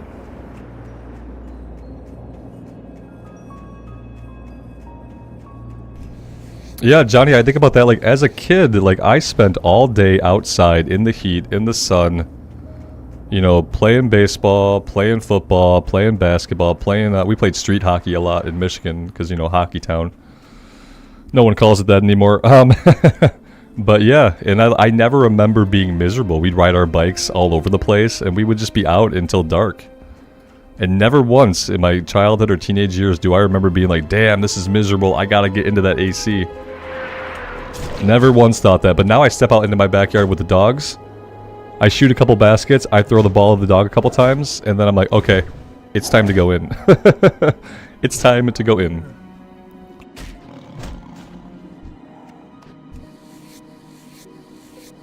It's more like Detroit. Detroit was hockey town for a while, because for a while the Red Wings were like really good at hockey. And then I don't think they are anymore. Like I left Michigan for like 8 years, and we moved to Kansas City. But Detroit used to be hockey town because for a little while in the late 90s, mid 90s, like the Red Wings were really good at hockey. They won themselves a couple Stanley Cups.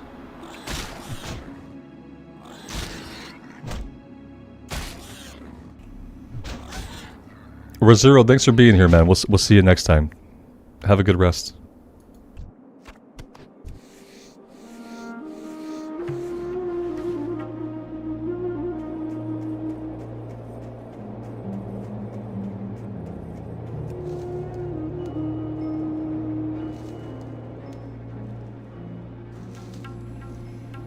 Fam, yeah, Kansas City was great. Yeah, we lived downtown. I had a 20-minute walk to my office. It was a really good time.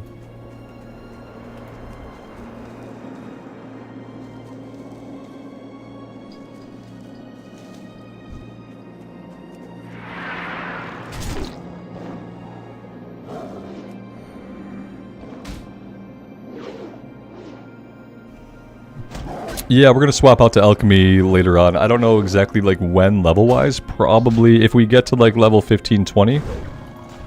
Maybe we do it before we do Dead Mines. Maybe before we run Dead Mines, we switch over to Alchemy. We get that skilled up. That way we can go into Dead Mines with some potions. We can go into Dead Mines with some like elixir buffs, you know. Could be good. Fall is a myth in Florida. Right on.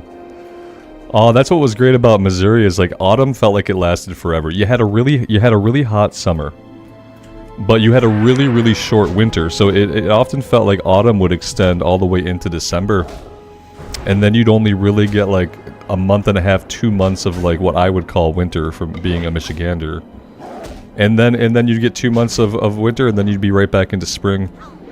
It's just that in Missouri, the summers were too hot and too long for me. It felt like around the middle of June, it'd be like 99 degrees. And after that, it would be 100 degrees almost every day until September. And not the beginning of September, like the end of September.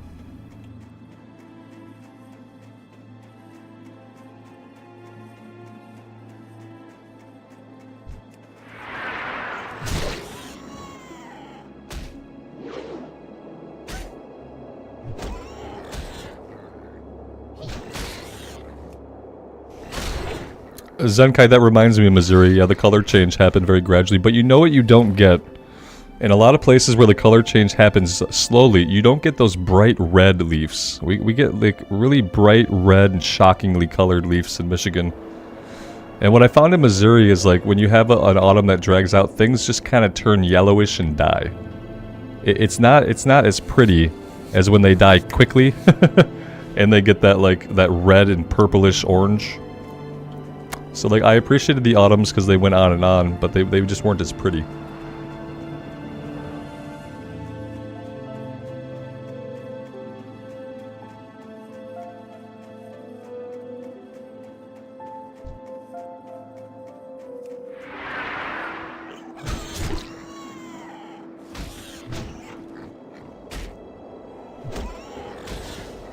I am pretty sure that hunter just stopped us from getting a level 8 snow leopard on us. I appreciate that.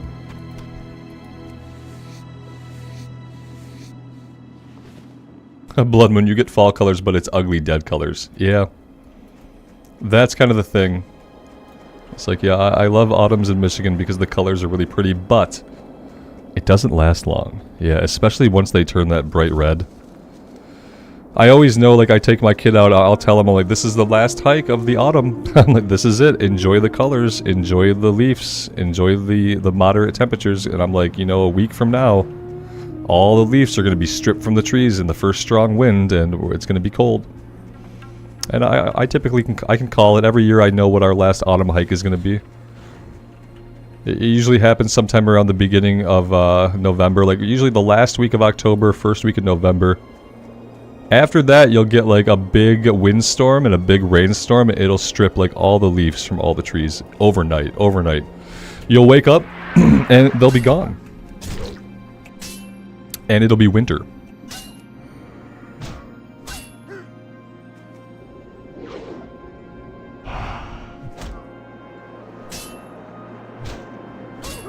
Yeah, see, Blood Moon, exactly. The first windy day, they're gone. Yes, it's that way. It's that way in Michigan too. Absolutely. Yeah, and I can look at the weather and I can predict when all the leaves are going to blow off the trees. Yeah. And then the next day you wake up and the trees are winter trees. It's like playing Animal Crossing. It's like one day ends and it's autumn, and the next day you wake up and it's winter now. It happens really, really fast when it happens.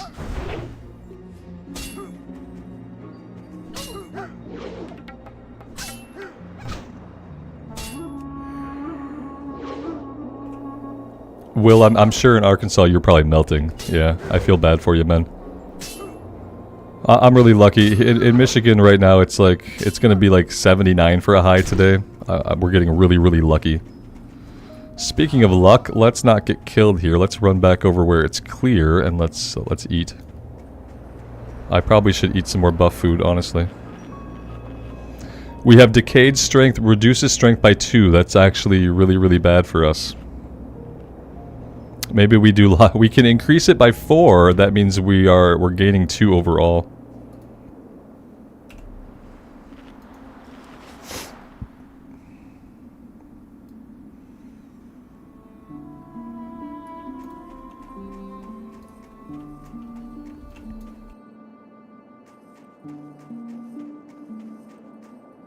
I didn't loot. Oh, you're right.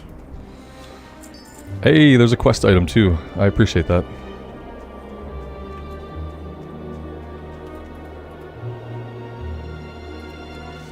We've been at it for 4 hours, so like I'll probably start to miss more and more as we as time goes on here.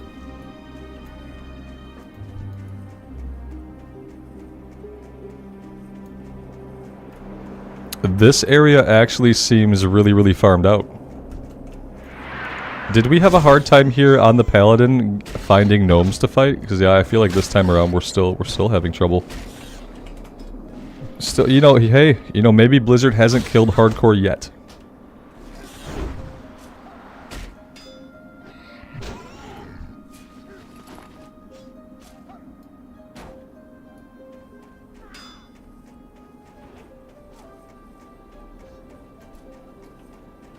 Ultimately, at the end of the day, I would much rather it be cold.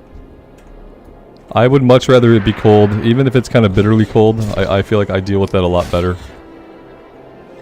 It's so much easier just to put layers on. Even if I have to be down in my basement with gloves on while I play WoW, like, I would rather do that than to try to cool off, than to have to keep all the windows closed and run the AC non-stop. Yeah. Yes, exactly. Kevin, you can always put more clothes on, but there's like a definite limit to like how many layers you can take off. That is exactly it.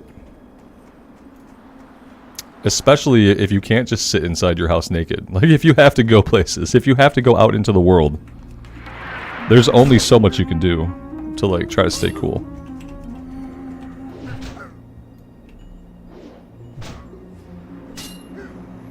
Red Robin, how did I decide to start streaming? Well, I mean, you know, I had the recorded series going for years and years and years. I always entertained the idea of streaming, I just was never sure if I really wanted to do it. But, you know, one day I went on and I wanted to do a test. So this is the story of how I started streaming. I just wanted to test OBS. I wanted to make sure that everything connected right, that I could turn the stream on, that it would work. And my thought process back then, which was like, what, a month ago, 2 months ago now? I thought, hey, I'll see if streaming works, if it can work, and then maybe I'll do it for the official hardcore. But when I got on to test my setup, you guys started coming in to chat. And we started hanging out. And I started playing the game. And I didn't hate it. And then I realized I really liked it. And then I realized that hanging out with you guys and playing the game was like the best way for me to enjoy hardcore. And yeah, I kinda, when it comes to hardcore, I kinda never looked back.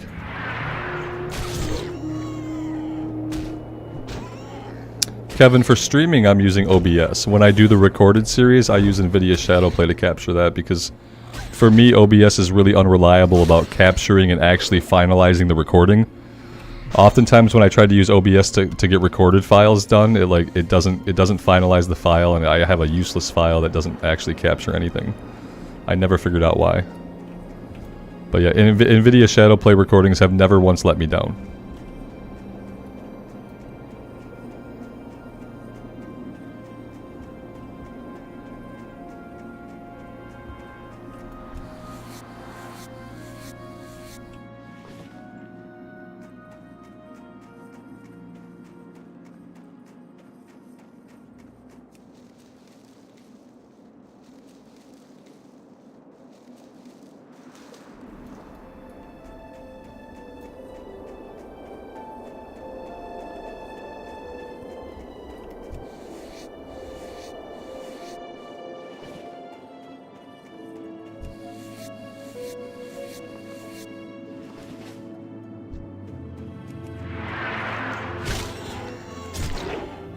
Let's head back over to the village after this. We need to empty our bags. We are basically full up.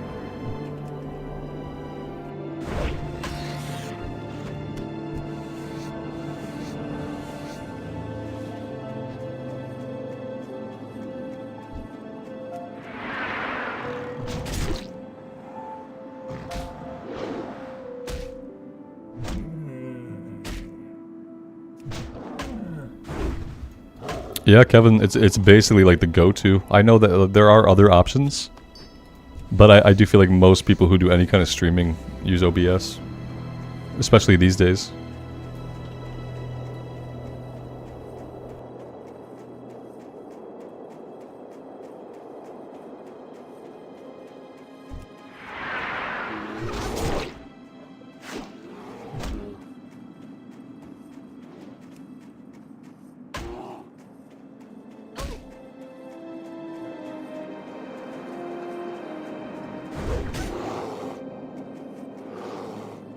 I really like how that bear, like, it rounded the... Did you guys see it round the tree to run away, to leash?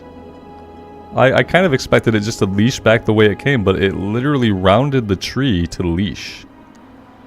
That felt weird to me. I don't know why that felt so weird.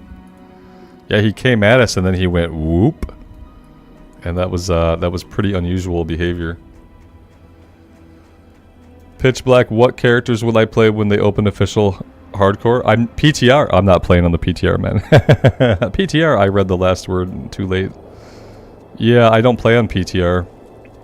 The hardcore character is already like so nebulous, you're gonna die at some point anyway. And you only have so much control over it, but like on the PTR, my effort is for sure gonna be wasted. Because for sure that PTR character is not going anywhere. PTR is the public test realm. So instead of paying like a staff of people wages to test their games, Blizzard has the PTR and open beta and closed beta. And so they have the fans pay them to test their games. Instead of paying people to test them. They want the players to log in and test the game for them. That way they don't have to pay anybody to do it. Free interns, yeah, exactly. Yep, because even when you're not reporting bugs and you're not giving feedback, they're still getting data from the things you're doing on the PTR, so... And I don't really want to give them free labor, and like... So if it's retail PTR, then it's more interesting to me. Because what I realized about retail PTR is that people use the retail PTR as a way to learn about the new features coming in the next patch. So that they don't have to read a guide, so that they don't have to watch a video, so that they're ready when the patch comes out. But when it comes to the hardcore PTR, like I know what to expect. There's no big changes or anything like that besides how the server is going to work. So I feel like zero compulsion to play the PTR.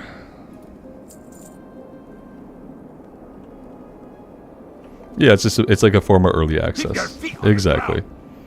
Yeah, and I don't often play games that are in early access, with the exception of Valheim, because Valheim's never going to leave early access, obviously. So that's like the only game that I've put any significant time into that's an early access game. Here there. And I only do that because Valheim is never going to come out and like actually not be an early access game. So Watch, get her back.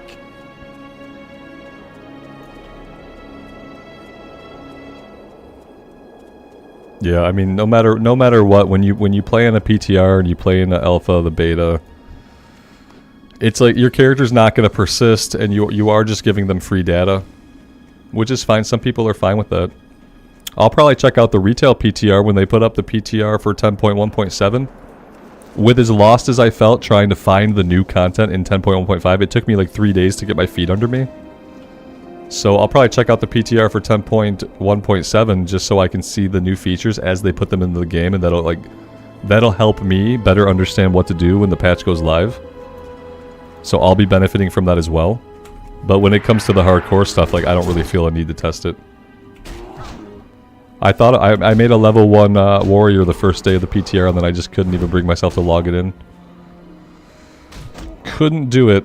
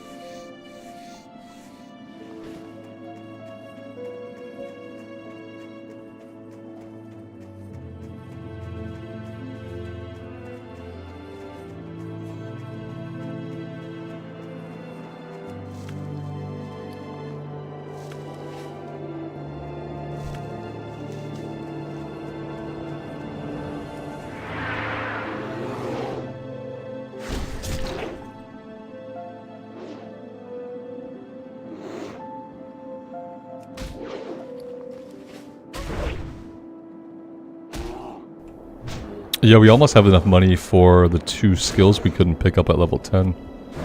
Pretty sure one of them was Rend rank 2, which I would very much like to have. We probably should go back and grab those pretty soon.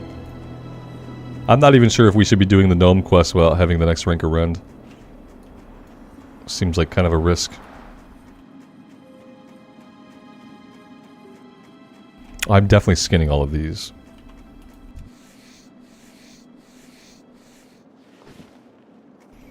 No, Will, classic era characters are stuck in their classic era. You can't take a classic era character and move it forward.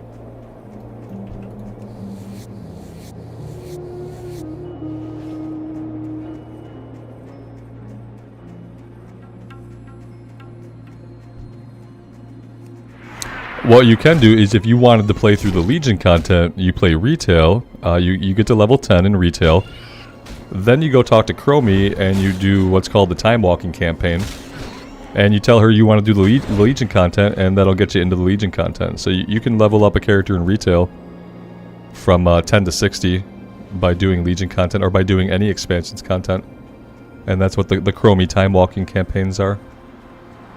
But there's no way to move a classic character into any form of retail.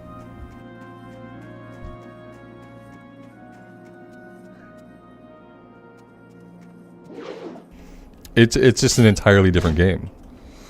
Like if you play retail and you start at level 1, the game is not like this. It's yeah, and if you haven't been around WoW for its life, it is kind of like confusing and hard to explain why. But they're classic and retail are two different games. They're just entirely different. Nothing about them is even really close to being the same, except like the setting and the class names. Basically everything else about how the games work are entirely different. You just have to think of them. Yeah, it can be confusing. What you do is you just think of them as different games, because they are. They're not the same game. There's WoW Retail and there's WoW Classic, and it's just two different games. Yeah, that's all. But I can see how it would be confusing, because for Classic you have Classic Era. Classic Era is vanilla. Classic Era is like the original experience, 1 to 60. In this world, this is it. And then we had Classic TBC. The Burning Crusade was the first expansion to Classic, and now we're at Wrath of the Lich King. So right now you have Classic Era, and you have Classic Wrath of the Lich King, which is the second expansion that came out back in 2009. But yeah, it can be confusing, definitely. If you're a brand new person to WoW, and like, yeah, it's hard to figure out what's going on, what you want to do, what version of the game you want to play. But I'm always surprised when people who are new to WoW like end up anywhere near Classic. It seems like for a lot of new people that the experience would just be to go play retail. And like I said, the cool thing about retail now is that you can pick any expansion that you want to level up in. Now you won't see the whole story of that expansion because you're probably going to level too fast to see it all. But you can level through any expansion's content.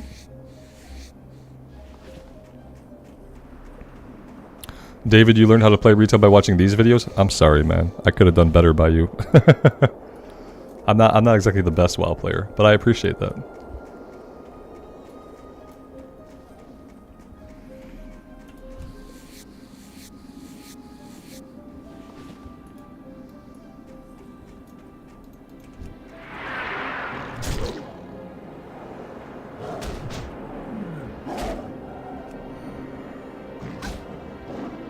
Yeah, retail and classic are different games. Retail is a much slower pace.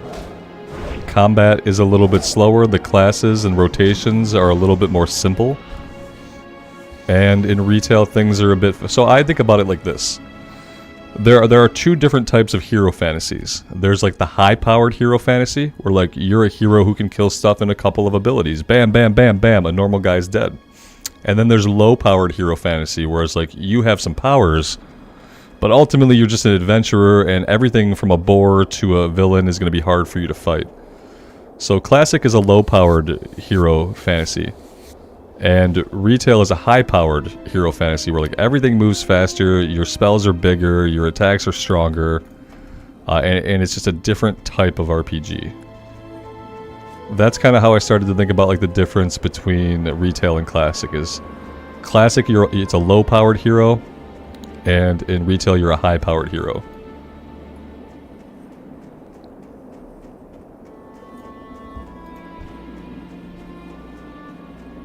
Yeah, Alex, it would be great if they figured out how to do an actual MSQ that took a player through all of the key story quests, just the most important story quests, including the patch stories and the raid cinematics. Because so much of a story in an expansion is told in the patch content and in the raid cinematics, and when you're leveling through something in Chromie Time Walking, you do like 2 of the zones and you're ready to go to Dragonflight. And you don't see the patch content, and you probably didn't even do all the main story stuff. But you know, that would take a few people some work. They'd have to do some work to make that happen, and like, they don't value their own stories. They don't value their own content enough to make it evergreen in that way. That's one of the problems with Blizzard, is that they no longer value that stuff enough to devote the manpower necessary to make it into evergreen content that can actually be enjoyed by people. Bishop, it's going well today. Thank you for being here, man.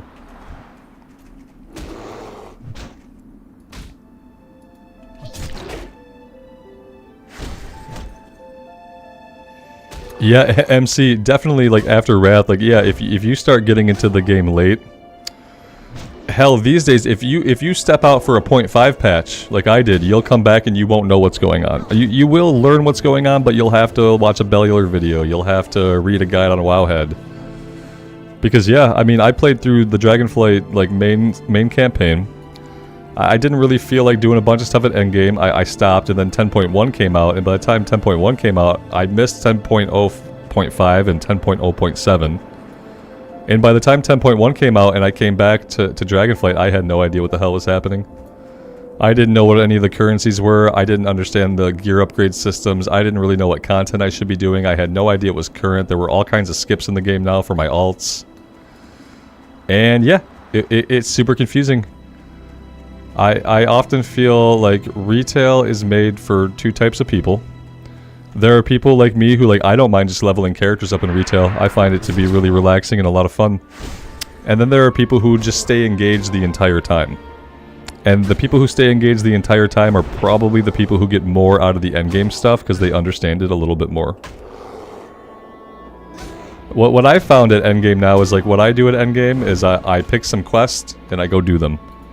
I try to target stuff that is like main campaign stuff. If there's no main campaign stuff, I try to see like what quests do I have in my log that are interesting, and I try to do that. And yeah, that's really about it. I did a couple of the new events. You know, I got both my trinkets and I was satisfied with that. I haven't done any since then. And I plan on doing some looking for raid just so I can see the boss fights a little bit and see some of the raid cinematics in retail. What I've learned, and like people guided me to this thought, is like you kind of have to pick what you want to do in retail at endgame. There's a lot of stuff to do, not all of it's relevant, but you kind of have to figure out for yourself like what, if anything, you want to do when it comes to endgame, especially if you're a solo player. You don't have a raid group or anything like that, so you're not raiding every week. You kind of have to find the activities that you just enjoy doing, and if you don't enjoy doing any endgame stuff, then, you know, don't play at endgame. There's lots of characters and classes to level up, lots of things you can see in the world just leveling up characters.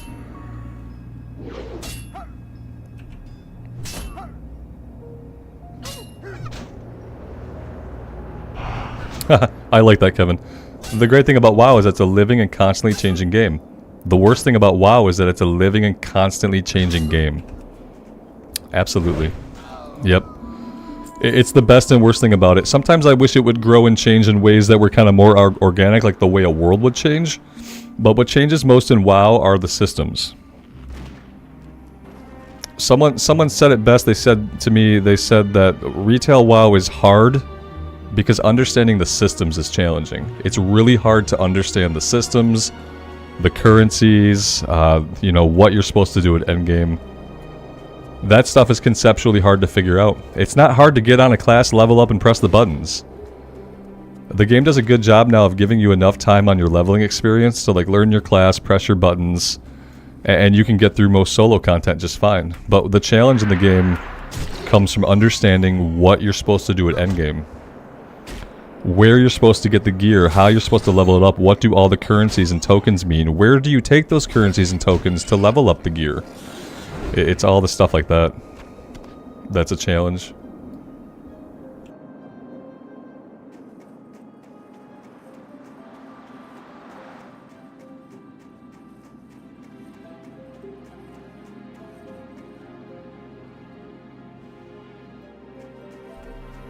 Yeah, retail has a lot of systems, and you know, classic was very simple.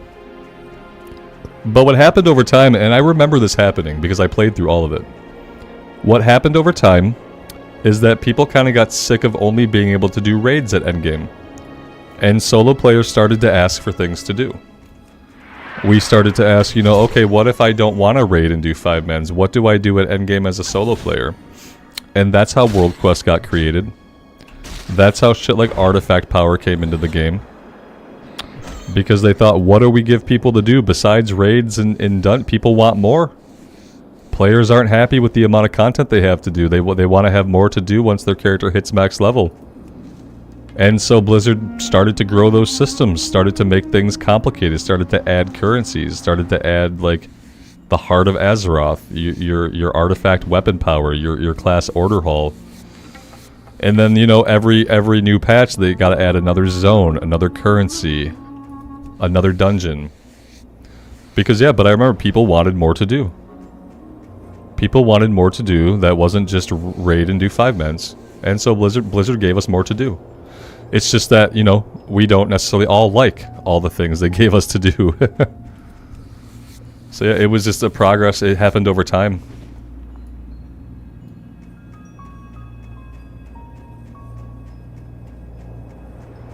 Yeah, Dustin, imagine if they, instead of adding systems, if they did like changes to zones. Like, oh, we've updated the questing in this zone. We've added new quests to this zone. We've changed how this zone looks because of this event. Like, imagine if they grew the world of Warcraft by actually growing the World of Warcraft every patch. And not just trying to grow it by adding new systems. And like, they add systems and I call them micro events. A micro event is something like what we have right now, like the time rifts or whatever they are. It's a micro event. It takes you about 12 minutes to do it. You can only do it once every hour. It rewards, you can get trinkets, but after that all you really get is cosmetics. And yeah, it's they add micro events, and they add currencies, and they add new gear tiers. So here's a new gear tier. It's season 2 gear. Time to level up your season 2 gear. And they do that so that people have things to do at endgame, because for a long time that's what we asked for.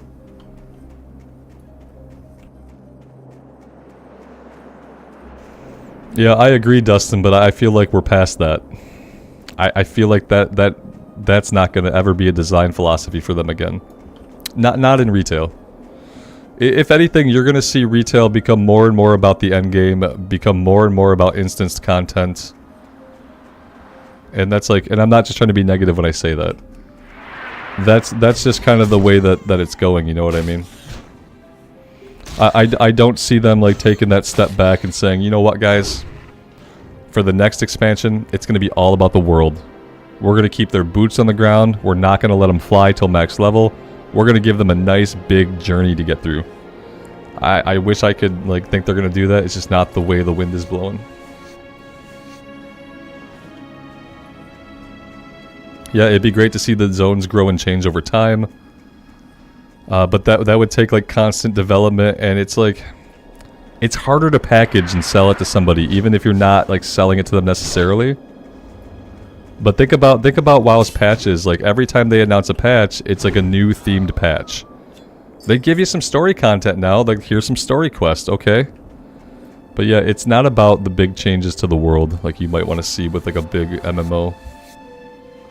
But then again, no other MMO has really been like that either. So it's not like they have a lot to live up to in that regard. Mr. Jackpots, you've been playing the game for 15 years, you've never done a raid? Yeah. I think there are lots of people in that boat. Absolutely. I don't remember the last time I did an actual raid in retail. It would have been the beginning of BFA, I think. It would have been the beginning of BFA that the last time I did a non looking for raid. I did one looking for raid, Castle Nathria in Shadowlands. And before that, I would have raided a couple of times with my guild at the beginning of BFA, before I realized I couldn't do another AP. We flushed our artifact weapon into space or whatever. I was so happy the AP grind was over, and then they're like, yeah, AP is back, and it's Azerite power now. And I was like, oh no. And I was done. So yeah, even for me, it's been a long time. And I raided very consistently through Wrath, through Cataclysm. Not so much in Warlords, but then in Legion I came back and raided quite a bit in Legion. And then Battle for Azeroth was it for me.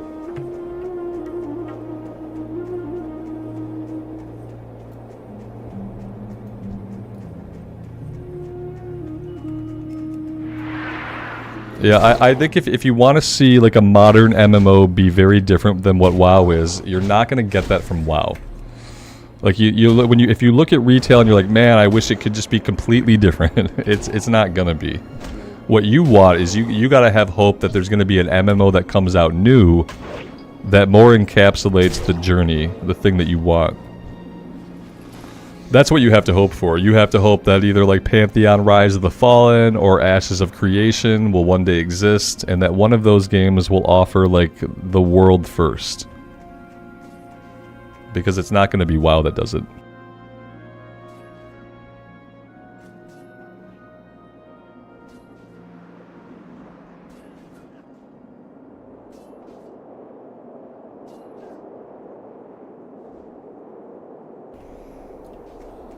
Yeah, Mr. Jackpots, I like the world events in Guild Wars 2.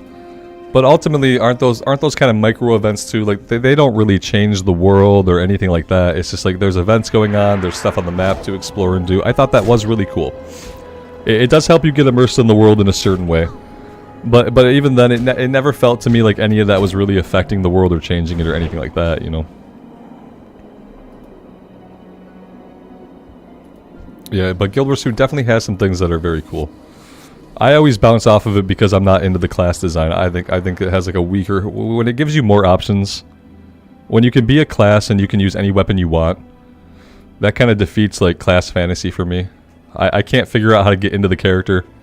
If you tell me I'm a warrior, but then you tell me I can use rifles, and you tell me I can use bows and rifles, but I'm a warrior, but my two weapons can be a bow and a rifle, like I just don't care. I don't get it. It doesn't get me into the class, you know, and that's why I bounce off Guild Wars 2.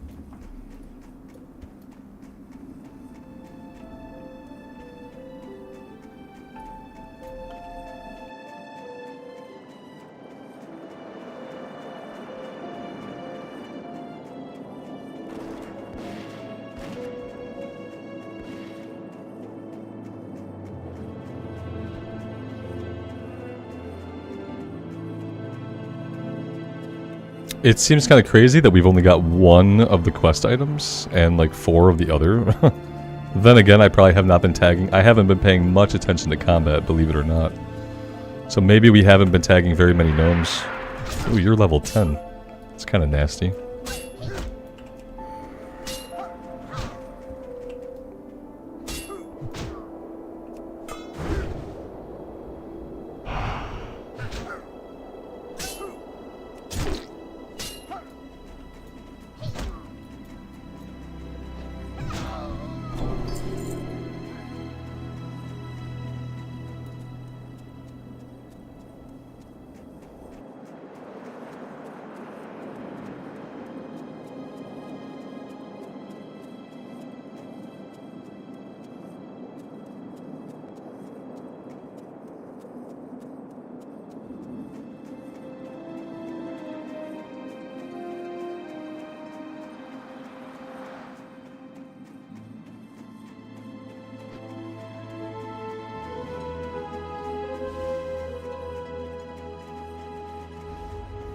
Yeah, I did like the flow of leveling in Guild Wars 2. I wish that I had played the game more when it was in its vanilla phase, because at least like if I had played it when it first came out, like the combat probably would have been more challenging. It would have been a different experience, I feel like. I probably still would have never liked the class design. And ultimately that would have put me off in the end, but I feel like if I had come into the game at a point when like the combat was even remotely meaningful at all, it just never felt like combat was impactful or meaningful. I don't know, it was weird. It reminded me of like Final Fantasy XIV combat, kind of. How like most of the combat you do in FF14 for the MSQ, like the very few times you have to actually fight and press your class buttons in the MSQ, it's really easy fights. They're not super meaningful fights. They don't really make you push your class or learn your class very well. And it's like, it's not until you do like boss fights in FF14 do you actually have to figure out a rotation or really care about what you're doing. You can play through the MSQ just doing the little encounters that happen along the way, and like most of your soloing experience, that you know, you don't have to think too much about your buttons. Combat feels kind of like innocuous and empty.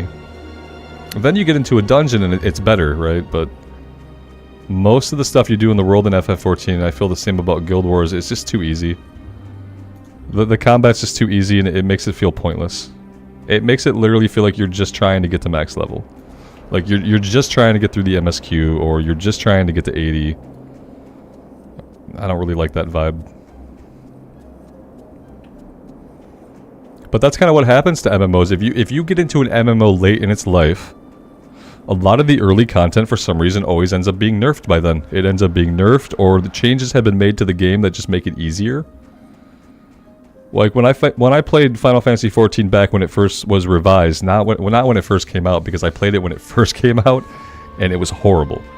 But when A Realm Reborn first came out, you still had to play 14 like an MMO. You had to do the main quest, but also you had to do all the side quests. So you were pressing your class buttons a lot more, because you were doing a lot of side quests. You were fighting a lot of stuff in the world. And over time, the game changed. They thought, like, players are not going to want to be on a 400-hour journey. We have to streamline it so that they only have to do the MSQ. But by only making you do the MSQ, they remove a lot of the fights that you would otherwise get into in solo play. By not having to do any side quests or see any other corners of the world other than the corners that the MSQ take you to. It makes it feel, like, very empty. It makes it feel more like a visual novel that you have to navigate a character through, and not like an MMORPG. Even though I love FF14's story. I think it's one of the best JRPG stories ever created. But the gameplay to get there, I feel like is super boring. Yeah. And I love the classes, because man, I love Final Fantasy. I love all those classes. I played so much Tactics back in the day. That, like, I love the classes, but like the combat itself, just I don't get into it, because it's almost like as a solo player you don't even do enough of it. Off with you. Inventory's full, guys. What's on your mind? Inventory's full.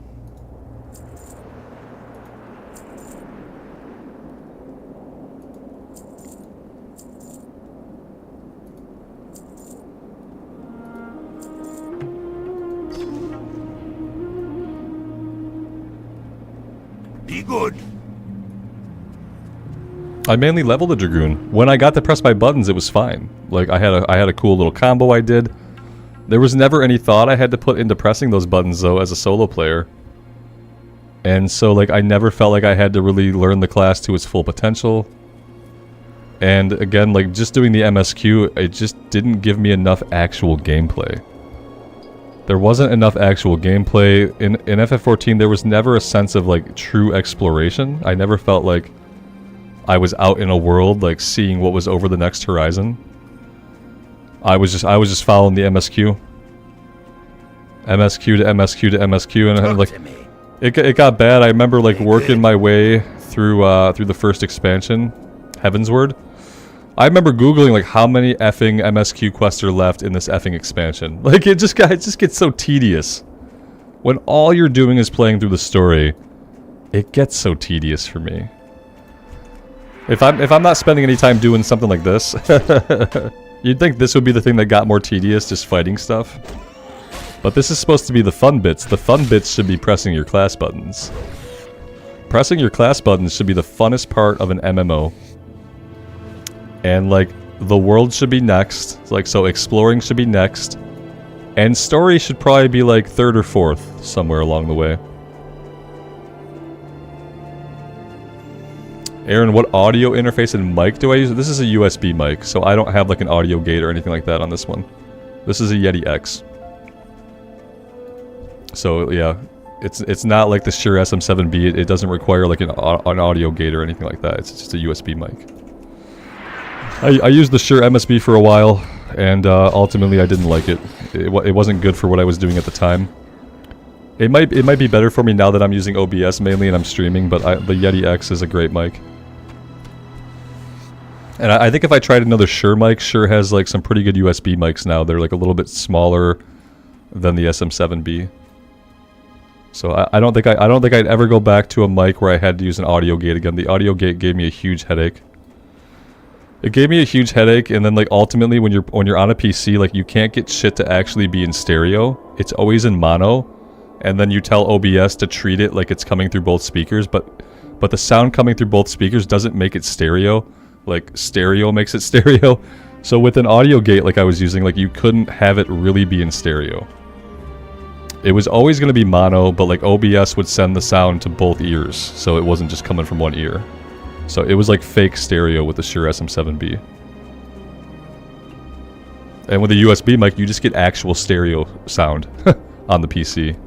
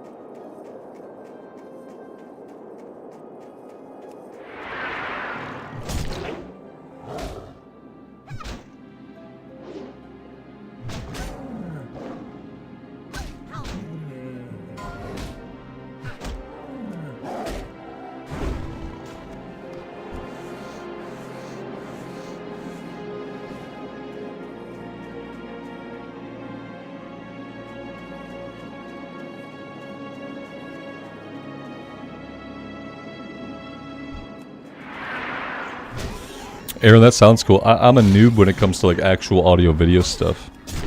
So like even for me, just learning to use the audio gate and like the suppressor and stuff and hooking all that stuff up, like all that was really new to me. And I was like admittedly like a little bit outside my comfort zone with it. Yeah, I have a lot of the learnings to do when it comes to like audio stuff, especially.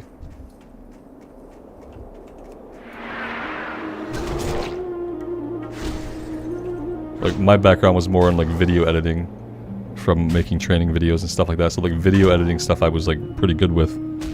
But when it came to dealing with like audio settings, like something that I really struggled with. I didn't have to deal with it a lot as a training developer. All the mics that we used when we had to record stuff were always USB mics. We never dealt with the actual studio microphone equipment. That was for the people in PR who had to like record commercials and stuff. Training development didn't get to use those rooms.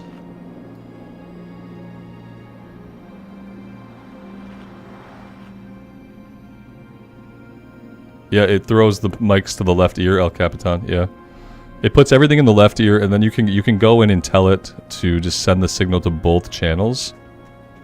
Because by default, like the Shure SM7B through an audio gate is only coming through one channel. And for me it didn't work, because I couldn't do that with NVIDIA at all. Like, with NVIDIA, if I recorded with the Shure SM7B, it only came through the left ear. And it had no setting to do what OBS does, which is to spread it to both ears, like, artificially. And then when I had the Shure SM7B, I said, okay, well, I'll just record with OBS. Well, for me, OBS was really unreliable at actually finalizing any recording over 30 minutes when the file size got too big. OBS couldn't do it. You know, because I like to publish in 1440, so my files are like 20 to 30 gigs. And OBS always failed at actually finalizing the file. Once I hit stop record, it would hang and hang and hang, and then it hardly ever finished the. So I lost so many recorded videos right around Wrath of the Lich King launch, because I was struggling to use OBS to record, because I was struggling to use the Shure SM7B, and then finally I said, you know what, no. I've been using a Yeti USB mic for 4 years. My audio is fine. It sounds fine. I didn't think I sounded any better on the Shure SM7B. And then I moved to the Yeti X, and yeah, it was a lot simpler. For what I do, the audio quality is as good as I felt like it was on the Shure SM7B, and I didn't have to fight with it every single day.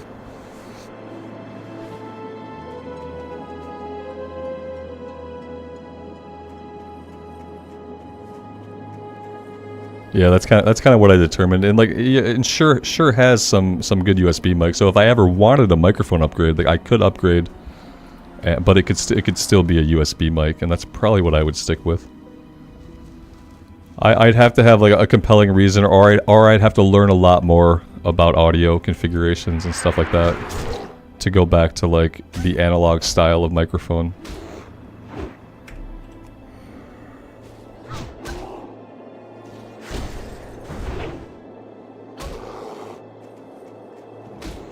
These cougars, man, these cougars are out to get us today. It's getting bad out here.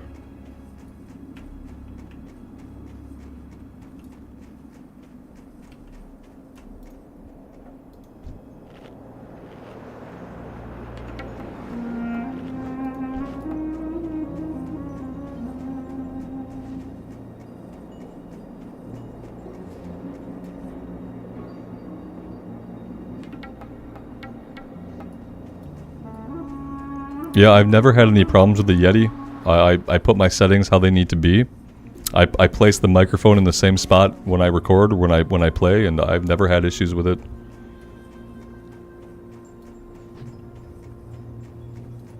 It just didn't seem like it was worth it. When the audio quality was not markedly better, and I was struggling with it every day,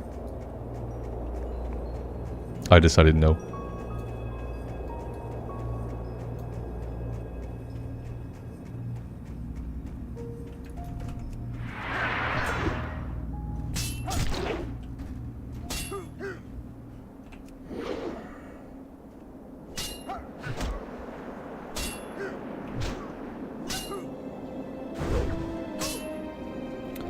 Something tells me we are not going to finish this quest today. This quest just seems like it has a remarkably low drop rate. And also, these guys are pretty... It has a low drop rate, so everybody's here forever trying to kill these guys, you know? Everybody has to kill like 40 of them in order to finish the quest, so this is kind of a bottleneck. This is a hardcore bottleneck.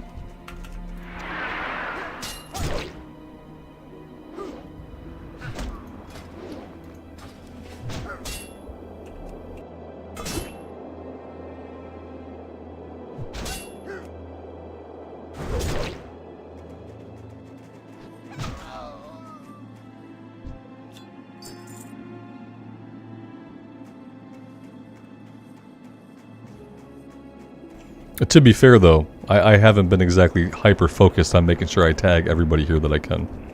I've been a little bit distracted this afternoon. As the afternoon draws on, my attention span gets weaker and weaker.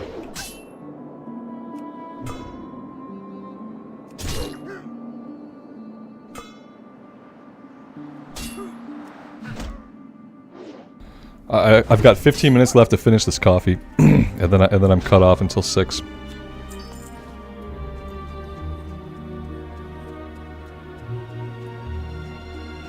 Stand in a tent and wait for them to respawn. Sounds like a way to have them all respawn around me.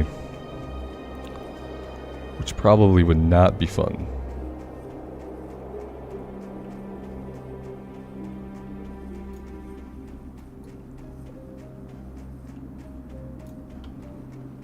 If we can get this done today, it just means we can move on tomorrow. I would like to finish it. That is kind of the goal. I'd like to at least get this one done. We have been streaming for 4 hours and 44 minutes. It's not a 6-hour stream like yesterday, but it's still pretty beefy for me.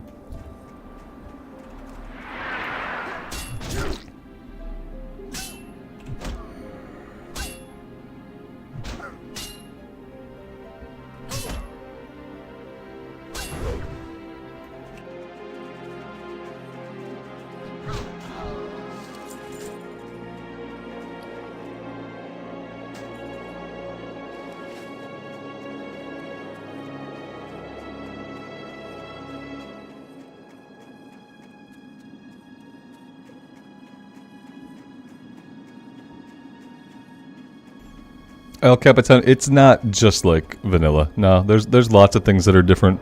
A lot of things that are different are kind of in the UI, because they couldn't get the exact same UI. Like stuff like being able to do this. Like stuff like being able to move your frames around. We can never do that in vanilla. We can have raid frames. You can have raid frames in Classic now because like they couldn't get the UI back to the way it was in actual vanilla. So some of the UI stuff is different, and I feel like there are probably some other slight. Ultimately, it's basically the same, but there are some differences. Yeah. Ra, I appreciate that, man. Thank you so much. Thanks for being here.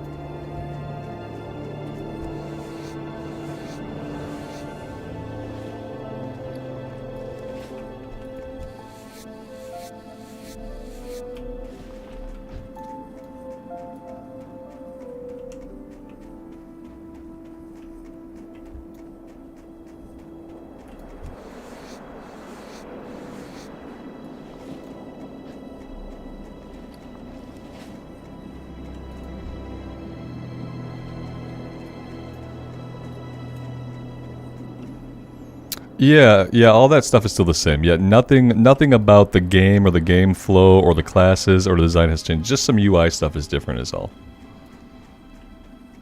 Yeah, everything else is essentially untouched from what I know.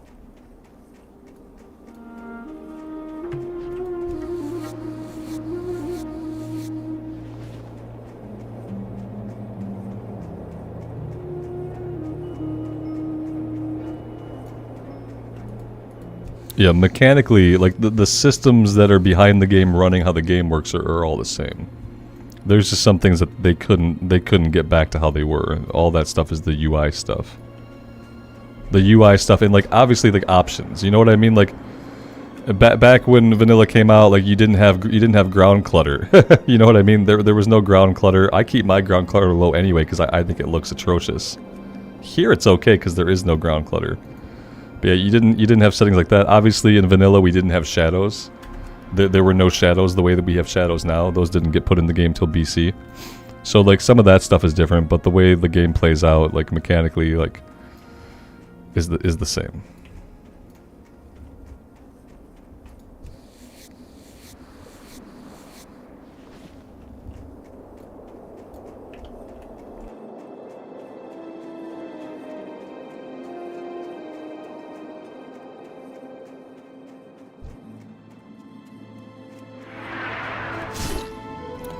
Ah, that was so close. We almost had him tagged. We almost got him.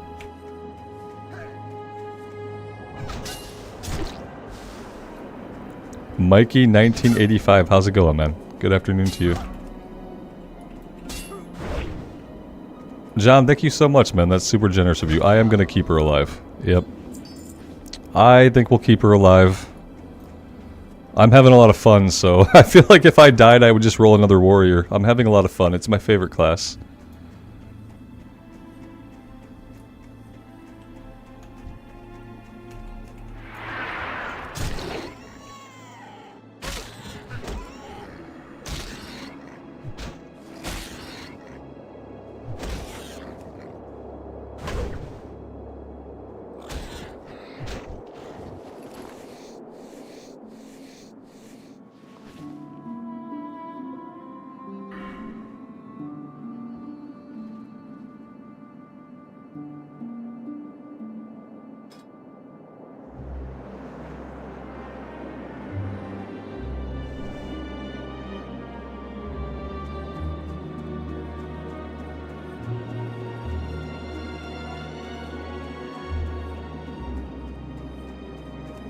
Ah, I am muted. Habitual muter. Alert! Alert!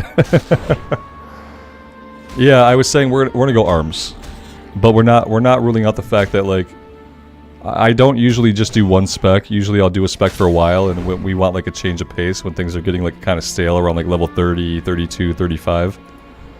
Then we'll probably check out Fury, because people often tell me like how good Fury is, and I've just never spent a lot of time with it to really know. So yeah, I'd love to do that later on in levels, just for like a change of pace, you know. Yeah, I often like to equivocate about my favorite class, Johnny, but when I get on the warrior, I realize like, yeah, the warrior's probably my favorite class. I don't know why I don't have a warrior in retail. I mean, I have a warrior floating around somewhere, but I don't have anybody at endgame in retail. I should probably rectify that at some point. I don't know if it would be as fun, but there has to be something to it that I still love.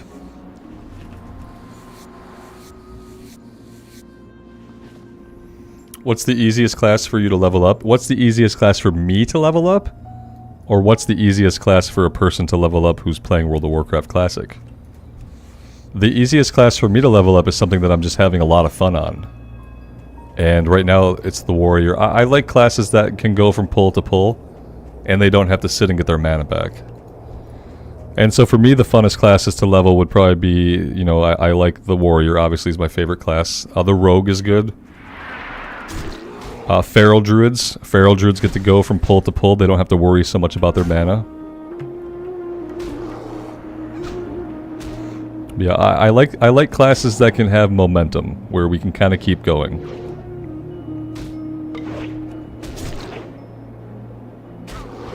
Yeah, I'd be down for a retail warrior. Maybe I'll do that after the Void Elf Warlock. I don't think anybody wants to watch me stream retail anymore, because like most of my retail streams have been very negative. However, I've never streamed a leveling retail stream. I really enjoy leveling. Obviously, like, there were things about the endgame that frustrated me. The mistake I made with endgame was that I should never have tried to stream endgame in WoW before I figured it out for myself. Because now I'm at a point where I get on my shaman for like a half hour every night and I do some stuff and it's fine, you know? I get it now. But like when I was trying to figure it out on stream, I didn't get it. And I was very vocal about how I didn't get it. And so I don't think there'd be as many people quite as interested to watch like a retail leveling stream, but it doesn't mean that I won't try it someday soon.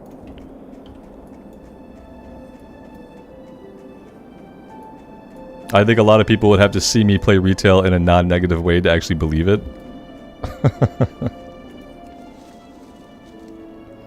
Yeah, and classic hunters have mana. Yep, absolutely. Yep.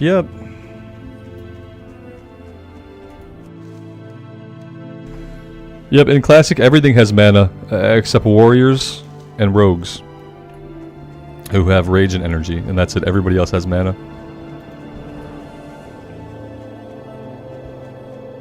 And you know, different classes rely on their mana differently. As a hunter, your pet does a lot of damage, and your auto attack does a lot of damage. So like, if you don't have any mana, it's not the end of the world. Whereas if you're on a mage and you don't have any mana, it's kind of the end of the world. So they're not as mana dependent, but yeah, it is their resource.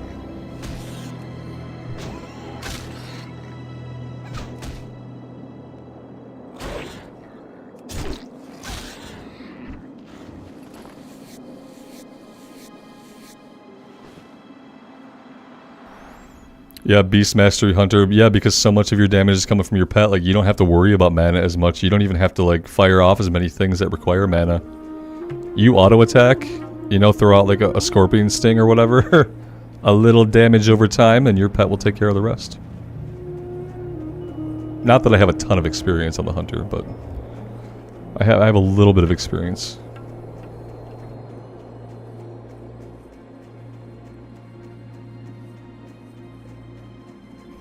I honestly wish that in retail we could get the, I want the survival spec that's a melee spec.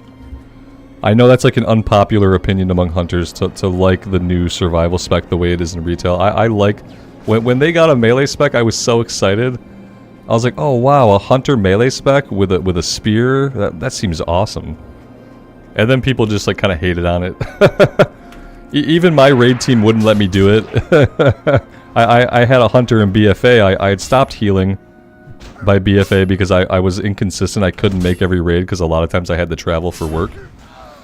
So I started playing a hunter, a Nightborn hunter, and I went Beastmaster. I wanted to go survival, but they didn't want it. They told me not to do it, basically. So yeah, but I always really liked the idea of the survival hunter wielding a spear and being in melee.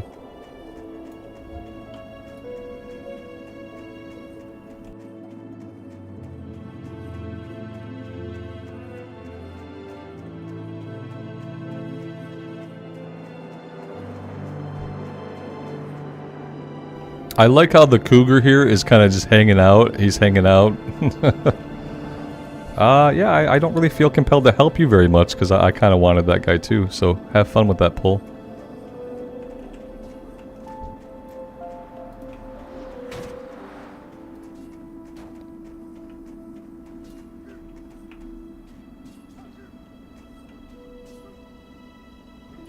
I'll help this guy if he's gonna die, but I think he's fine. But if he's gonna die, I'll help him. If not, I'm gonna let him fight his own battle here. Yeah, he looks like he's gonna be fine.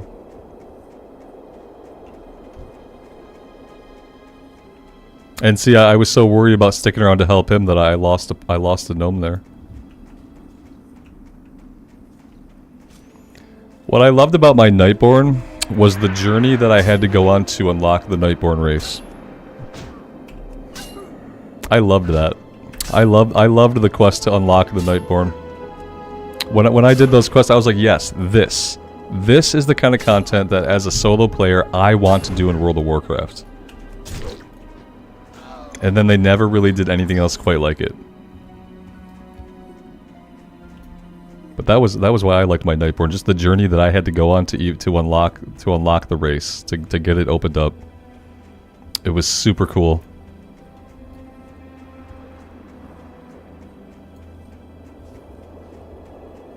What do I think of Death Knights? I like the idea of Death Knights.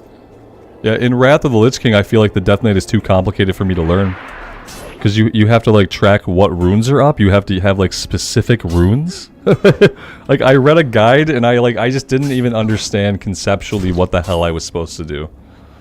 And so I love the idea of the class because I love people standing in melee range, wearing heavy armor, hitting things with big weapons. So like, yeah, aesthetically I'd love a Death Knight. In Wrath at least, I don't think I can play one because I don't think I'm smart enough. And I don't know how they are in retail. Because I haven't played one in retail, so... I went to make a Death Knight in retail and it put me in the Death Knight starting experience from back in Wrath. And I said, no. I said, nope, I don't want to play that starting experience ever again. And so that was the end of me leveling a Death Knight in retail. It didn't get off the ground. And then I settled on the Void Elf Warlock instead.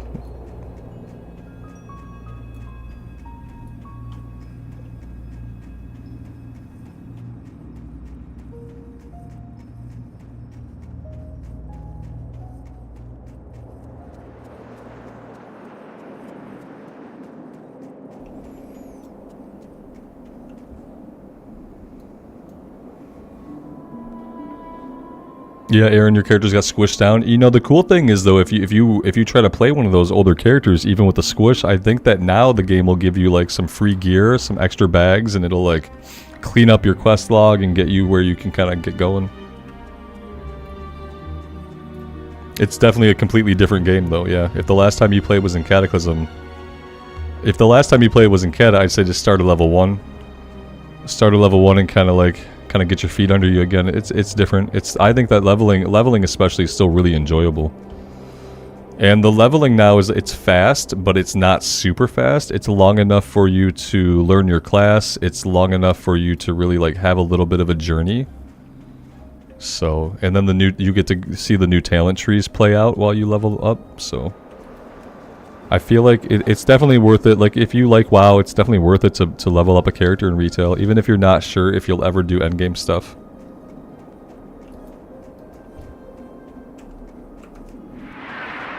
Yeah, I didn't like the Death Knight starting experience. I never liked it. I never liked it originally, and I didn't like it when I went to do it recently. Like, I don't like it. And it feels so weird anyway to be playing in retail and to be back in time and like seeing Arthas. It basically just makes no fucking sense. I wish that they would just put me anywhere else at any level. Make me a level 1. Make me go through Exile's Reach. I don't know. But yeah, I really hated having to think about going through that experience again. Yeah, Kevin, it's all level scaled now. Yeah, if you check out, like, I have a Void Walker. A Void Walker. I have a Void Elf Warlock playthrough going on, like an immersive playthrough on my channel. And you can see how I kind of pick and choose like what zones I want to level in. And if you take like, you have to take certain time walking campaigns from Chromie, so it's kind of confusing a little bit. But basically you go talk to Chromie and you tell her like where you want to level up. You get to pick from expansions. If you want to level up in the old world zones, you can do that all the way to 60 in any zone in the old world. You just choose Cataclysm time walking at Chromie. And this is what I'd basically recommend anybody to do. Choose Cataclysm time walking with Chromie. Open your world map and pick a zone. Where do I want to start leveling? And then you beat that zone. And then you pick another zone. And you'll probably do like 5-6 zones. And then you'll be ready to go into Dragonflight. And it'll be a cool journey. You'll have a fun experience. They've recently changed how lighting and like how far the view distance works in those old world zones. So it will feel, even if you played through those zones in Cata, if you go into them today, you will feel like you're seeing them for the first time. Because the way lighting is handled now and the way the view distance is handled is modern, and it looks so different than how the zones originally looked. You can choose Northrend, but yes, for that you would do the Wrath of the Lich King time walking. So if you wanted to level in Northrend, you'd go to Chromie, you do time walking campaign, you would choose Northrend time walking, and then you can go off to Northrend, you can level up in any of those zones. Yep, and you'll get to see them with new lighting. You'll get to see them like they'll be the same, but they'll be a little different. Yep, same thing. Any expansion, you can choose any expansion zones to level through, and you'll probably only have to do like a few of them to get to 60, but it'll be a good journey.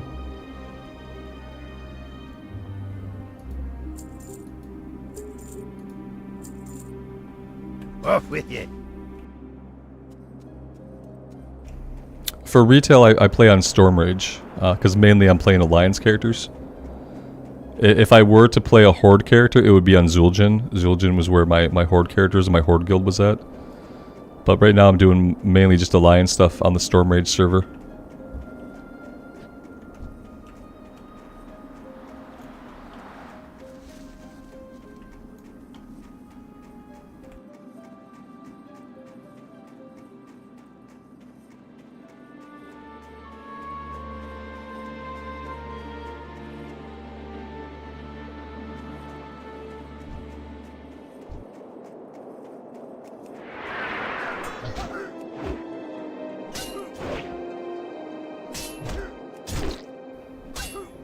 Yeah, it's really good. You know, it won't let you see like the full stories of the expansion, but I think most people don't really care about that to begin with. But it will let you play in any zone in the game that you want. Which, yeah, it's a really big quality of life. Now, the downside of this, and people say this to me all the time, they leave comments and stuff. They say, "Oh wow, the world looks empty." Whenever I play retail, that's like one of the main comments. "Oh wow, the world looks empty." Okay. So there are about a bazillion zones that people can take their characters through now. So like you're not going to see as many people while you level up before you get the Dragonflight. Because like I said, people can literally open their map and they can level up in any zone they want throughout any part of the game's history. And so yes, a negative side effect of that for some people is that you don't see as many players while you're leveling up until you get the Dragonflight. So like that's the only thing I'll warn against is like you're gonna open, if you were to open your map and you were to say I am gonna level up in the Eastern Plaguelands, you know, that's cool. You can go do that, but you know the only other people that are gonna be there are also people who randomly decided to level up there too. So like it's not gonna be as many people as when you all have kind of a leveling path that you have to get through. Yeah, it would be a good reason to have mega servers because then you might see more people. But once you're in Dragonflight, then you're in the same areas as everybody else. So like, you know, it's fine. My thoughts on the Demon Hunters? I haven't played enough Demon Hunter. Yeah, we played one like a year ago.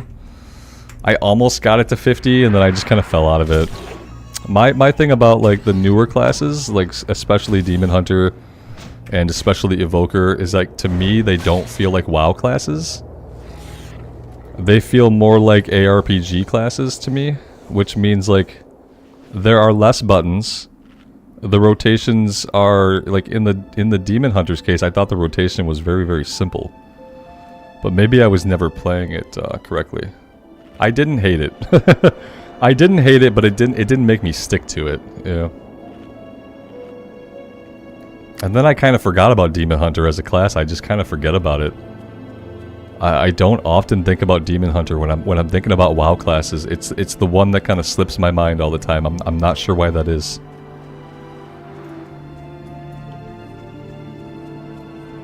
But yeah, I leveled one a year or so ago.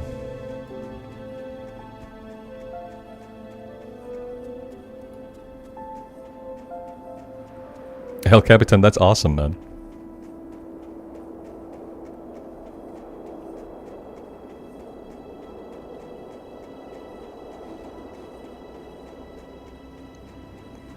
Ivy, that's a good take on like justifying like why it's okay for the zones to be kind of empty. I kind of like that take from like almost from like a roleplay perspective.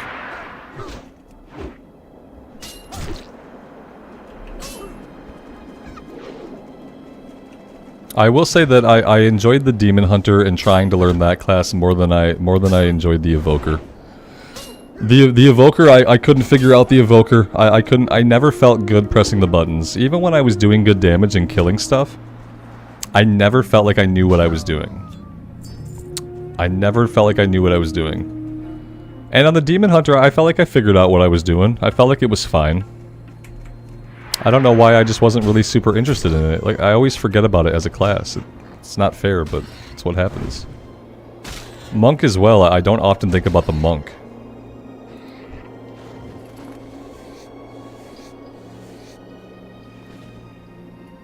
The hunter that wouldn't stop pulling, and I married her. You got a winner, man. That's awesome, though.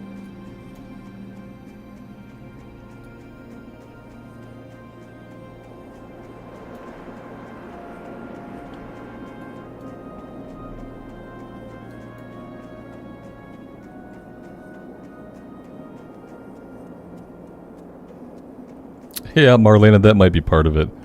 Maybe if I can be an evoker that was just like any other race, maybe I'd be okay with it. I like my my visage form, my humanoid form. I really wish I could lock my guy into his visage form, even when we're in combat. And if I just didn't have to see the dragon form, I'd probably be better. It'd probably be better. I don't like the dragon form very much. I think it looks, you know, it looks like a mascot to me. It looks like a guy wearing a mascot, and like the eyes are really in the neck. You know, he's not really looking out of the eyes up here. It was always very mascot-esque of me. When I look at it, I can't get and I think mascots are weird. And I think the people dressed up at Disney they're weird. Because I can't tell what kind of facial expressions they're making under there. And when I see a Drakthir, I see a dude in a mascot suit. I see a fucking dude in a mascot, and I can't, now that I saw it, I can't unsee it. I see my guy on the character select screen in his dragon form, and I cringe. It's like the long neck. It's like, yeah, the dude's head's in the neck, and he's looking out the holes in the neck that you can't see. Yeah, I can't get over it.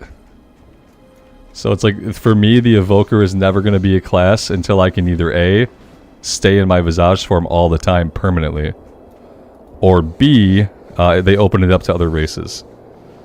I also really hate not seeing my armor on my character. So while the armor that you can pick for the Drakthir, it looks really cool, right? The armor options you get. I hate getting a new piece of gear, equipping it, and not seeing my character change. That's a big deal in this game to me. I want to get a cool new piece of gear, and then I want to see what it looks like on me. And with things like Drakthir, you don't get to do that. So that's the other problem. Not only do I not like how they look because they're just a giant silly mascot dragon, the gear doesn't change on them, so I don't like that either.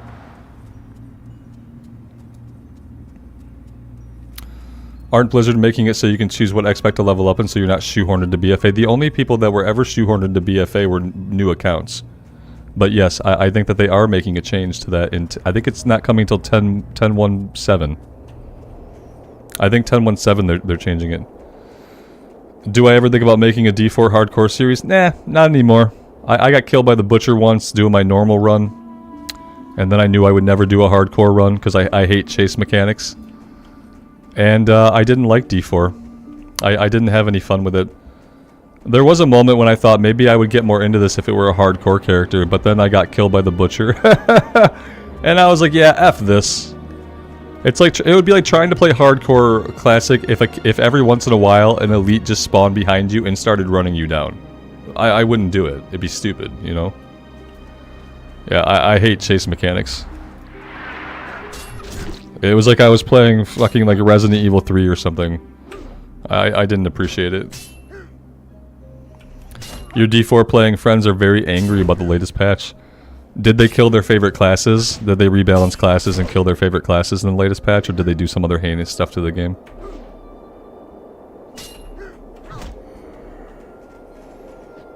I haven't been following the game at all. I decided it just really wasn't for me.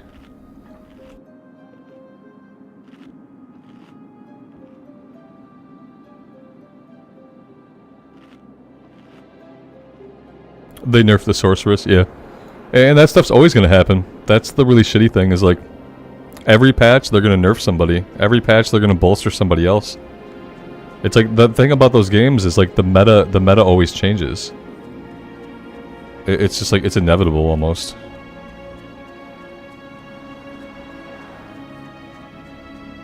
Yeah, Dustin, exactly.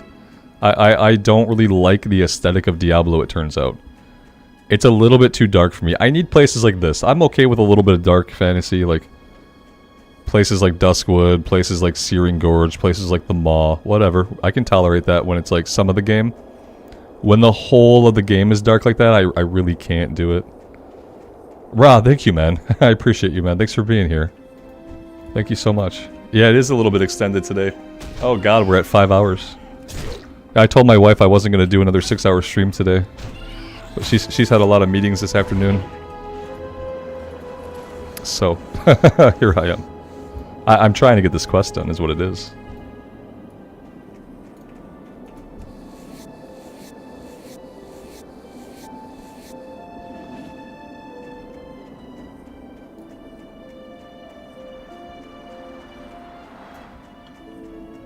Yeah, I think people grow and change, and like you'll like different stuff as time goes on.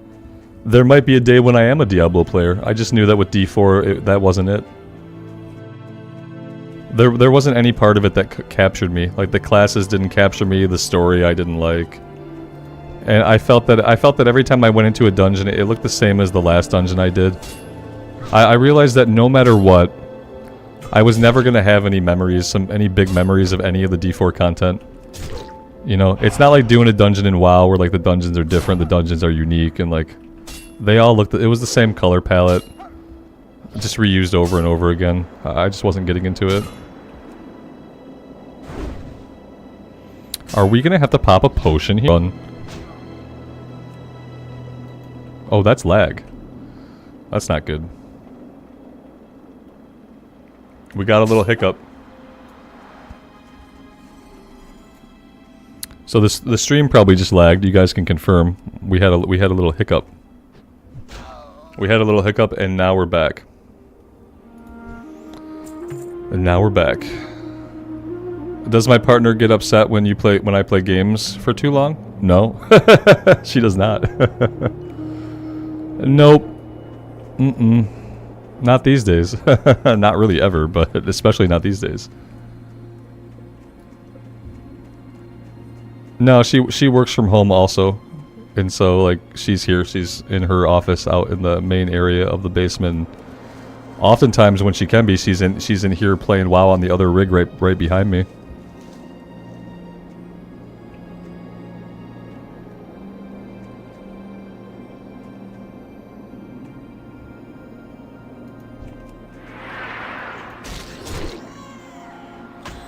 No, when I told her that I wasn't going to stream for 6 hours again, she said, okay. Almost as if she didn't quite believe me. But definitely, she doesn't care. I have more than enough time in my life, so it's not like I'm neglecting other stuff to continue playing. I don't always stream this long. Sometimes I stream for just 2 hours. It really depends on like what I'm playing and how I'm feeling, you know. Yeah, she often facilitates me playing longer. Yeah, like earlier she brought me a BLT. Oh, it was a club sandwich, not a BLT. Totally different. It had bacon and lettuce and tomato on it. Yep, She often, like, facilitates me streaming longer than I might be able to if I didn't have her here.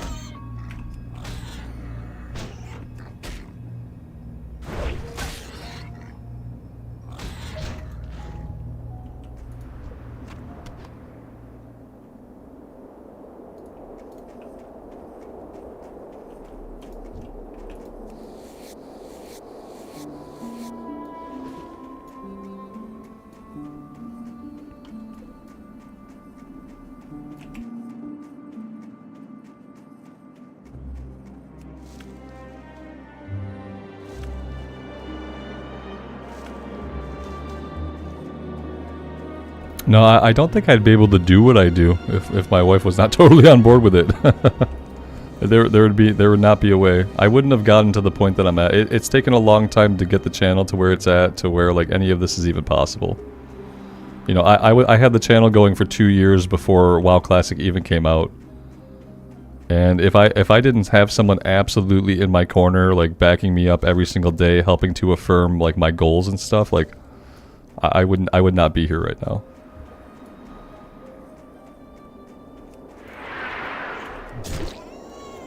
There'd be no way.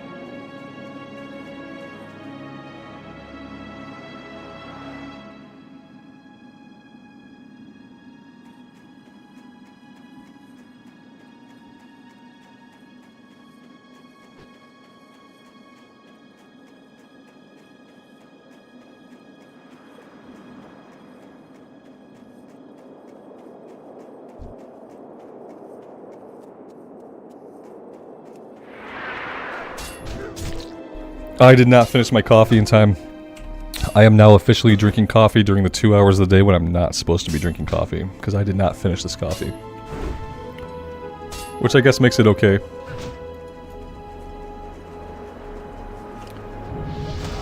And level 11. We'll help this person out because they were completely about to get blindsided by this guy.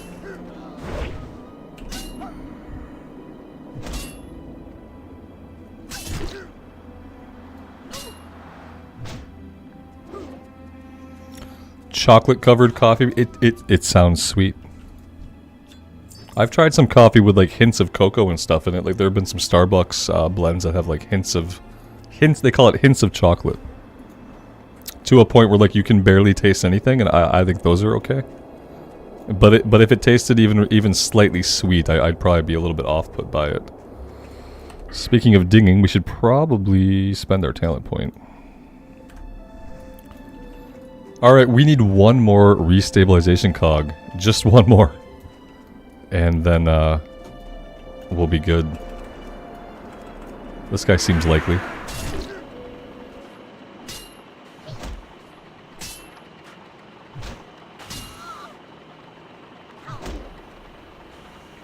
Favorite race? Not so much. I have races that I don't like. Favorite starting zone is probably Mulgore or Elven Forest. But favorite race? There are races I don't like. You know, I don't really like trolls. I'm not a big fan of orcs. The undead are hit or miss because I don't like seeing the bones. Yeah, I like most of the alliance classes fine. On the horde side of things, it's a little bit tougher, you know. Yeah, Miles, I probably don't want coffee at 9:30. Even I wouldn't do that. That would definitely be a recipe for like just staying awake way too long and then probably having really weird dreams when I did fall asleep. I've had really vivid dreams the last couple nights, and I usually don't. And I don't really know.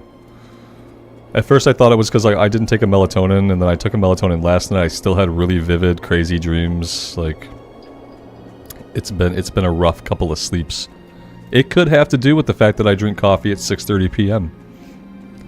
It definitely could be that I'm drinking coffee too late, and that it's messing with my dreams now. I don't know.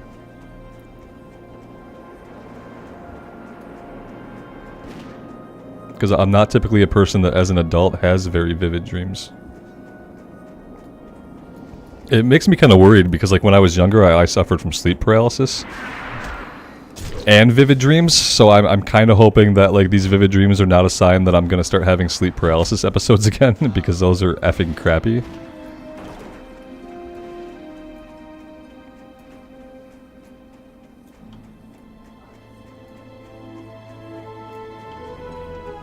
But yeah, we'll see. The last time I had sleep paralysis was probably like over 2 years ago.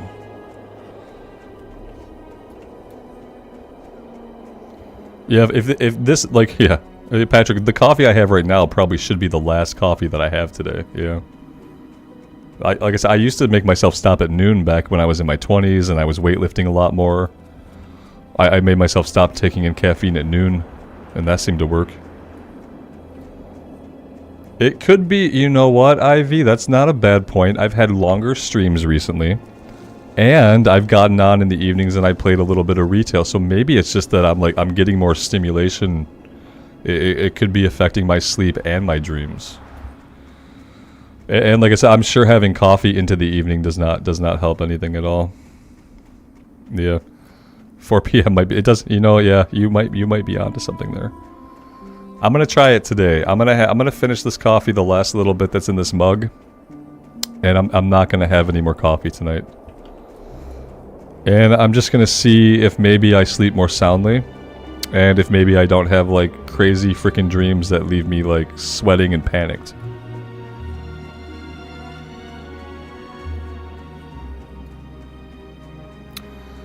Max, that's what happened in your sleep paralysis episode, or was that happening in real life as you had sleep paralysis? And if that's all that was going on, damn lucky you, man. When I had sleep paralysis as a kid, I saw grays coming in and out of my room. If you don't know what a gray is, you can like Google image it. It's a type of alien that was popular in fiction in the 90s and early 2000s. And I watched a lot of stuff like X-Files and stuff as a kid. So when I started having sleep paralysis episodes as a young teenager, I saw aliens coming in and out of my room at night. And when you're a teenager and you don't know what sleep paralysis is, and you are seeing aliens come in and out of your room at night, and you can't move your body and you can't scream for help, it sounds like every single abduction story that you've ever read. And yeah, I would tell my parents, hey, I'm laying in bed at night, I wake up in the middle of the night, I can't move, I can't talk, I can't scream, my body feels like it's asleep, and there's a fucking gray standing at the foot of my bed every night. Like, it's just a nightmare, Robert. It's fine. I'm like, okay. Okay, and I stopped talking about it, but it kept happening. And it wasn't until I was 19 or 20, and the internet was around a lot more prominently. And I started to look up the shit that was going on with me, and I found out that this is something that happens to people.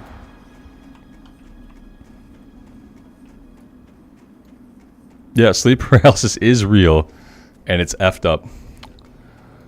The weirdest part about it for me was like it became so common for me. It happened every day. It started happening when I would take naps between my shifts at work, and it happened every day. So I started to try to figure out what I could do. And you can do this thing where like you feel like you can move from your bed. Your whole body's like, imagine like when your arm's asleep. Imagine your whole body feeling like that. But you'd think you can flop yourself around, right? So I would get myself flopped out of my bed, flop myself to the floor, crawl as much as I could to get out of my room. And then you rubber band back. You rubber band back to where you're sleeping because you never left your bed. You never flopped yourself to the floor. You never moved at all. But you'd think you did because you're partially in a dream state, but your brain can only render the room because your brain's actually just in the room. So you can't, in your dream state, get yourself out of the room. So every time I'd be about to get myself out of the room away from this horrible shit that's going on, I'd rubber band back into my body in my bed. And that became the most disturbing part, the fact that I could like almost think I could exhibit some control over it, but I couldn't. And then the only way that I ever found to wake myself up, you have to trigger your adrenaline. You have to manually trigger your adrenaline to wake up the part of your brain that's still asleep. Because part of you is awake. That's why you're rendering your environment, but you're putting dream images in front of your environment. And for me, those dream images were nightmare images. And so that was my sleep paralysis. It was like, I got to a point where I thought I was throwing myself out of the bed, crawling across the floor, and you just rubber band back. I call it rubber banding. It's really hard to explain. You feel tension. You feel tension as you're doing it, and then you just end up back in your bed. Yeah, it's like for a long time, Dan, I had no idea what was happening. Yeah, as a kid, I had no idea. As an adult, once I learned about it, I understood it better. I knew what it was and what it wasn't, so I got a grasp on it eventually. But certainly as a teenager, it effed me up. It definitely probably effed me up as a teenager during those formative years. The door opens, ... anxiety. Yeah. Yeah, I'm... yes. It was weird. The farthest I ever got out of my house in a sleep paralysis episode, I got to the front door. I was able to open the front door of the house, and outside was like a blasted landscape that looked like the surface of Mars, but with like crumpled buildings and shit. And then I rubber banded back to my bed. And that was the farthest that I ever was able to like get myself to move from where I was actually physically asleep. And then yeah, I had to learn the trick of like getting my adrenaline to trigger to wake me up. When I was sick of it, you know. Because it got to a point where in my 20s where like I knew what it was. I was like, okay, here we go. Okay, what's gonna walk into the room next? You know, okay, what's gonna walk into the room, and can I get out of the room today? So it became almost like a little game I would play, but it was terrifying every time it happened. But like the only way I could take control over it was to like see what I can do like while stuck in that state. It's bad stuff. Yeah, if you want to hear like nightmare stories, like read people's sleep paralysis experiences. And it's basically nightmare fuel. Now technically, it can't technically hurt you, I don't think. I don't think you can technically be hurt or harmed by having a sleep paralysis episode. But it's really psychologically terrifying. Even after you know what's happening.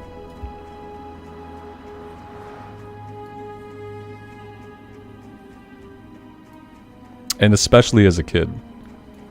Like, whenever my kid talks about dreams, I listen very carefully to see if, like, if he starts having these kinds of things happen to him. Because when you're a kid and you're experiencing it and you talk to people about it and they're just like, it's just a dream, and in your head you're like, no, I have dreams, I know what those are like, and this is not it.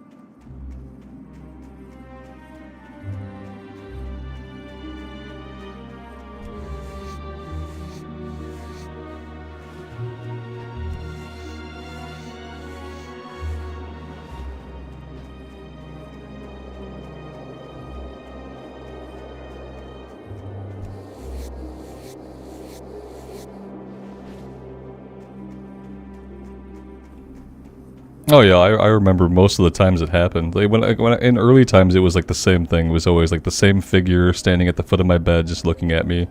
As I got older it became different things. It would be like the reflection in the television of a shadow rising on the wall behind me. It became different things as I got older. Especially after I figured out what it was, it stopped being grays and it started just being random terrifying shit. Hi, how are you?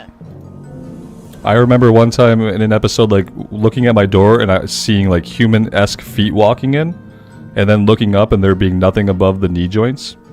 Just a parade of feet coming into the room, like legs with feet. That was pretty messed up. You have a great day now.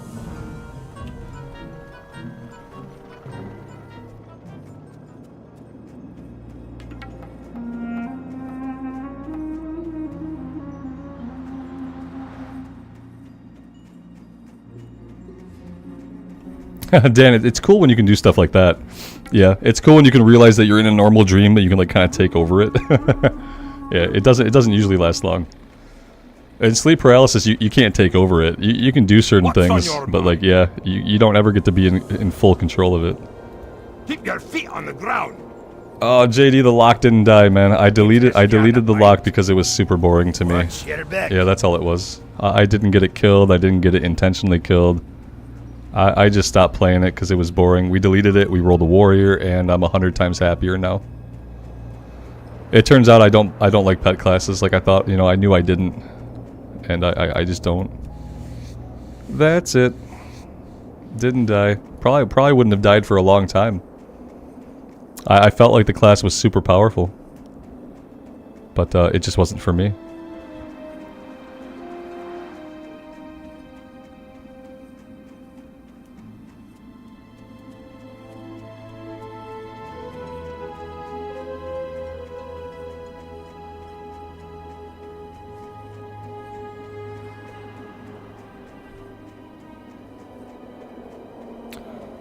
Alright guys, it has been quite a journey today.